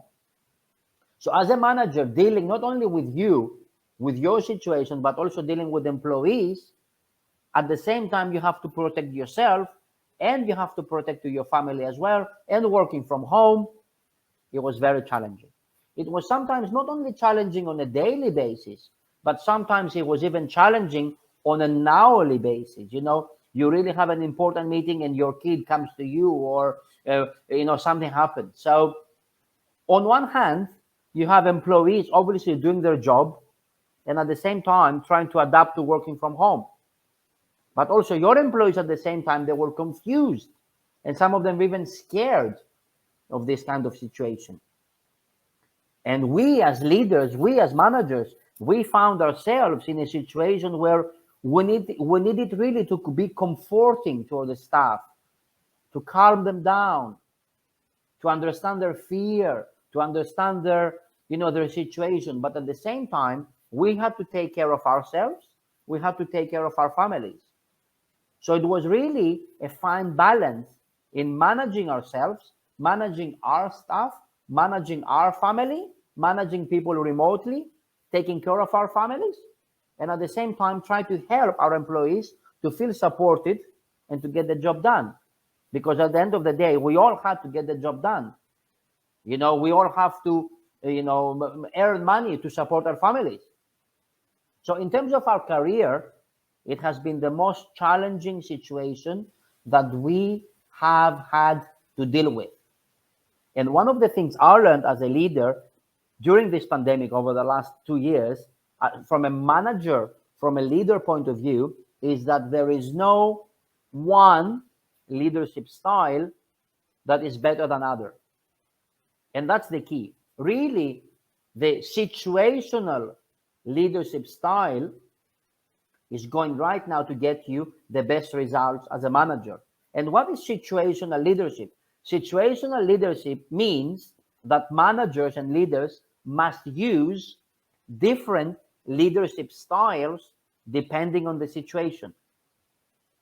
Leaders nowadays need to be adaptable. And this theory, situational leadership, was developed by Kenneth Blanchard and another guy called Paul Hersey. And their theory, their model, allows you as a leader to analyze the needs of the situation you are in and then use the most appropriate leadership style. So depending on your employees' competencies in their task areas and commitment to their tasks, your leadership style should vary from one person to another. So really, as a leader, you need to be able to wear different hats. You need to be able to play different roles. You really need to be able to be like the octopus. You need to be able to adapt according to the environment and according to the person that you're dealing with. So even sometimes you may even lead the same person one way sometimes and another way other times. So a main advantage with being a situational leader is that you earn the trust of your employees. You can earn the trust of your people. Why? Because just because you are tailoring your leadership style to something they can relate to. Tailor-made leadership, situational leadership. You are really making a comfortable environment for your people. So situational leadership, in other words, allows you to access your employees on what they need and how they respond best. And here, you know, today, I must admit that my answer today is very different compared to when I was a newly promoted manager 10 years ago. As a new leader, it was challenging, you know, but you know, the good news is that leadership is a little bit like a muscle. You have to train it. You know, leadership and situational leadership is a skill that you can learn. And by having trust and confidence in yourself and knowing that you are learning as a leader, it becomes easier. Because the first person that you need to lead is you. And situational leadership is something that I teach in my intensive experiential program, which I call it Leading in Uncertain Times. It's a 2-day intensive program where participants are empowered as a leader to bring out the best in themselves and others by exploring the most critical success factors of strong leadership that will help them really bring people together, engage teams, and mobilize. And I strongly believe that situational leadership is currently the most effective style because it helps you as a leader, it helps you as a manager to guide conversations and to relate to your employees. You know, if, for example, you are having a conversation with an employee who gets constructive criticism very hard, then you might want to have another more gentle approach opposed to an employee who is very to the point. And by being able to build those relationships with your people, by being adaptable, you know exactly how to relate to them. And if you can relate to your people, if you're able to adapt, you get your desired results. So normally the model of situational leadership is four. It's supporting, coaching, delegating, and directing. Directing is high task, low relationship. The leader here defines the role and tells people what to do. It's an approach that you use in a crisis situation. You know, you tell people what to do, you direct them. You don't really have time to be supportive or to coach. So number one is telling, directing. The second one is coaching. In this kind of approach, decision is still with the leader, but communication is not only one way. It's a multiple way communication. You are listening to people compared to directing, which is more one way. The third module is supporting. Here in this kind of approach, in this kind of situational leadership, the leader facilitates and takes part in decisions, but controls with the follower. Okay? So you may have an experienced team. This kind of team, they don't need much direction because of their skills, but support is necessary to improve their confidence, to improve their motivation. And the last approach is delegating. Delegating is basically you're the manager, you are the leader, you delegate tasks, and the follower decides when and how the leader will be involved. Okay, so the employees, the followers, are able and willing to work on a project by themselves with little supervision, with little support. And to close my talk, final thoughts, you know, developing situational leadership skills is difficult at the beginning. But please, as a leader, as a manager, spend time to develop those skills. As I said, leadership is just like a muscle. Every now and then, you need to train that muscle. And once you get to know your people, you know your staff, you know who they are, you know what motivates them, you will know which style suits them best. Therefore, you have a tailor-made approach to management. You have a tailor-made approach to leadership. And with my experience as a manager, as an executive leader, as well as a coach, I know that the most effective and smart leaders learn to tailor their management style according to their audience, according to their motivations, according to their personal aspirations, according to what drives them, not according to what drives you. It is all about them. If you want to achieve success, you have to give them what they want so you get what you want. Okay? And you need to understand something, that at the end of the day, leadership, it is all about taking action. It starts with you. You know, and once you understand that, you will be able to relate to your staff, which will lead to more engaged employees, happier workplaces, increased sales, and a happier leader, a happier you. Thank you very much.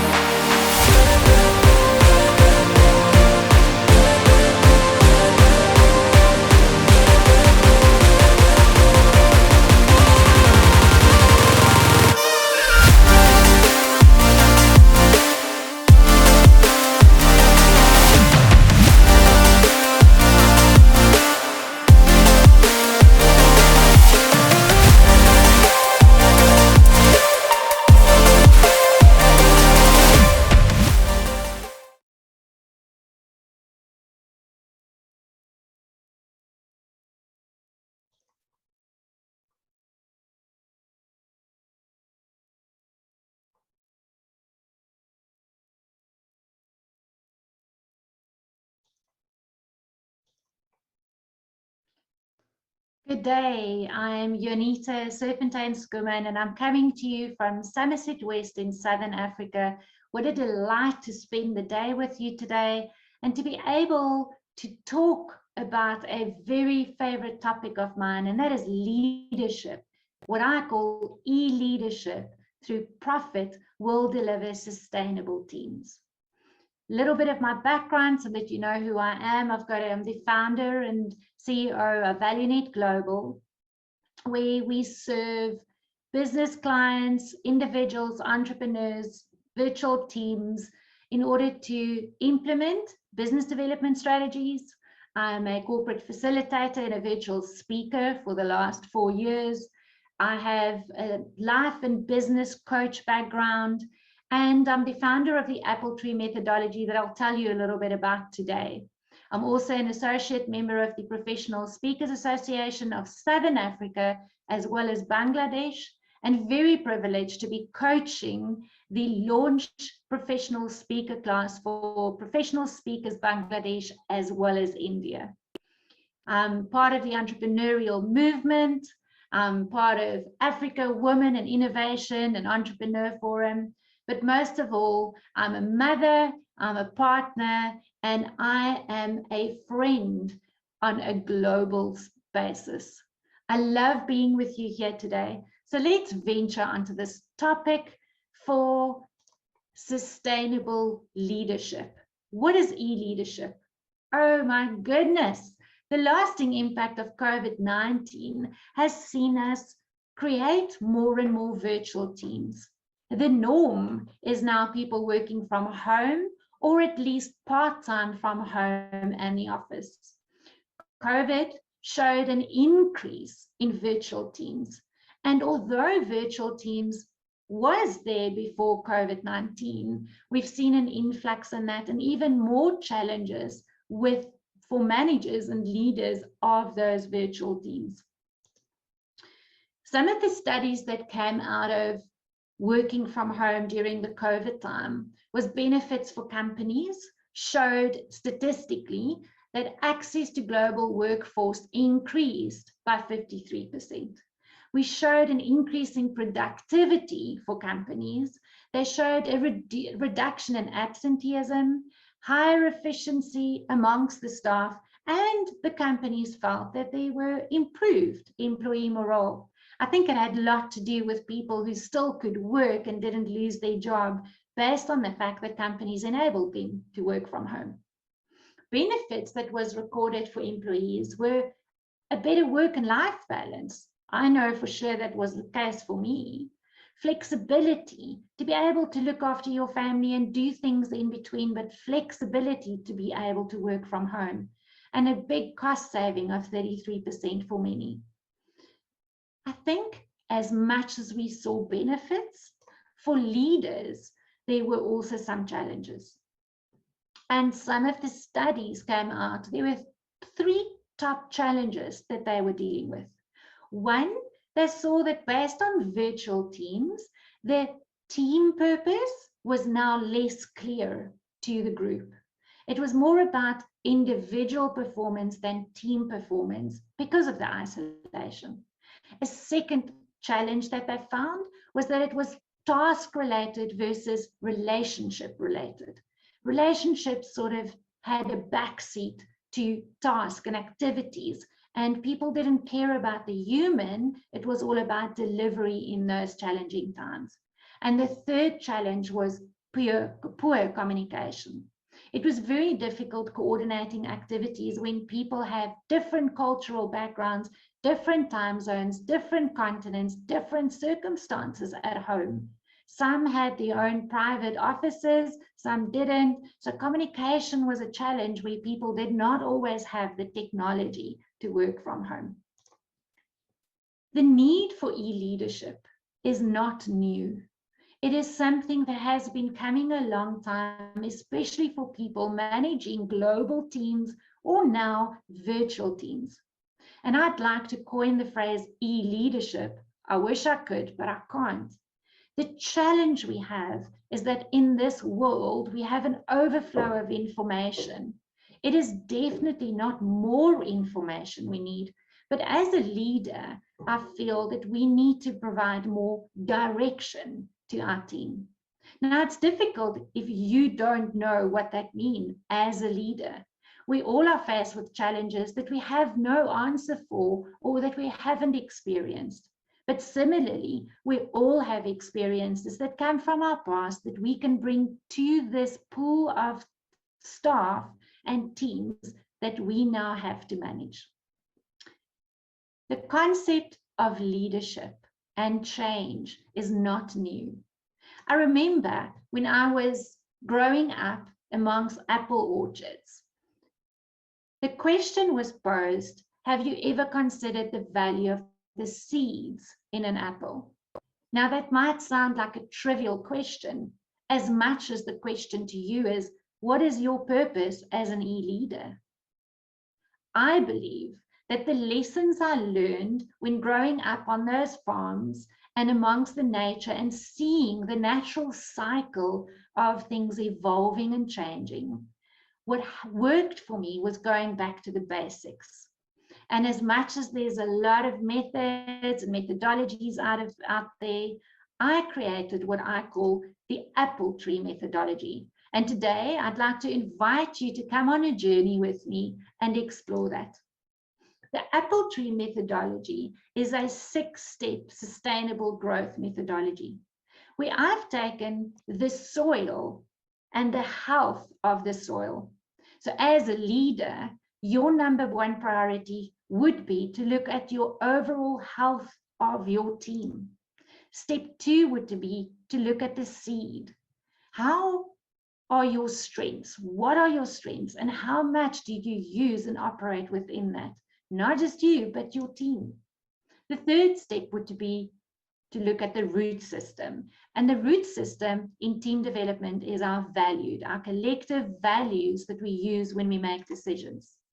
Step 4 is the trunk. And we're going to stand still with that for a little bit, and I'll take you on that journey, because the trunk is the purpose-driven leader.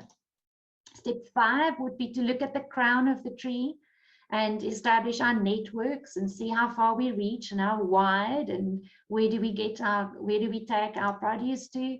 And the 6th step of my methodology is to look at the fruit, which is our profit of the labor. For today's purpose, we are going to look at the trunk. And I want you to use this analogy with me of the apple tree. So as a leader, what is your purpose? It's to grow sustainable teams where everybody is aligned to their purpose, where you have a clear vision, a clear agenda, clear goals, and together you deliver on the business goals. So let's look at the trunk of a tree. The primary function of a trunk is to silently grow every day, to go upwards and outwards, while it provides strength and direction, channels energy between the branches and the roots, and create connection. Similarly, as a leader, those are the three main purposes of your role as a leader. Strength and direction to the team, channel the energy up and down, and connection between the different elements. So I want to give you 5 steps, 5 things that you can consider and change your e-leadership to create more sustainable teams virtually. Step 1, communication. Clarify the means of communication in your team. Do you use WhatsApp groups, emails, tasks, reminders, project plans? What are the type of communication means that you create to the best of your ability? Communication guidelines. Are they after-hour communications? When do you expect an answer or turnaround? And be consistent, prompt, and timely. Especially if you manage teams across time zones and on different continents, you have to communicate what the expectations are. The second point is create trust. What we found in virtual teams is that trust is now not built in team capacity, but on an individual level. As the leader, you are responsible for open and honest conversation, to be accessible to your team, and to make sure that you give each and every one of them personal attention. Trust is a big aspect of creating coherence on a virtual team. The third point that you can look after is clarity. Clarity of divisions of tasks within the team. Be specific about the task that you expect that individual to deliver. Reporting processes. Be clear on what needs to deliver, when, in which format, and by whom. Deadlines. Again, it comes back to that. Make sure that you're building time for time differences, continent differences, and the different response rates that your team deliver on. The fourth aspect for me is one of the most important ones, and that's support. Not all your team members will be privileged to have a support system at home.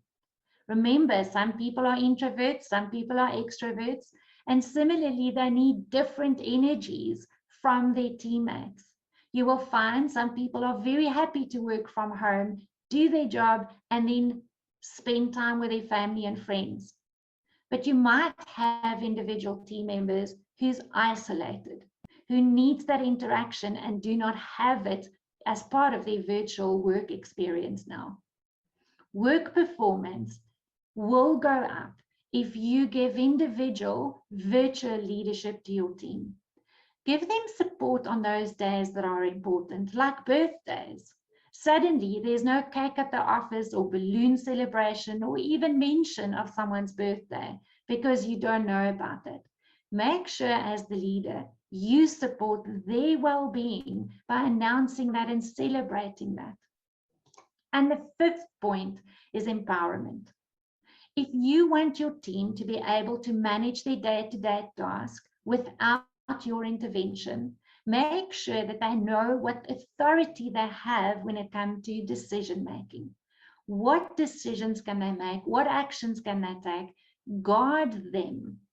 But if you want to create a strong, sustainable team, teach your team to guard each other, to be available, to be reachable, accessible, and to implement these 5 steps. Remember when we said the purpose of the trunk is to grow every year wider and reach higher and stronger for when those inevitable changes hit us.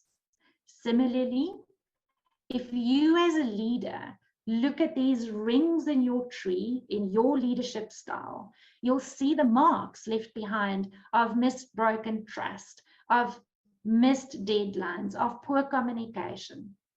But if you take my advice and you heed that and you implement those 5 steps, clear communication, build individual trust, clarity on every aspect, support each other, and empower your team.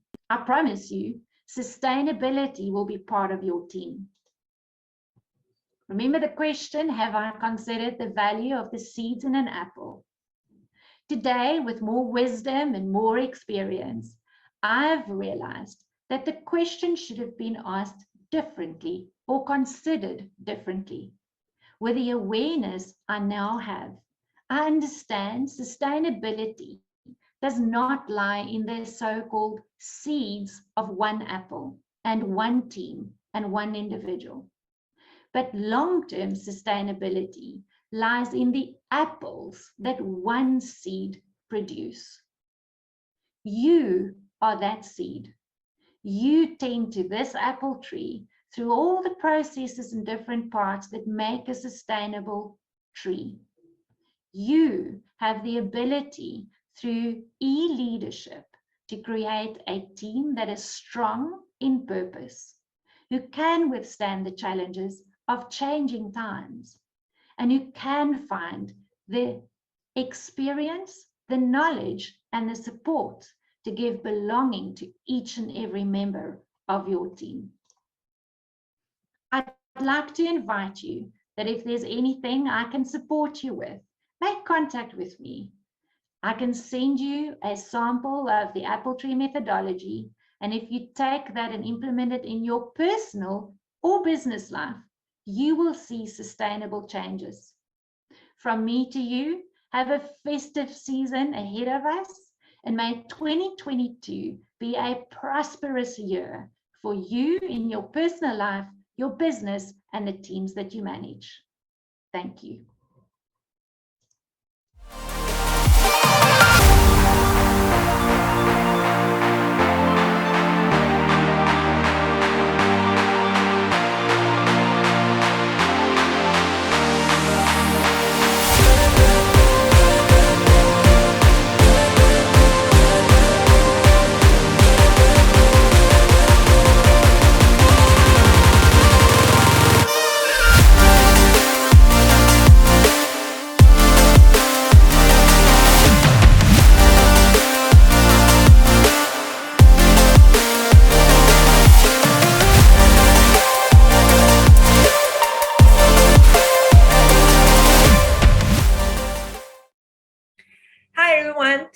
Welcome to IQI Adapt. I'm Mandy Chen, Head of International in IQI Global based in Malaysia. Just a little bit background of myself. I have been in real estate for almost 10 years, ventured not only in the local real estate, but also in international property business. I involve as a trainer and speaker for the international projects. I collaborate with global developers and connect associate partners such as mortgage broker, property management, and migration consultant across the world. Having extensive experience from global investment with the opportunity to travel around the world, help me understand every country's investment criteria, rules and regulations when it comes to investing abroad. Hence, able to assist my clients on their requirements and diversify their investment portfolio. Well, COVID-19 has created an unprecedented opportunity to rethink technology in the built environment, especially in real estate industry. How real estate technology investments impact our global ventures? What is the options available that could benefit and enhance in global investments? How could we maximize and diversify our investment portfolio with the help of technology? Today, I'm very happy and was given the opportunity to be one of the guest speakers of IQI Adapt to share my topic, Technology Enhanced Global Venture. I would like to share my 2 cents thought in this aspect, which I will divide into 2 sectors. First, buying and selling properties. I believe nowadays, a lot of people are investing abroad for the purpose of migrations, kid educations, holiday homes, or purely investments. For people who are still searching for property, I mean whether own use or investments, there are many digital platforms on the website that are greatly support the process of searching for property, which are aligned with your requirements and wishes too. These applications often consist of a two-sided marketplace where developer or agents or seller can easily upload their property for sales. And on the other hand, buyers can efficiently stroll through the property based on their preference. Another notable piece of technology that help buyers are collective data and analytical facts to show the demographic, purchase cost, average median pricings, and rental of the particular locations or the cities. Don't you think that it made your research much more convenient and easier, especially you are not familiar with the locations or the city, or you are just the first-time investor? And all this information just at the click of your finger. With this piece of information, I would think that it's very handful and helpful when it comes to decision making. With the influence of technology in buying and selling, process will be accelerated. Property markets becomes more transparent as we speak. As market update become more digitally enabled, access to data will be expanded too. Don't you think it's great? Besides, virtual tour. I believe everyone have heard of this term for the past 2 years. It's the stimulations of an existing location and usually composed of a sequence of videos or image. Some come with 360 panoramic view of the surroundings or the properties, as well as Google Walk. I find that these tools are indeed helpful, especially with the traveling restrictions during this pandemic. Imagine, without physically travel to other countries and present yourself at the sales gallery, you are able to get a full walkthrough experience of the display show units and the surrounding of the locations. The best part is that you may watch it repeatedly at any time you want, together with your family members, without making any appointments with the agents or the developers. This approach of marketing are getting very popular in the social media and amongst the developers and the property agents. It's clear that the web and the online social networking have made real estate investments more accessible to all markets, not just locally, but worldwide. Not just based on primary off-the-plan projects, but to the secondary market as well. Besides, deal making can be done via an online presentations. Well, I'll just name a few, such as Zoom, Google Meet, and StreamYard, whereby both buyers and sellers can meet together and discuss about the process and the particular properties that they intend to buy. Viewing and executing a purchase of a property remotely in another country or continent is boundless with the help of technology. In addition, some countries just adopted the e-signings and online verifications. Can you imagine that? How advancement with this technology. Just give you an example, in Dubai, the ownership title can be transferred within a day and is paperless. Everything through online.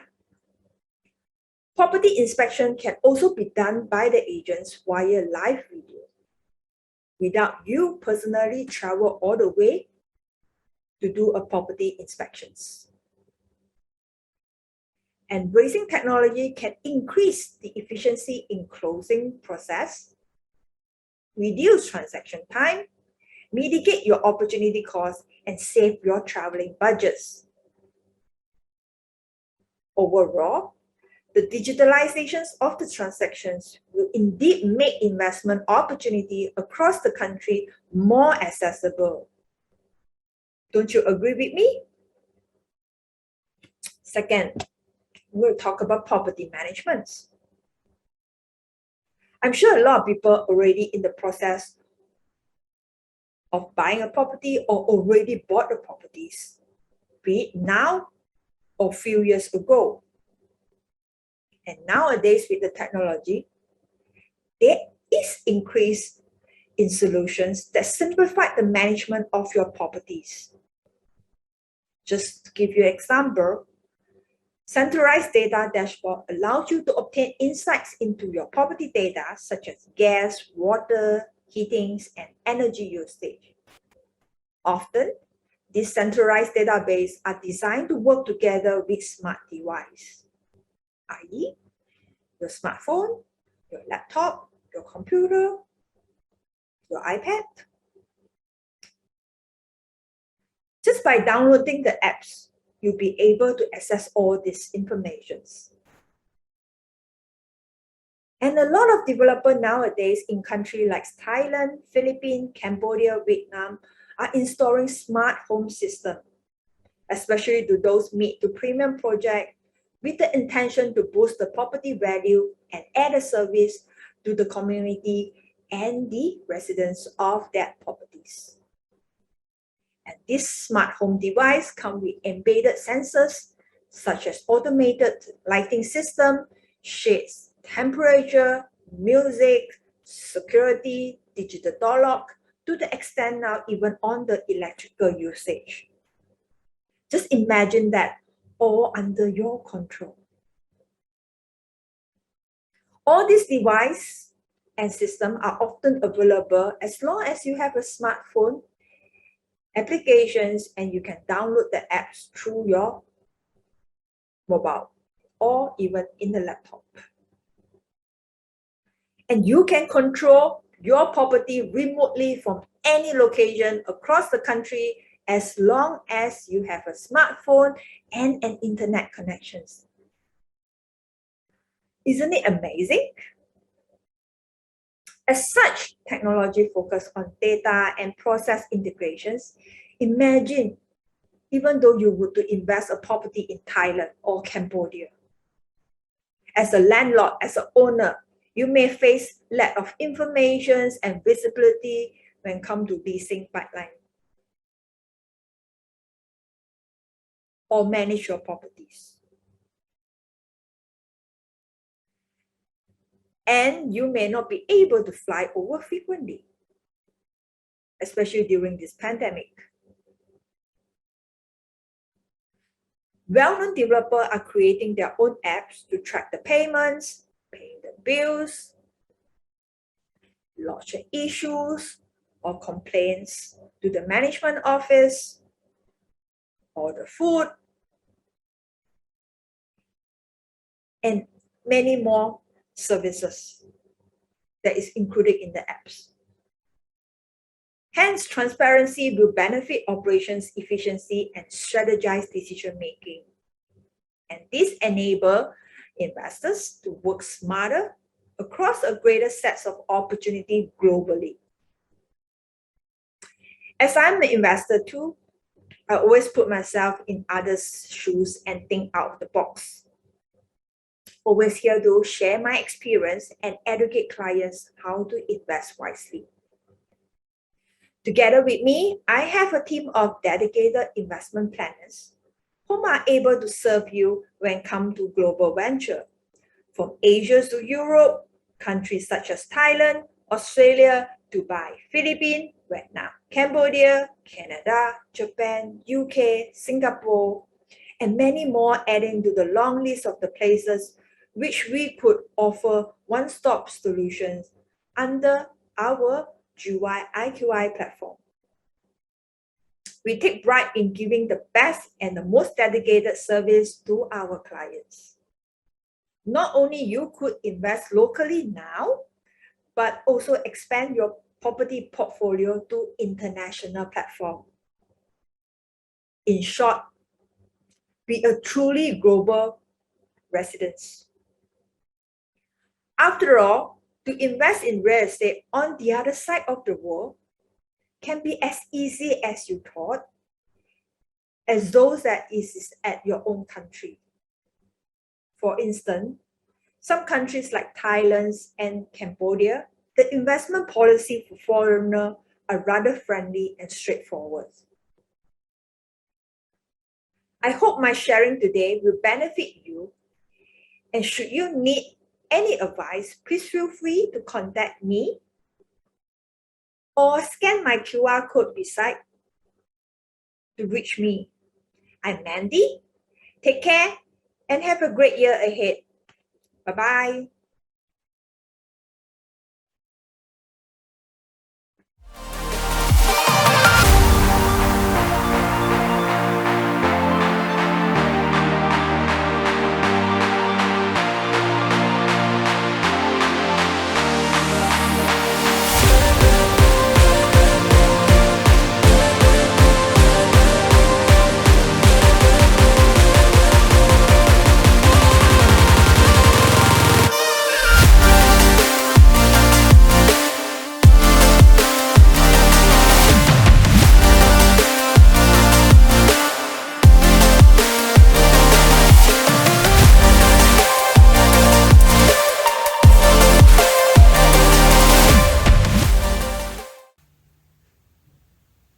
Hi, I'm Munsia Noreen Ahmed. I'm a communications specialist with over 20 years experience in teaching, writing, and editing. I'm currently working as a media content consultant at Cloud Creative.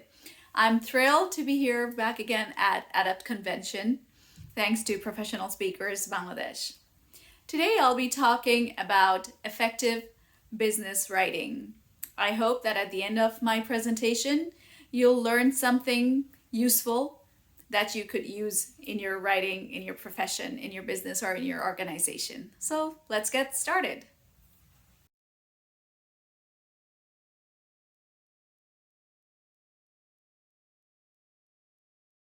When we are going out somewhere, we're concerned about our look, our image.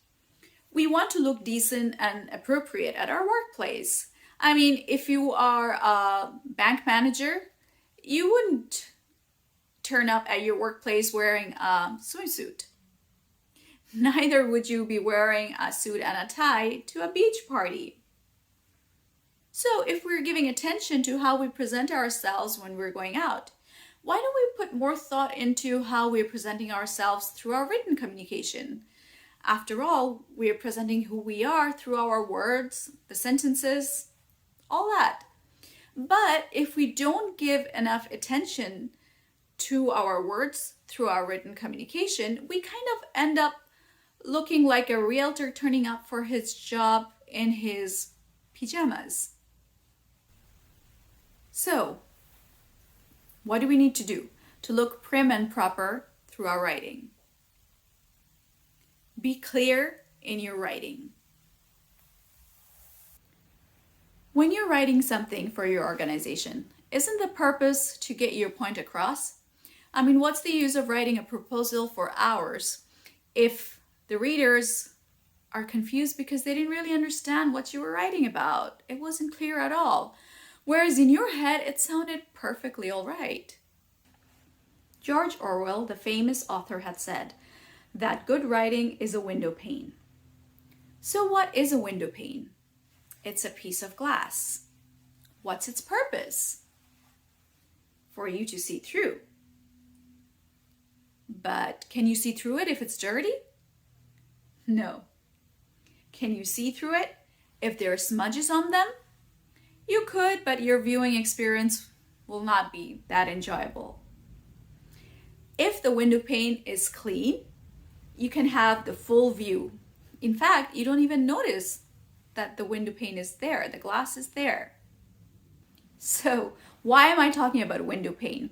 Well, our writing in business have to be much like the window pane. It has to be clean and clear. Our readers don't have to work hard to figure out what it is that you're trying to communicate to them. So how can we make our writing clear, like the window pane? Cut out unnecessary words. Your readers are busy. You don't want them to take more time reading things that they're not relevant. You don't have to make your writing look fancy, you just need your point to get across. Bullet points. Think about whether bullet points will make it easier to read. By listing things, will it make it easier for the readers to understand? Check out how it looks visually. Does it look cluttered? Are you using the right typeface for the document or presentation? The visual aspect of your writing will help your readers to understand things better. Think about the grammar and use sample sentences. This is pretty straightforward to understand. You have to look at whether you're making grammatical mistakes. Especially if you're writing in English, look at these words very carefully. It's versus it is, your versus you are, there versus there or they are. They all mean something else. Next, we're going to talk about how to use jargons wisely. What are jargons? According to dictionary.com, jargons are vocabularies peculiar to a particular trade, profession, or group. So if you are a lawyer, words like no contest. If you are a realtor, words like HOA. If you work in the tech industry, DNS, backend, etc. Words like these. Now you may say, hey Munsi, I've studied over the years these words, I know what they mean, I've used them in my profession. Why are you telling me not to use these jargons? Well, the thing is, you have to know when to use these jargons. You have to know your audiences carefully. If you're writing this to a wider audience who are not part of your industry, you're going to lose attention. If you're writing to your clients or your customers, they may feel confused by seeing those words. They might not understand and they might not come back to you to ask you what they mean, or they might not do the research to find out what they mean. And the point is that they shouldn't have to do that. You should make it easy for them, not more difficult. If you are writing to your colleagues in the same industry, then it's okay, go ahead, use those jargons. But if you're writing industry-specific jargons to a wider audience, your customers or clients who are not part of your industry, think about what you're writing. Explain to them what these jargons mean. What does HOA mean? What does the cloud mean? What is vertical integration? If you don't know how to explain them simply, then don't use them at all.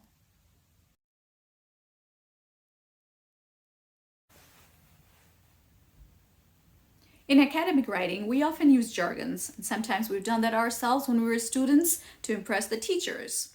But you don't need to do that in business writing.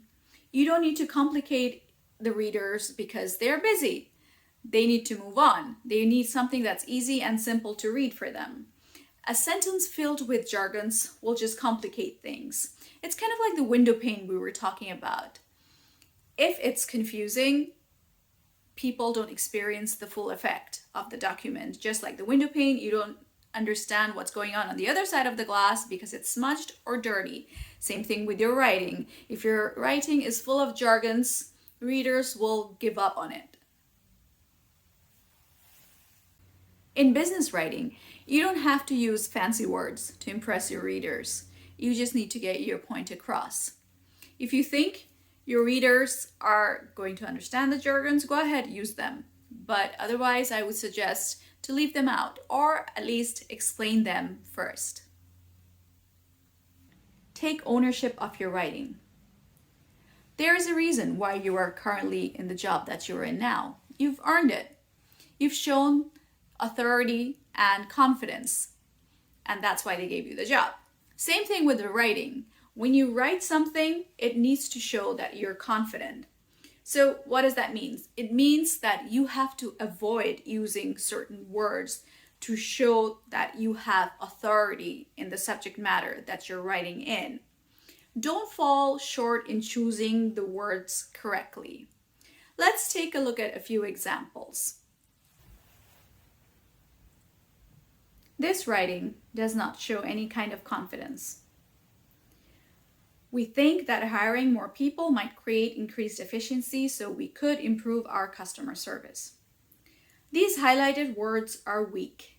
They show that you are not sure of what you want or want to achieve.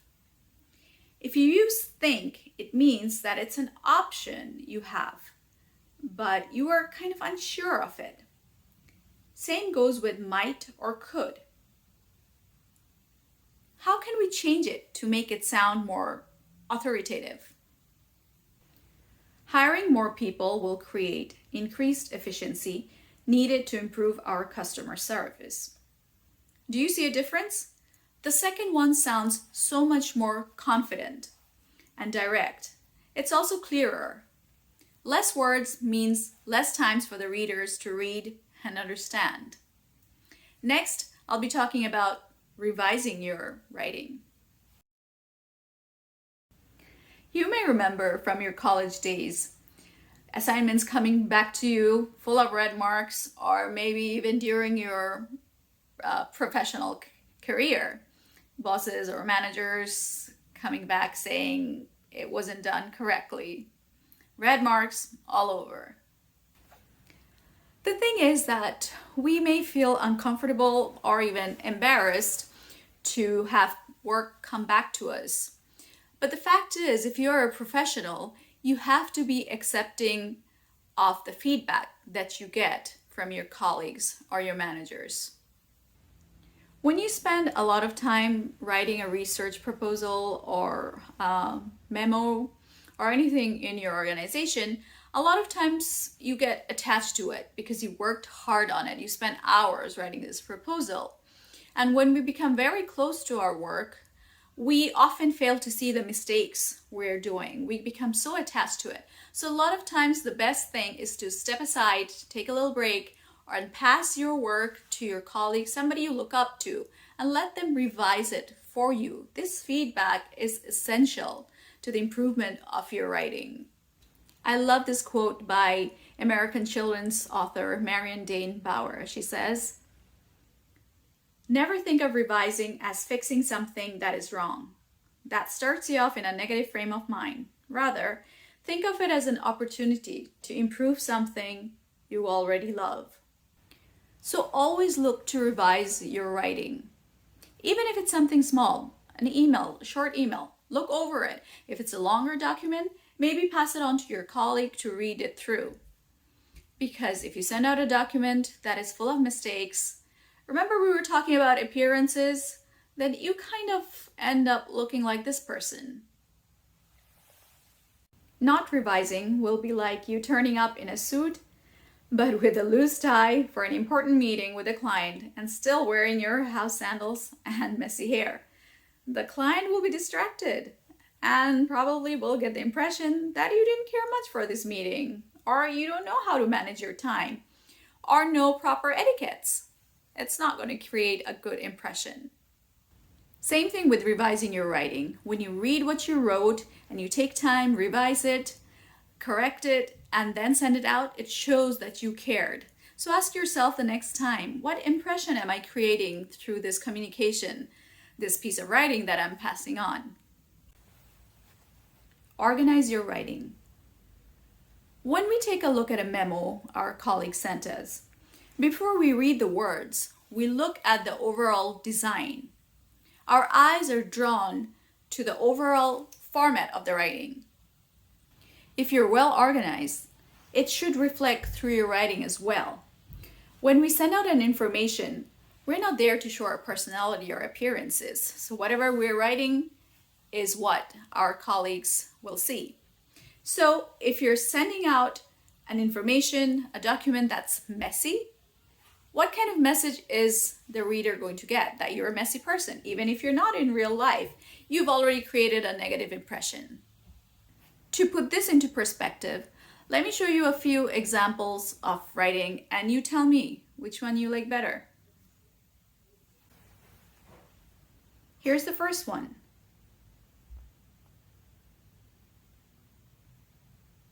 And here's the second one.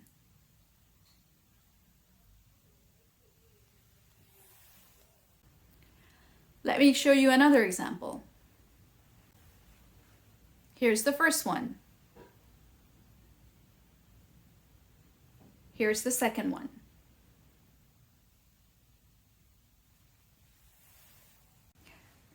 I would rather work with the person who sent me the second memo, wouldn't you?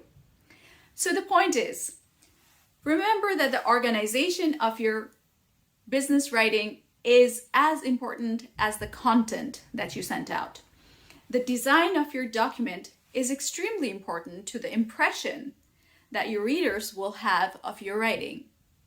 So before you send out your next document, take a look at the spacing between the lines and the paragraphs. Take a look at the white space around your writing. Take a look at the alignment. Is it far to the left or too much to the right? Is it centered correctly? Are the paragraphs too long? Long paragraphs seem like a lot of work to readers. They get bored or overwhelmed before they even start reading it. So try to avoid doing that. Try to make it easy for your readers to read through your document. Use short paragraphs, use bullet points, use subheadings, highlights, and highlight keywords to your benefit. Highlights and bullet points direct the reader to what is important. When you do that, it makes the reader feel like they have to do less work. It makes their reading experience more enjoyable. It makes you look organized while getting your points across easily as well. But do use the highlights sparingly. The overuse of bullet points and boldface will only confuse the reader.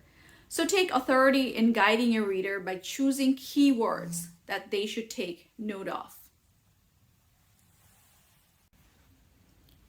Take time to organize your writing. If you take time to write the perfect sentence but don't take time to organize at all, you will lose the attention of your reader. Have a proper structure. Closely related with organization is how you structure your document. Start your document with a purpose. It guides your reader to what is coming next in your document. Everything you write in the rest of your document has to reflect what you have written at the beginning. So have a strong topic sentence that describes what the purpose is of your writing. A lot of times we start by justifying the purpose of our document. Take a look at the two sentences. Which sounds more authoritative and direct to you? Which makes it easier to understand? The purpose of this memo is to outline the key social media marketing strategies needed to boost our sales. There are many social media platforms, and they could be an economical way of promoting businesses and sales. They have a wide audience reach. All can play a key role in boosting our sales.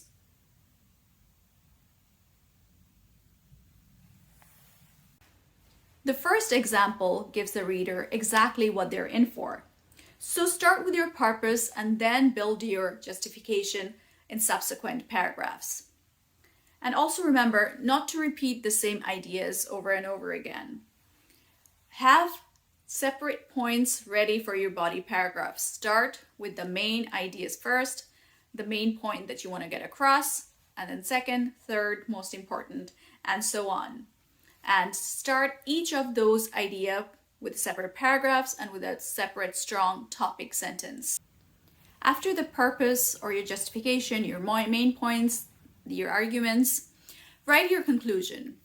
One important thing to remember for your conclusion is never introduce any new ideas in your conclusion. After all, you've worked hard writing this whole document. Why would you want to put in something very important right towards the end? Simple thing you could do is just copy paste your introduction for your conclusion, change a few words here and there, and voila, you have your conclusion.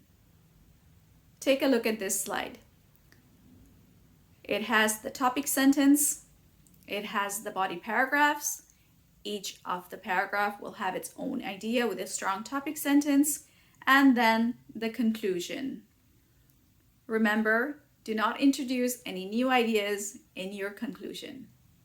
Be specific. Try to avoid generalized sentences whenever you can. Be specific in your writing so your audience has a clear understanding of what you're communicating. Take a look at these examples. The workshop on customer service was highly successful as it was attended by many managers. The workshop on customer service was attended by 95% of the company's managers. Mention exact data. When you mention general information, they don't carry as much weight or value as when you're being specific. Let's take a look at another example. Customers have embraced our cloud services. Of all the cloud computing companies in the country, we at XYZ Cloud Service have seen the most success this year. XYZ Cloud Service has had a 67% adoption rate in 2021, surpassing 19 other cloud service providers in Bangladesh. The second sentence gives out much more specific information.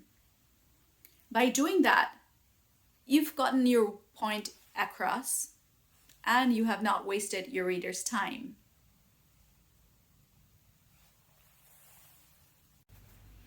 I hope that you're able to apply some of these points I've given here today for effective business writing. Remember, like everything else, writing needs practice. Don't rush it, revise it, organize it, polish it to look your best, and put your best self forward for your written communication. Thank you for listening.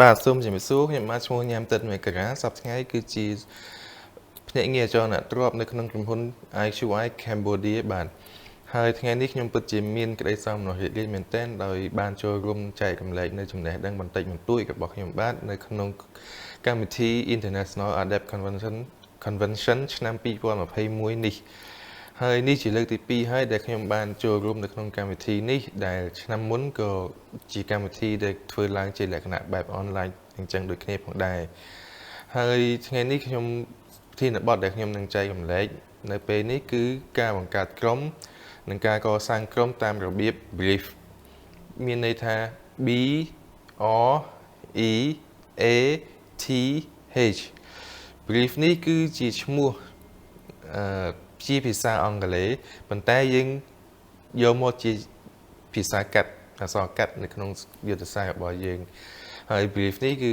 បើសិនជាយើងបកប្រែមកជាភាសាខ្មែរមានន័យថាការដកដង្ហើមបាទមុននឹងចូលដល់យុទ្ធសាស្ត្រខាងលើនេះខ្ញុំសូមនិយាយអំពីស្ថានភាពទូទៅបន្តិចតើហេតុអ្វីបានជាយើងត្រូវការបង្កើតក្រុមបាទបើសិនជាយើងក៏លេចទៅមើលសុភាសិតខ្មែរយើងមួយដែលបានពោលថាបើសិនជាយើងចង់ធ្វើដំណើរទៅបានលឿនយើងគួរតែទៅម្នាក់ឯងតែបើសិនជាយើងចង់ធ្វើដំណើរបានវែងឆ្ងាយគឺយើងត្រូវការដើរទៅជាក្រុមបាទក្រុមសុភាសិតមួយនេះគឺយើងប្រកាសគឺយើងពិតជាឃើញហើយថាតើក្រុមពិតជាមានសារៈសំខាន់យ៉ាងណាបើសិនជាយើងចង់សម្រាប់បានគោលដៅមួយដ៏ល្អប្រសើរមានទស្សនវិស័យវែងឆ្ងាយយើងគួរតែធ្វើដំណើរទៅជាក្រុមបាទក្រុមរបស់យើងគឺយើងអាចចាប់ផ្ដើមពី2នាក់ហើយយើងគួរតែបង្កើតនៅគោលការណ៍មួយ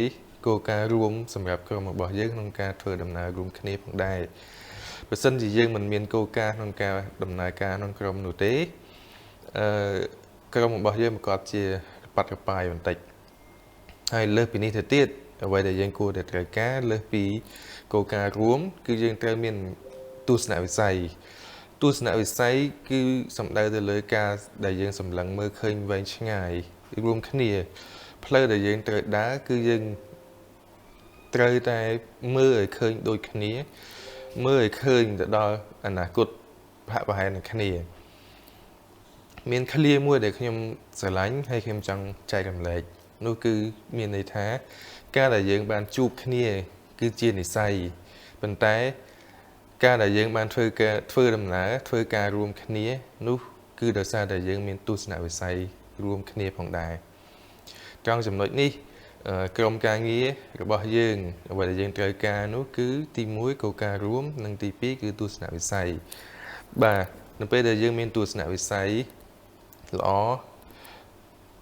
យើងនឹងធ្វើដំណើរបានវែងឆ្ងាយផងដែរអូខេឥឡូវខ្ញុំសូមចូលដល់យុទ្ធសាស្ត្ររបស់យើងតែម្ដងទៅគឺទី1គឺអក្សរ B មានន័យថាយ៉ាងម៉េច B គឺមានន័យថា branding បាទហេតុអីបានជាយើងយក branding ឬក៏ខ្មែរហៅថានិមិត្តសញ្ញាស្លាកសញ្ញាឬក៏ស្លាកយីហោនេះយកមកធ្វើជាយុទ្ធសាស្ត្រច្បាស់ណាស់បើសិនជាយើងចង់បង្កើតនៅអាជីវកម្មអ្វីមួយយើងប្រកាសជាត្រូវការដាក់ឈ្មោះនៅអាជីវកម្មរបស់យើងឧទាហរណ៍ថាបាទអ្នកចង់លក់កាហ្វេក៏ដោយជាតូបកាហ្វេទូចមួយនៅតាមផ្លូវក៏ដោយអ្នកប្រកាសជាត្រូវការដាក់ឈ្មោះហាងកាហ្វេរបស់អ្នកដូចគ្នាផងដែរដើម្បីអីគឺដើម្បីឲ្យអតិថិជនរបស់យើងបានស្គាល់ថាកាហ្វេដែលគេកំពុងតែកាន់នេះគឺជាកាហ្វេរបស់យើង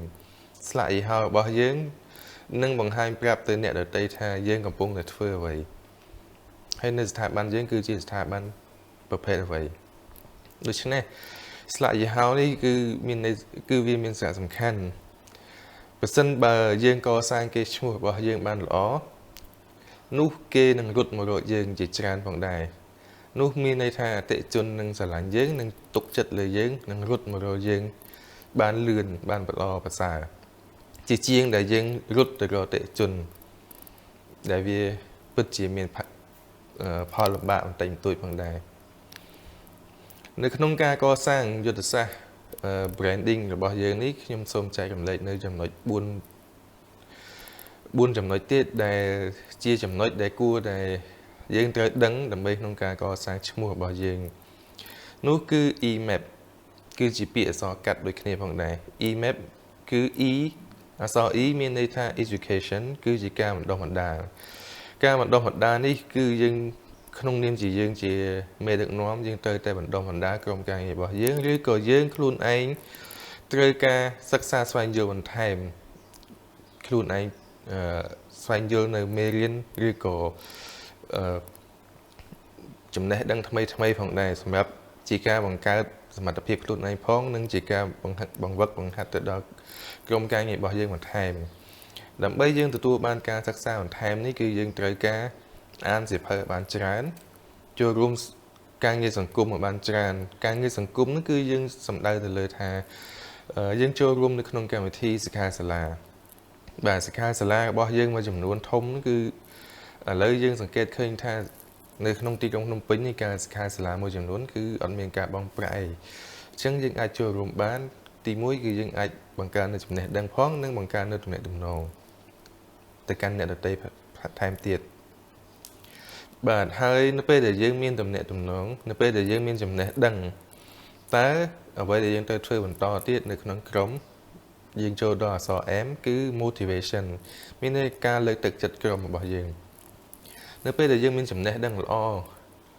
យើងប្រកបជាអាចមានពាក្យឬក៏មានគន្លឹះណាមួយដែលយើងអាចជួយជំរុញលើកទឹកចិត្តក្រុមការងាររបស់យើងឲ្យបានសម្រេចឲ្យដើរឈានទៅមុខឲ្យបានមួយកម្រិតបន្ថែមទៅទៀតអញ្ចឹងក្រុមការងាររបស់យើងប្រកបជាពេញចិត្តនឹងយើងដោយសារតែយើងអាចជួយណែនាំបង្ហាញផ្លូវទៅពួកគាត់ឲ្យបានល្អប្រសើរបាទក្រោយពីយើងមាន motivation ហើយគឺយើងត្រូវមាន A គឺ activity គឺសកម្មភាពនៅក្នុងសកម្មភាពដែលយើងត្រូវការកសាង គេឈ្មោះរបស់យើងនោះគឺជាការដែលយើងបង្ហាញនៅសកម្មភាពប្រចាំថ្ងៃរបស់យើងដូចជា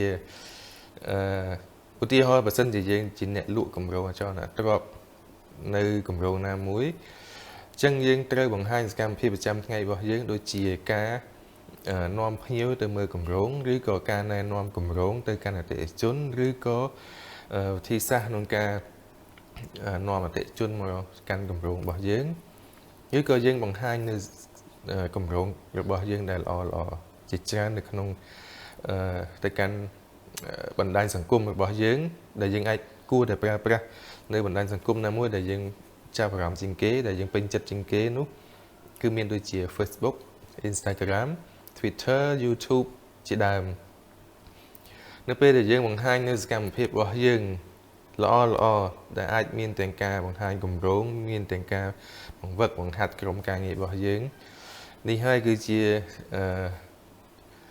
គេឈ្មោះគឺជាការបង្ហាញគេឈ្មោះនិងការបង្ហាញនៅសកម្មភាពមួយចំនួនដែលជាការចាប់អារម្មណ៍របស់អ្នកដទៃផងដែរបាទឥឡូវយើងមាន activity ហើយគឺចុងក្រោយគឺใน e-map គឺអក្សរ P នេះគឺសំដៅទៅលើ product នេះគឺមិនមែនសំដៅទៅលើផលិតផលដែលយើងកំពុងតែលក់ទេបើសិនជាយើងមិនដែលស្គាល់គេសោះយើងបង្ហាញនៅផលិតផលរបស់យើងទៅឲ្យគេប្រកាសជាព្យាយាមបិទខ្លួនគេមិនចង់ស្ដាប់ពីយើងបន្ថែមទៀតទេប៉ុន្តែអ្វីដែលយើងចង់លើកពី product នៅក្នុងនេះគឺផលិតផលនៃក្រុមការងាររបស់អ្នកតើក្រុមការងាររបស់អ្នកបានរីកចម្រើនបានប៉ុណ្ណាហើយពីទូចមកធំដូច្នេះយើងត្រូវបង្ហាញនៅផលិតផលរបស់យើងគឺសកម្មភាពនិងសមិទ្ធផលដែលក្រុមការងាររបស់យើងបានសម្រេចអូខេឥឡូវយើងចូលដល់ជំហានបន្ទាប់គឺ research គឺអក្សរ R research មានន័យថាការស្រាវជ្រាវហេតុអ្វីបានជាយើង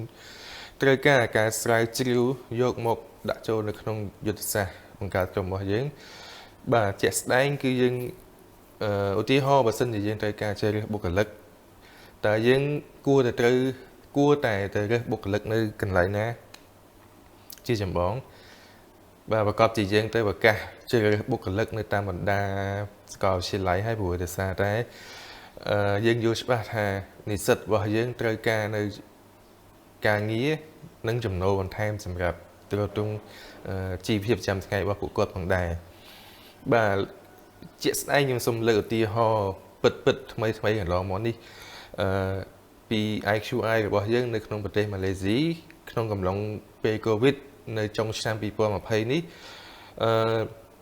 យើងបានយល់ច្បាស់ថាមនុស្សមួយចំនួននៅក្នុងក្រុមពាក់ព័ន្ធទៅនឹងវិស័យទេសចរណ៍បានបាត់បង់ការងារពួកគាត់បានស្ថិតនៅផ្ទះអត់មានការងារដោយសារតែក្រុមហ៊ុនគាត់បានកាត់បន្ថយនៅចំនួនបុគ្គលិកឬក៏សកម្មភាពទេសចរមួយចំនួនគឺប្រជាជនគឺគាត់ឈប់ធ្វើដំណើរអញ្ចឹងទៅយើងយល់ច្បាស់ថាពួកគាត់អត់មានការងារធ្វើអញ្ចឹងដើម្បីជាការរួមចំណែកក្រុមការងារ IQI នៅប្រទេសម៉ាឡេស៊ីបានប្រកាសជ្រើសរើសក្រុមមនុស្សនៅក្នុងផ្នែកទេសចរហ្នឹងឲ្យគាត់មកបម្រើការនៅក្នុងសេវាកម្មរបស់យើងគឺជាអ្នកប្រឹក្សាយោបល់ផ្នែកអចលនទ្រព្យទៅវិញហេតុអ្វីបានជាយើងជ្រើសរើសពួកគាត់ដោយសារតែពួកគាត់ធ្លាប់បានបម្រើនៅសេវាកម្មរបស់ពួកគាត់នៅក្នុងវិស័យទេសចរណ៍អញ្ចឹងយើងគ្រាន់តែផ្លាស់ប្ដូរពួកគាត់ឲ្យមកបម្រើនៅសេវាកម្មអចលនទ្រព្យគាត់ប្រកបជាងាយស្រួលជាងមុនហើយម្យ៉ាងទៀតគាត់មានអតិថិជននៅក្នុងដៃស្រាប់ផងដែរអញ្ចឹងគាត់អាចរៀនពីសេវាកម្មរបស់ពួកយើងផលិតផលរបស់ពួកយើងហើយយកទៅ apply ទៅនឹងអតិថិជនរបស់ពួកគាត់អញ្ចឹងគាត់អាចរកចំណូលបានលឿនជាងមុន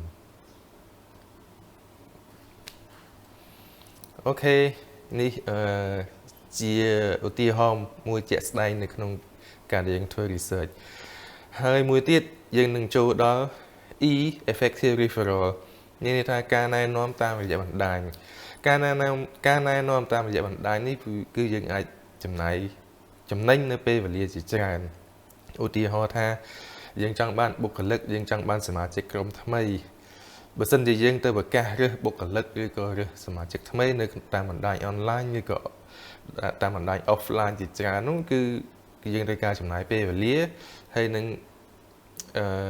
នៅពេលដែលមានអ្នកដែលដាក់ការងារមកគឺយើងត្រូវចម្រាញ់ពួកគាត់ម្ដងជា2ដងផងដែរបើសិនជាគាត់ដាក់មក2នាក់យើងចម្រាញ់មើលទៅថាគាត់មិនសូវជាល្អប្រហែលយើងនឹងត្រូវការជ្រើសរើសបន្ថែមទៀតប៉ុន្តែនៅក្នុងយុទ្ធសាស្ត្រនេះគឺមានន័យថាគឺយើងសាកសួរនៅមនុស្សជុំវិញខ្លួនរបស់យើងថាតើអ្នកទាំងអស់គ្នានឹងគាត់មានស្គាល់ថាអ្នកណាត្រូវការបុគ្គលិកអ្នកណាត្រូវការរកការងារធ្វើដែរឬទេឬក៏ចង់រកចំណូលបន្ថែមអញ្ចឹងនៅពេលហ្នឹងគឺយើងទទួលបាននៅការណែនាំពីបុគ្គលកហ្នឹងប្រាប់ថាអូបុគ្គលខហ្នឹងគេចង់ត្រូវការហើយបុគ្គលខហ្នឹងគឺគាត់មានប្រវត្តិចេះគាត់មានប្រវត្តិល្អចេះធ្វើការងារបានល្អចេះអញ្ចឹងចំណុចនេះគឺយើងអាចកាត់បន្ថយនៅហានិភ័យមួយចំនួនដែលយើងអាចជ្រើសរើសបាននៅសមាជិកដ៏ល្អផងដែរអូខេយើងចូលដល់ជំហានបន្ទាប់គឺ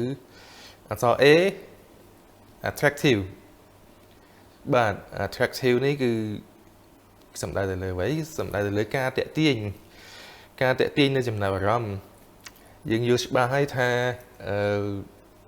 មេដឹកនាំយើងមិនចូលចិត្តនៅមេដឹកនាំណាដែលគាត់ចូលចិត្តបង្ខំយើងទេយើងចូលចិត្តតែមេដឹកនាំណាដែលមានការតាក់ទាញនៅចំណាប់អារម្មណ៍យើងស្រឡាញ់គាត់ដោយសារតែយើងចង់ដើរតាមគាត់ដោយសារតែយើងស្រឡាញ់គាត់ហើយយើងស្រឡាញ់គាត់ដោយសារតែគាត់មានចំណុចតាក់ទាញជាច្រើនអញ្ចឹងយើងគួរត្រូវតែបង្ហាញនៅសកម្មភាពមួយចំនួនដែលតាក់ទាញទៅលើអ្នកជុំវិញខ្លួនរបស់យើងអញ្ចឹងយើងបង្ហាញនៅសកម្មភាពល្អៗរបស់យើងជាច្រើននៅក្នុងហ្នឹងវាប្រហែលជាដូចជានឹងការកសាងគេឈ្មោះរបស់យើងផងដែរនៅក្នុងសកម្មភាព activity អញ្ចឹងវាប្រហែលនឹងគ្នាទេ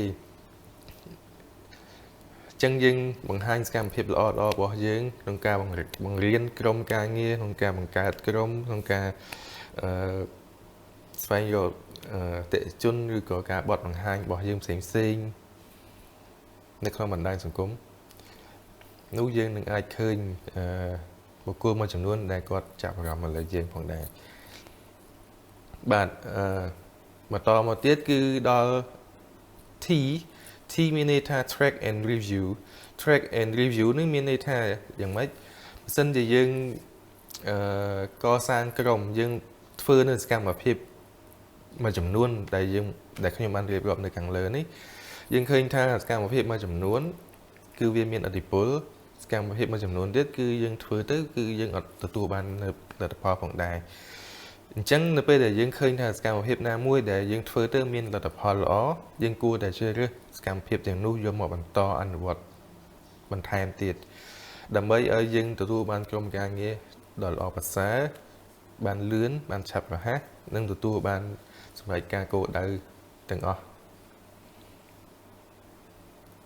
បាទក្នុងនឹងផងដែរយើងក៏មាននៅដើម្បីឲ្យក្រុមការងាររបស់យើងបានល្អគឺក៏យើងត្រូវការដែលចងក្រងនៅប្រព័ន្ធ system មួយដ៏ល្អផងដែរនៅក្នុងក្រុមហ៊ុន IQI របស់យើងគឺយើងមាននៅប្រព័ន្ធ system មួយដែលល្អសម្រាប់ចងក្រងនៅក្រុមការងាររបស់យើងអាចដឹងថាតើបុគ្គលណាមួយគាត់សកម្មនៅក្នុងការងារបុគ្គលណាមួយទៀតដែលគាត់មិនសូវសកម្មអញ្ចឹងយើងអាចមើលនៅក្នុង system របស់យើងបានហើយ system របស់យើងហ្នឹងគឺឆ្លងកាត់នៅការប្រើប្រាស់ជាយូរមកហើយបច្ចុប្បន្ននេះយើងកំពុងតែអនុវត្តនឹងធ្វើបច្ចុប្បន្នភាពមុខងារបន្ថែមជាច្រើនទៀតក្នុងការជួយដល់ការត្រួតពិនិត្យក្រុមក៏ដូចជាការថែរក្សាអតិថិជនរបស់យើងផងដែរបាទជាចុងក្រោយនៅក្នុងយុទ្ធសាស្ត្ររបស់យើងដែលមាន B R E A T ឥឡូវយើងចូលដល់អក្សរ H នេះគឺមានន័យថា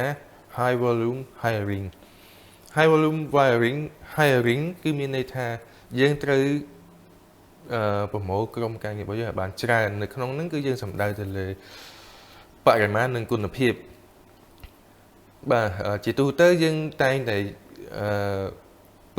ពីមុខហ្នឹងគឺយើងតែងតែយល់ថាគុណភាពគឺជាចម្បងប៉ុន្តែនៅក្នុងពេលនេះគឺយើងសំដៅទៅលើទាំងពីរហ្នឹងគឺវាជាចម្បងទាំងពីរយើងត្រូវការទាំងបរិមាណយើងត្រូវការទាំងគុណភាពហេតុអ្វីនៅពេលដែលយើងមានបរិមាណច្រើនទៅយើងអាចរកគុណភាពឃើញ យើងត្រូវការប្រមូលមនុស្សមករហូតជាប្រចាំហើយយើងនឹងឲ្យពួកគាត់ឆ្លងកាត់នៅវគ្គសិក្សារបស់យើងជាច្រើននៅក្នុង IQI របស់យើងដែលមានទាំងការសិក្សាជា online និងជា offline និងសិក្សានៅក្នុងប្រព័ន្ធដែលយើងមានការចងក្រងវាជាស្រេចដូច្នេះនៅពេលនោះហើយដែលយើងអាចឃើញនៅសក្តានុពលនៃក្រុមការងាររបស់យើងថាតើនរណាគាត់អាចនឹងឈានទៅមុខបន្តទៀតហើយនរណាយើងនឹងត្រូវជួយជំរុញលើកទឹកចិត្តគាត់បន្ថែមទៀតដូច្នេះខ្ញុំសូមលើកឧទាហរណ៍មួយទៀតរវាងបរិមាណនិងគុណភាពបើសិនជាយើងយកពីរនឹងយកមកប្រៀបធៀបគ្នាផ្ទឹមគ្នាចំពោះការដែលយើងរើសបុគ្គលិកហើយនឹងការដែលយើងធ្វើផលិតផលផលិតនៅផលិតផលគឺវាមានហាក់ដូចជាផ្ទុយគ្នាបន្តិចចំពោះការផលិតនៅផលិតផលគឺយើងចង់បាននូវគុណភាពជាចម្បងដូច្នេះប៉ុន្តែវាជាការផ្ទុយគ្នាមួយទៀតគឺត្រង់ថាប្រទេសចិនគាត់យកចិត្តទុកដាក់ទៅលើគុណភាពសូមអធិស្ឋានប្រទេសចិនគាត់យកចិត្តទុកដាក់ទៅលើបរិមាណច្រើនជាងគុណភាពហេតុអ្វីបានជាផលិតផលរបស់ប្រទេសចិននៅក្នុងទីផ្សារមានច្រើនរហូតដល់សប្តាហ៍ថ្ងៃដោយសារតែគាត់ផ្ដោតទៅលើបរិមាណនៅពេលដែលគាត់មានបរិមាណទើបគាត់សម្រាំងទៅយកគុណភាពតាមក្រោយដូច្នេះទើបយើងឃើញថាសកម្មភាពផលិតផលរបស់ពួកគាត់នៅតែស្ថិតនៅលើទីផ្សាររហូតដល់បច្ចុប្បន្នអូខេត្រង់ចំណុចហ្នឹងគឺខ្ញុំចង់លើកទឹកចិត្តឲ្យយើងថាយើងគួរតែប្រមូលក្រុមរបស់យើងឲ្យបានច្រើនហើយយើងឆ្លងរុញពួកគាត់ឲ្យចូលទៅក្នុងប្រព័ន្ធសិក្សារបស់យើងនោះយើងនឹងឃើញនៅភាពរីកចម្រើនរបស់ពួកគាត់ហើយយើងនឹងដឹងថាតើនរណាអាចនឹងឈានទៅមុខបានល្អនិងសម្រេចគោលដៅក្រុមរបស់យើងបានល្អផងដែរអូខេសូមអរគុណនៅការស្ដាប់របស់លោកអ្នកហើយខ្ញុំសង្ឃឹមថាចំណេះដឹងបន្តិចបន្តួចនេះពិតជាអាចផ្ដល់នូវគុណតម្លៃបន្ថែមក្នុងការបង្កើតក្រុមរបស់លោកអ្នកផងដែរបាទសូមអរគុណសូមជម្រាបលា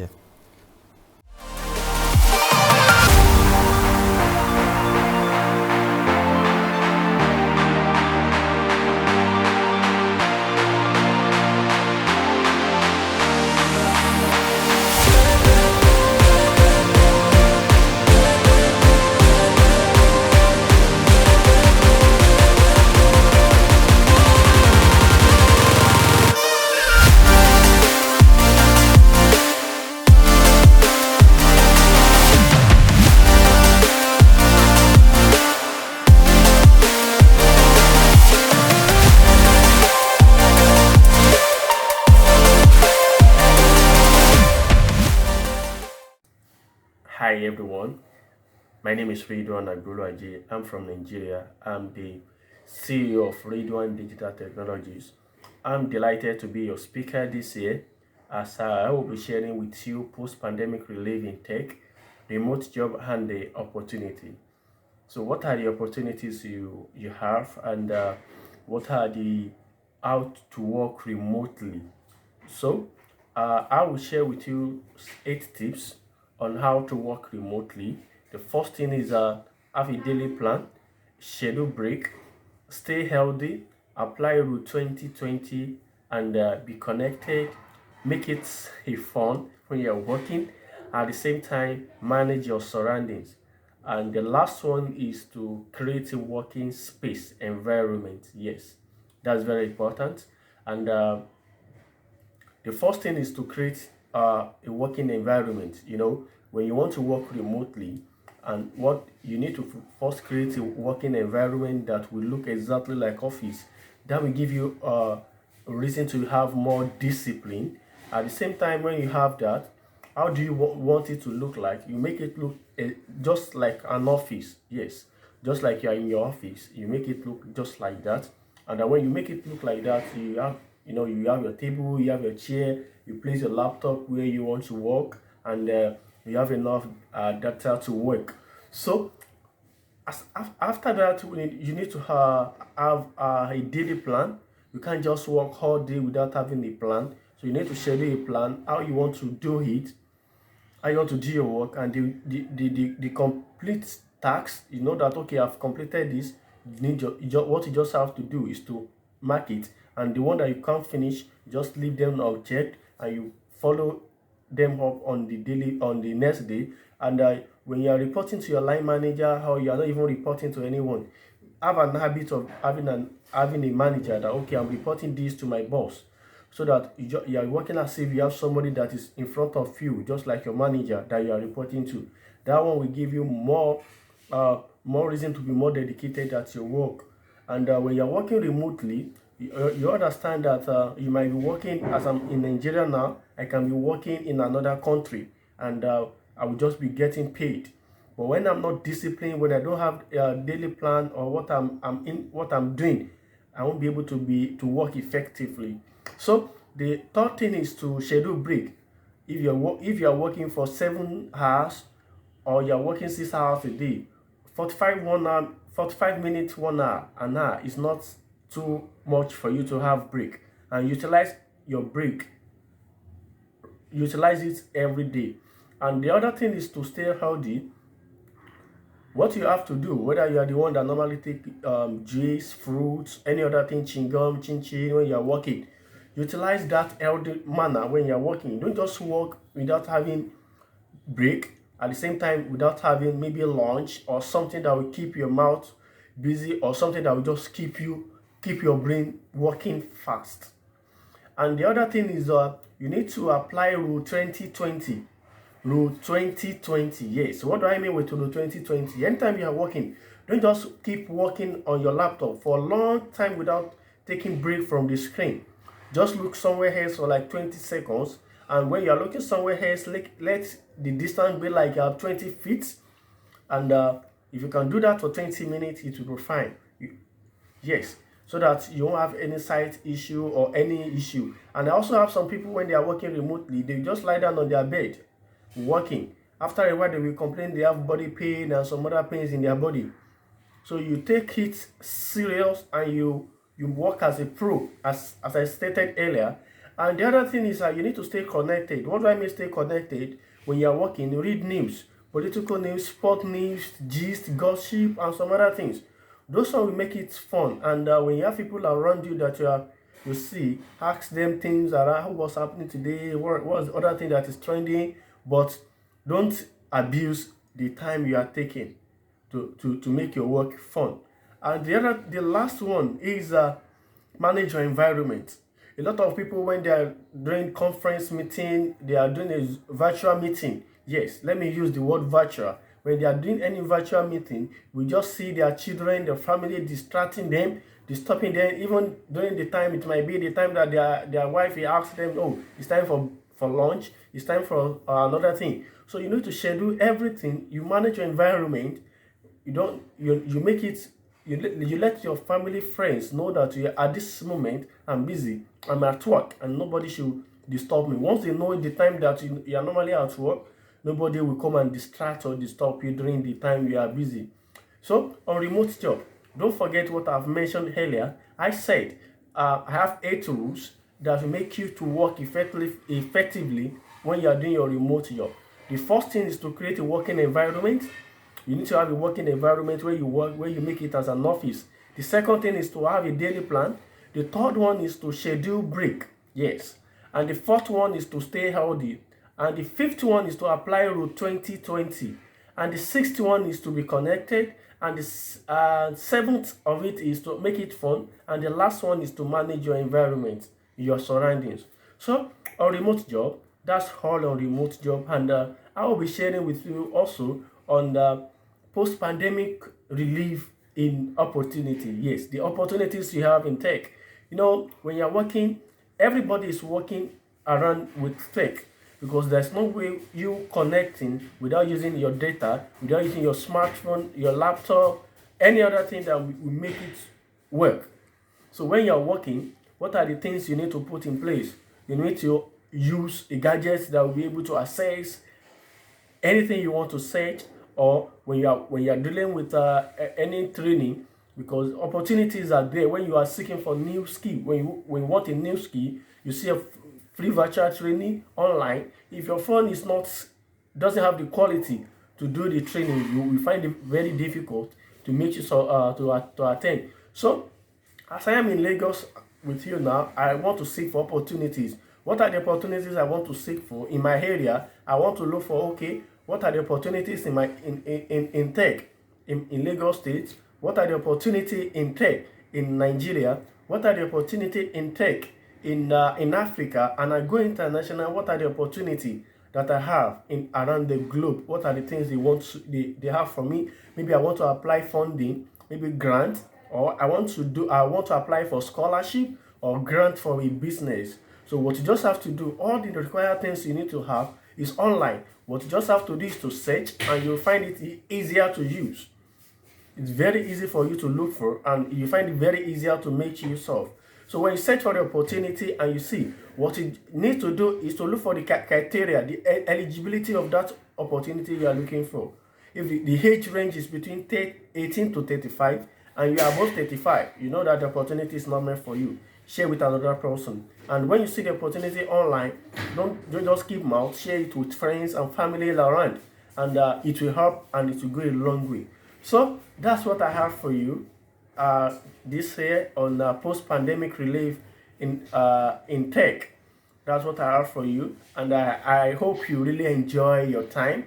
I hope you really enjoy listening to this amazing thing. And don't forget, when you are looking for opportunity, don't forget to also ask the experts. Don't just do it on your own. Don't just do, oh, I'm an expert. No, just seek, have mentors, have friends, confirm before you submit all your information online. Cybersecurity is very important for everyone, because cybercrime is one of the things that is affecting in post-pandemic.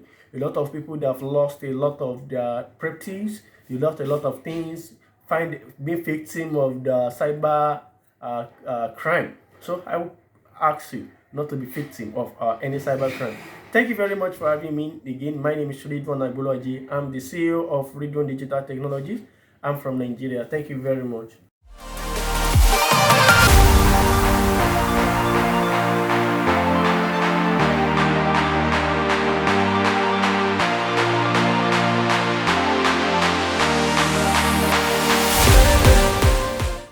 Knock knock, it's me again, back with another question for you to win the grand prize for today.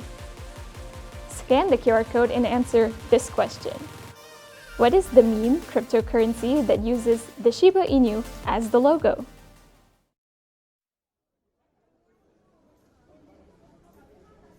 So, Abina, உனக்கும் இவாக்கும் எப்ப கல்யாணம்? என்னது?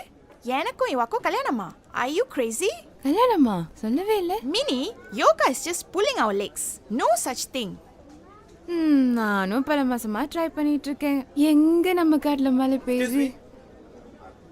Excuse me, Amina. What now? இன்னைக்கு evening நீங்க ஃப்ரீயா? Why? The free இருந்தா ஒரு date போலாமே. Dating?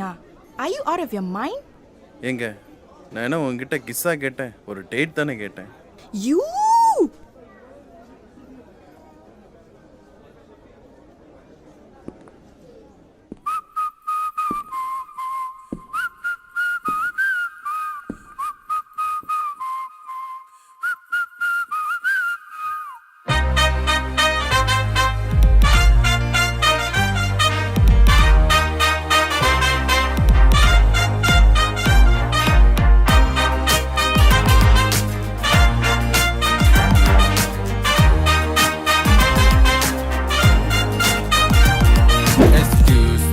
என்ன தெரியலையா excuse me என்ன புரியலையா excuse me நீ எனக்கு இல்லையா yo tell me now baby excuse me உன்னை தெரியலையே excuse me உன்னை புரியலையே excuse me love எனக்கு இல்லையே யோ காதல் வேண்டாமே excuse me நான் சொல்லி please kiss me தான் கேட்பேன் please kiss me நீ கேட்டாட போயா போயன்னே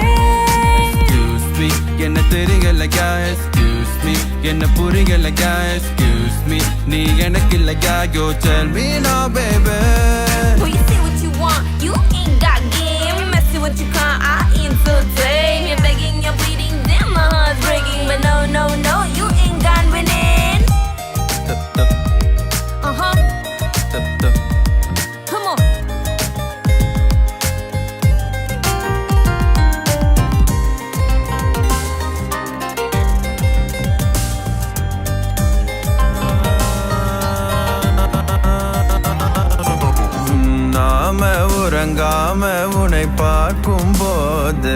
என்னத்தாலோ சாக்கினே போறிய சிந்தாம செதறாம நீ சொல்லும் வார்த்தை நம்பித்த ஏமாறும் பொண்ணுங்க நாங்க இல்ல நைட்டு ஜிம்மில் உடம்ப கேத்தி கொஞ்சம் ட்ரெண்ட ஸ்டைலா மாத்தி கியூட்டாலவ சொல்லி பார்த்தோம் அடி உனக்கு அது புரியல இன்னும் விலங்கட போடா நீயும் இருக்க என் மேல ஆசை இருக்க நீ சொல்லும் காதல் புதுசா அது சத்தியமா புரியல கண்ணு பார்த்து சொல்லேண்டா கண்ணா மூச்சு வேணாமே காதலிக்க வரியா அட்டாம் போச்சு போல நீ வண்ணம் சேர்க்க போறியா கண்ணா மூச்சு வேணாமே காதலிக்க வரியா அட்டாம் போச்சு போல நீ வண்ணம் சேர்க்க போறியா Excuse me என்ன தெரியலையா Excuse me என்ன புரியலையா Excuse me நீ எனக்கு இல்லையா Yo tell me now baby Excuse me உன்னை தெரியலையே Excuse me உன்னை புரியலையே Excuse me love எனக்கு இல்லையே ஓ காதல் வேண்டாமே Excuse me நான் சொல்லி Please kiss me தான் கேட்பேன் Please kiss me நீ கேட்டா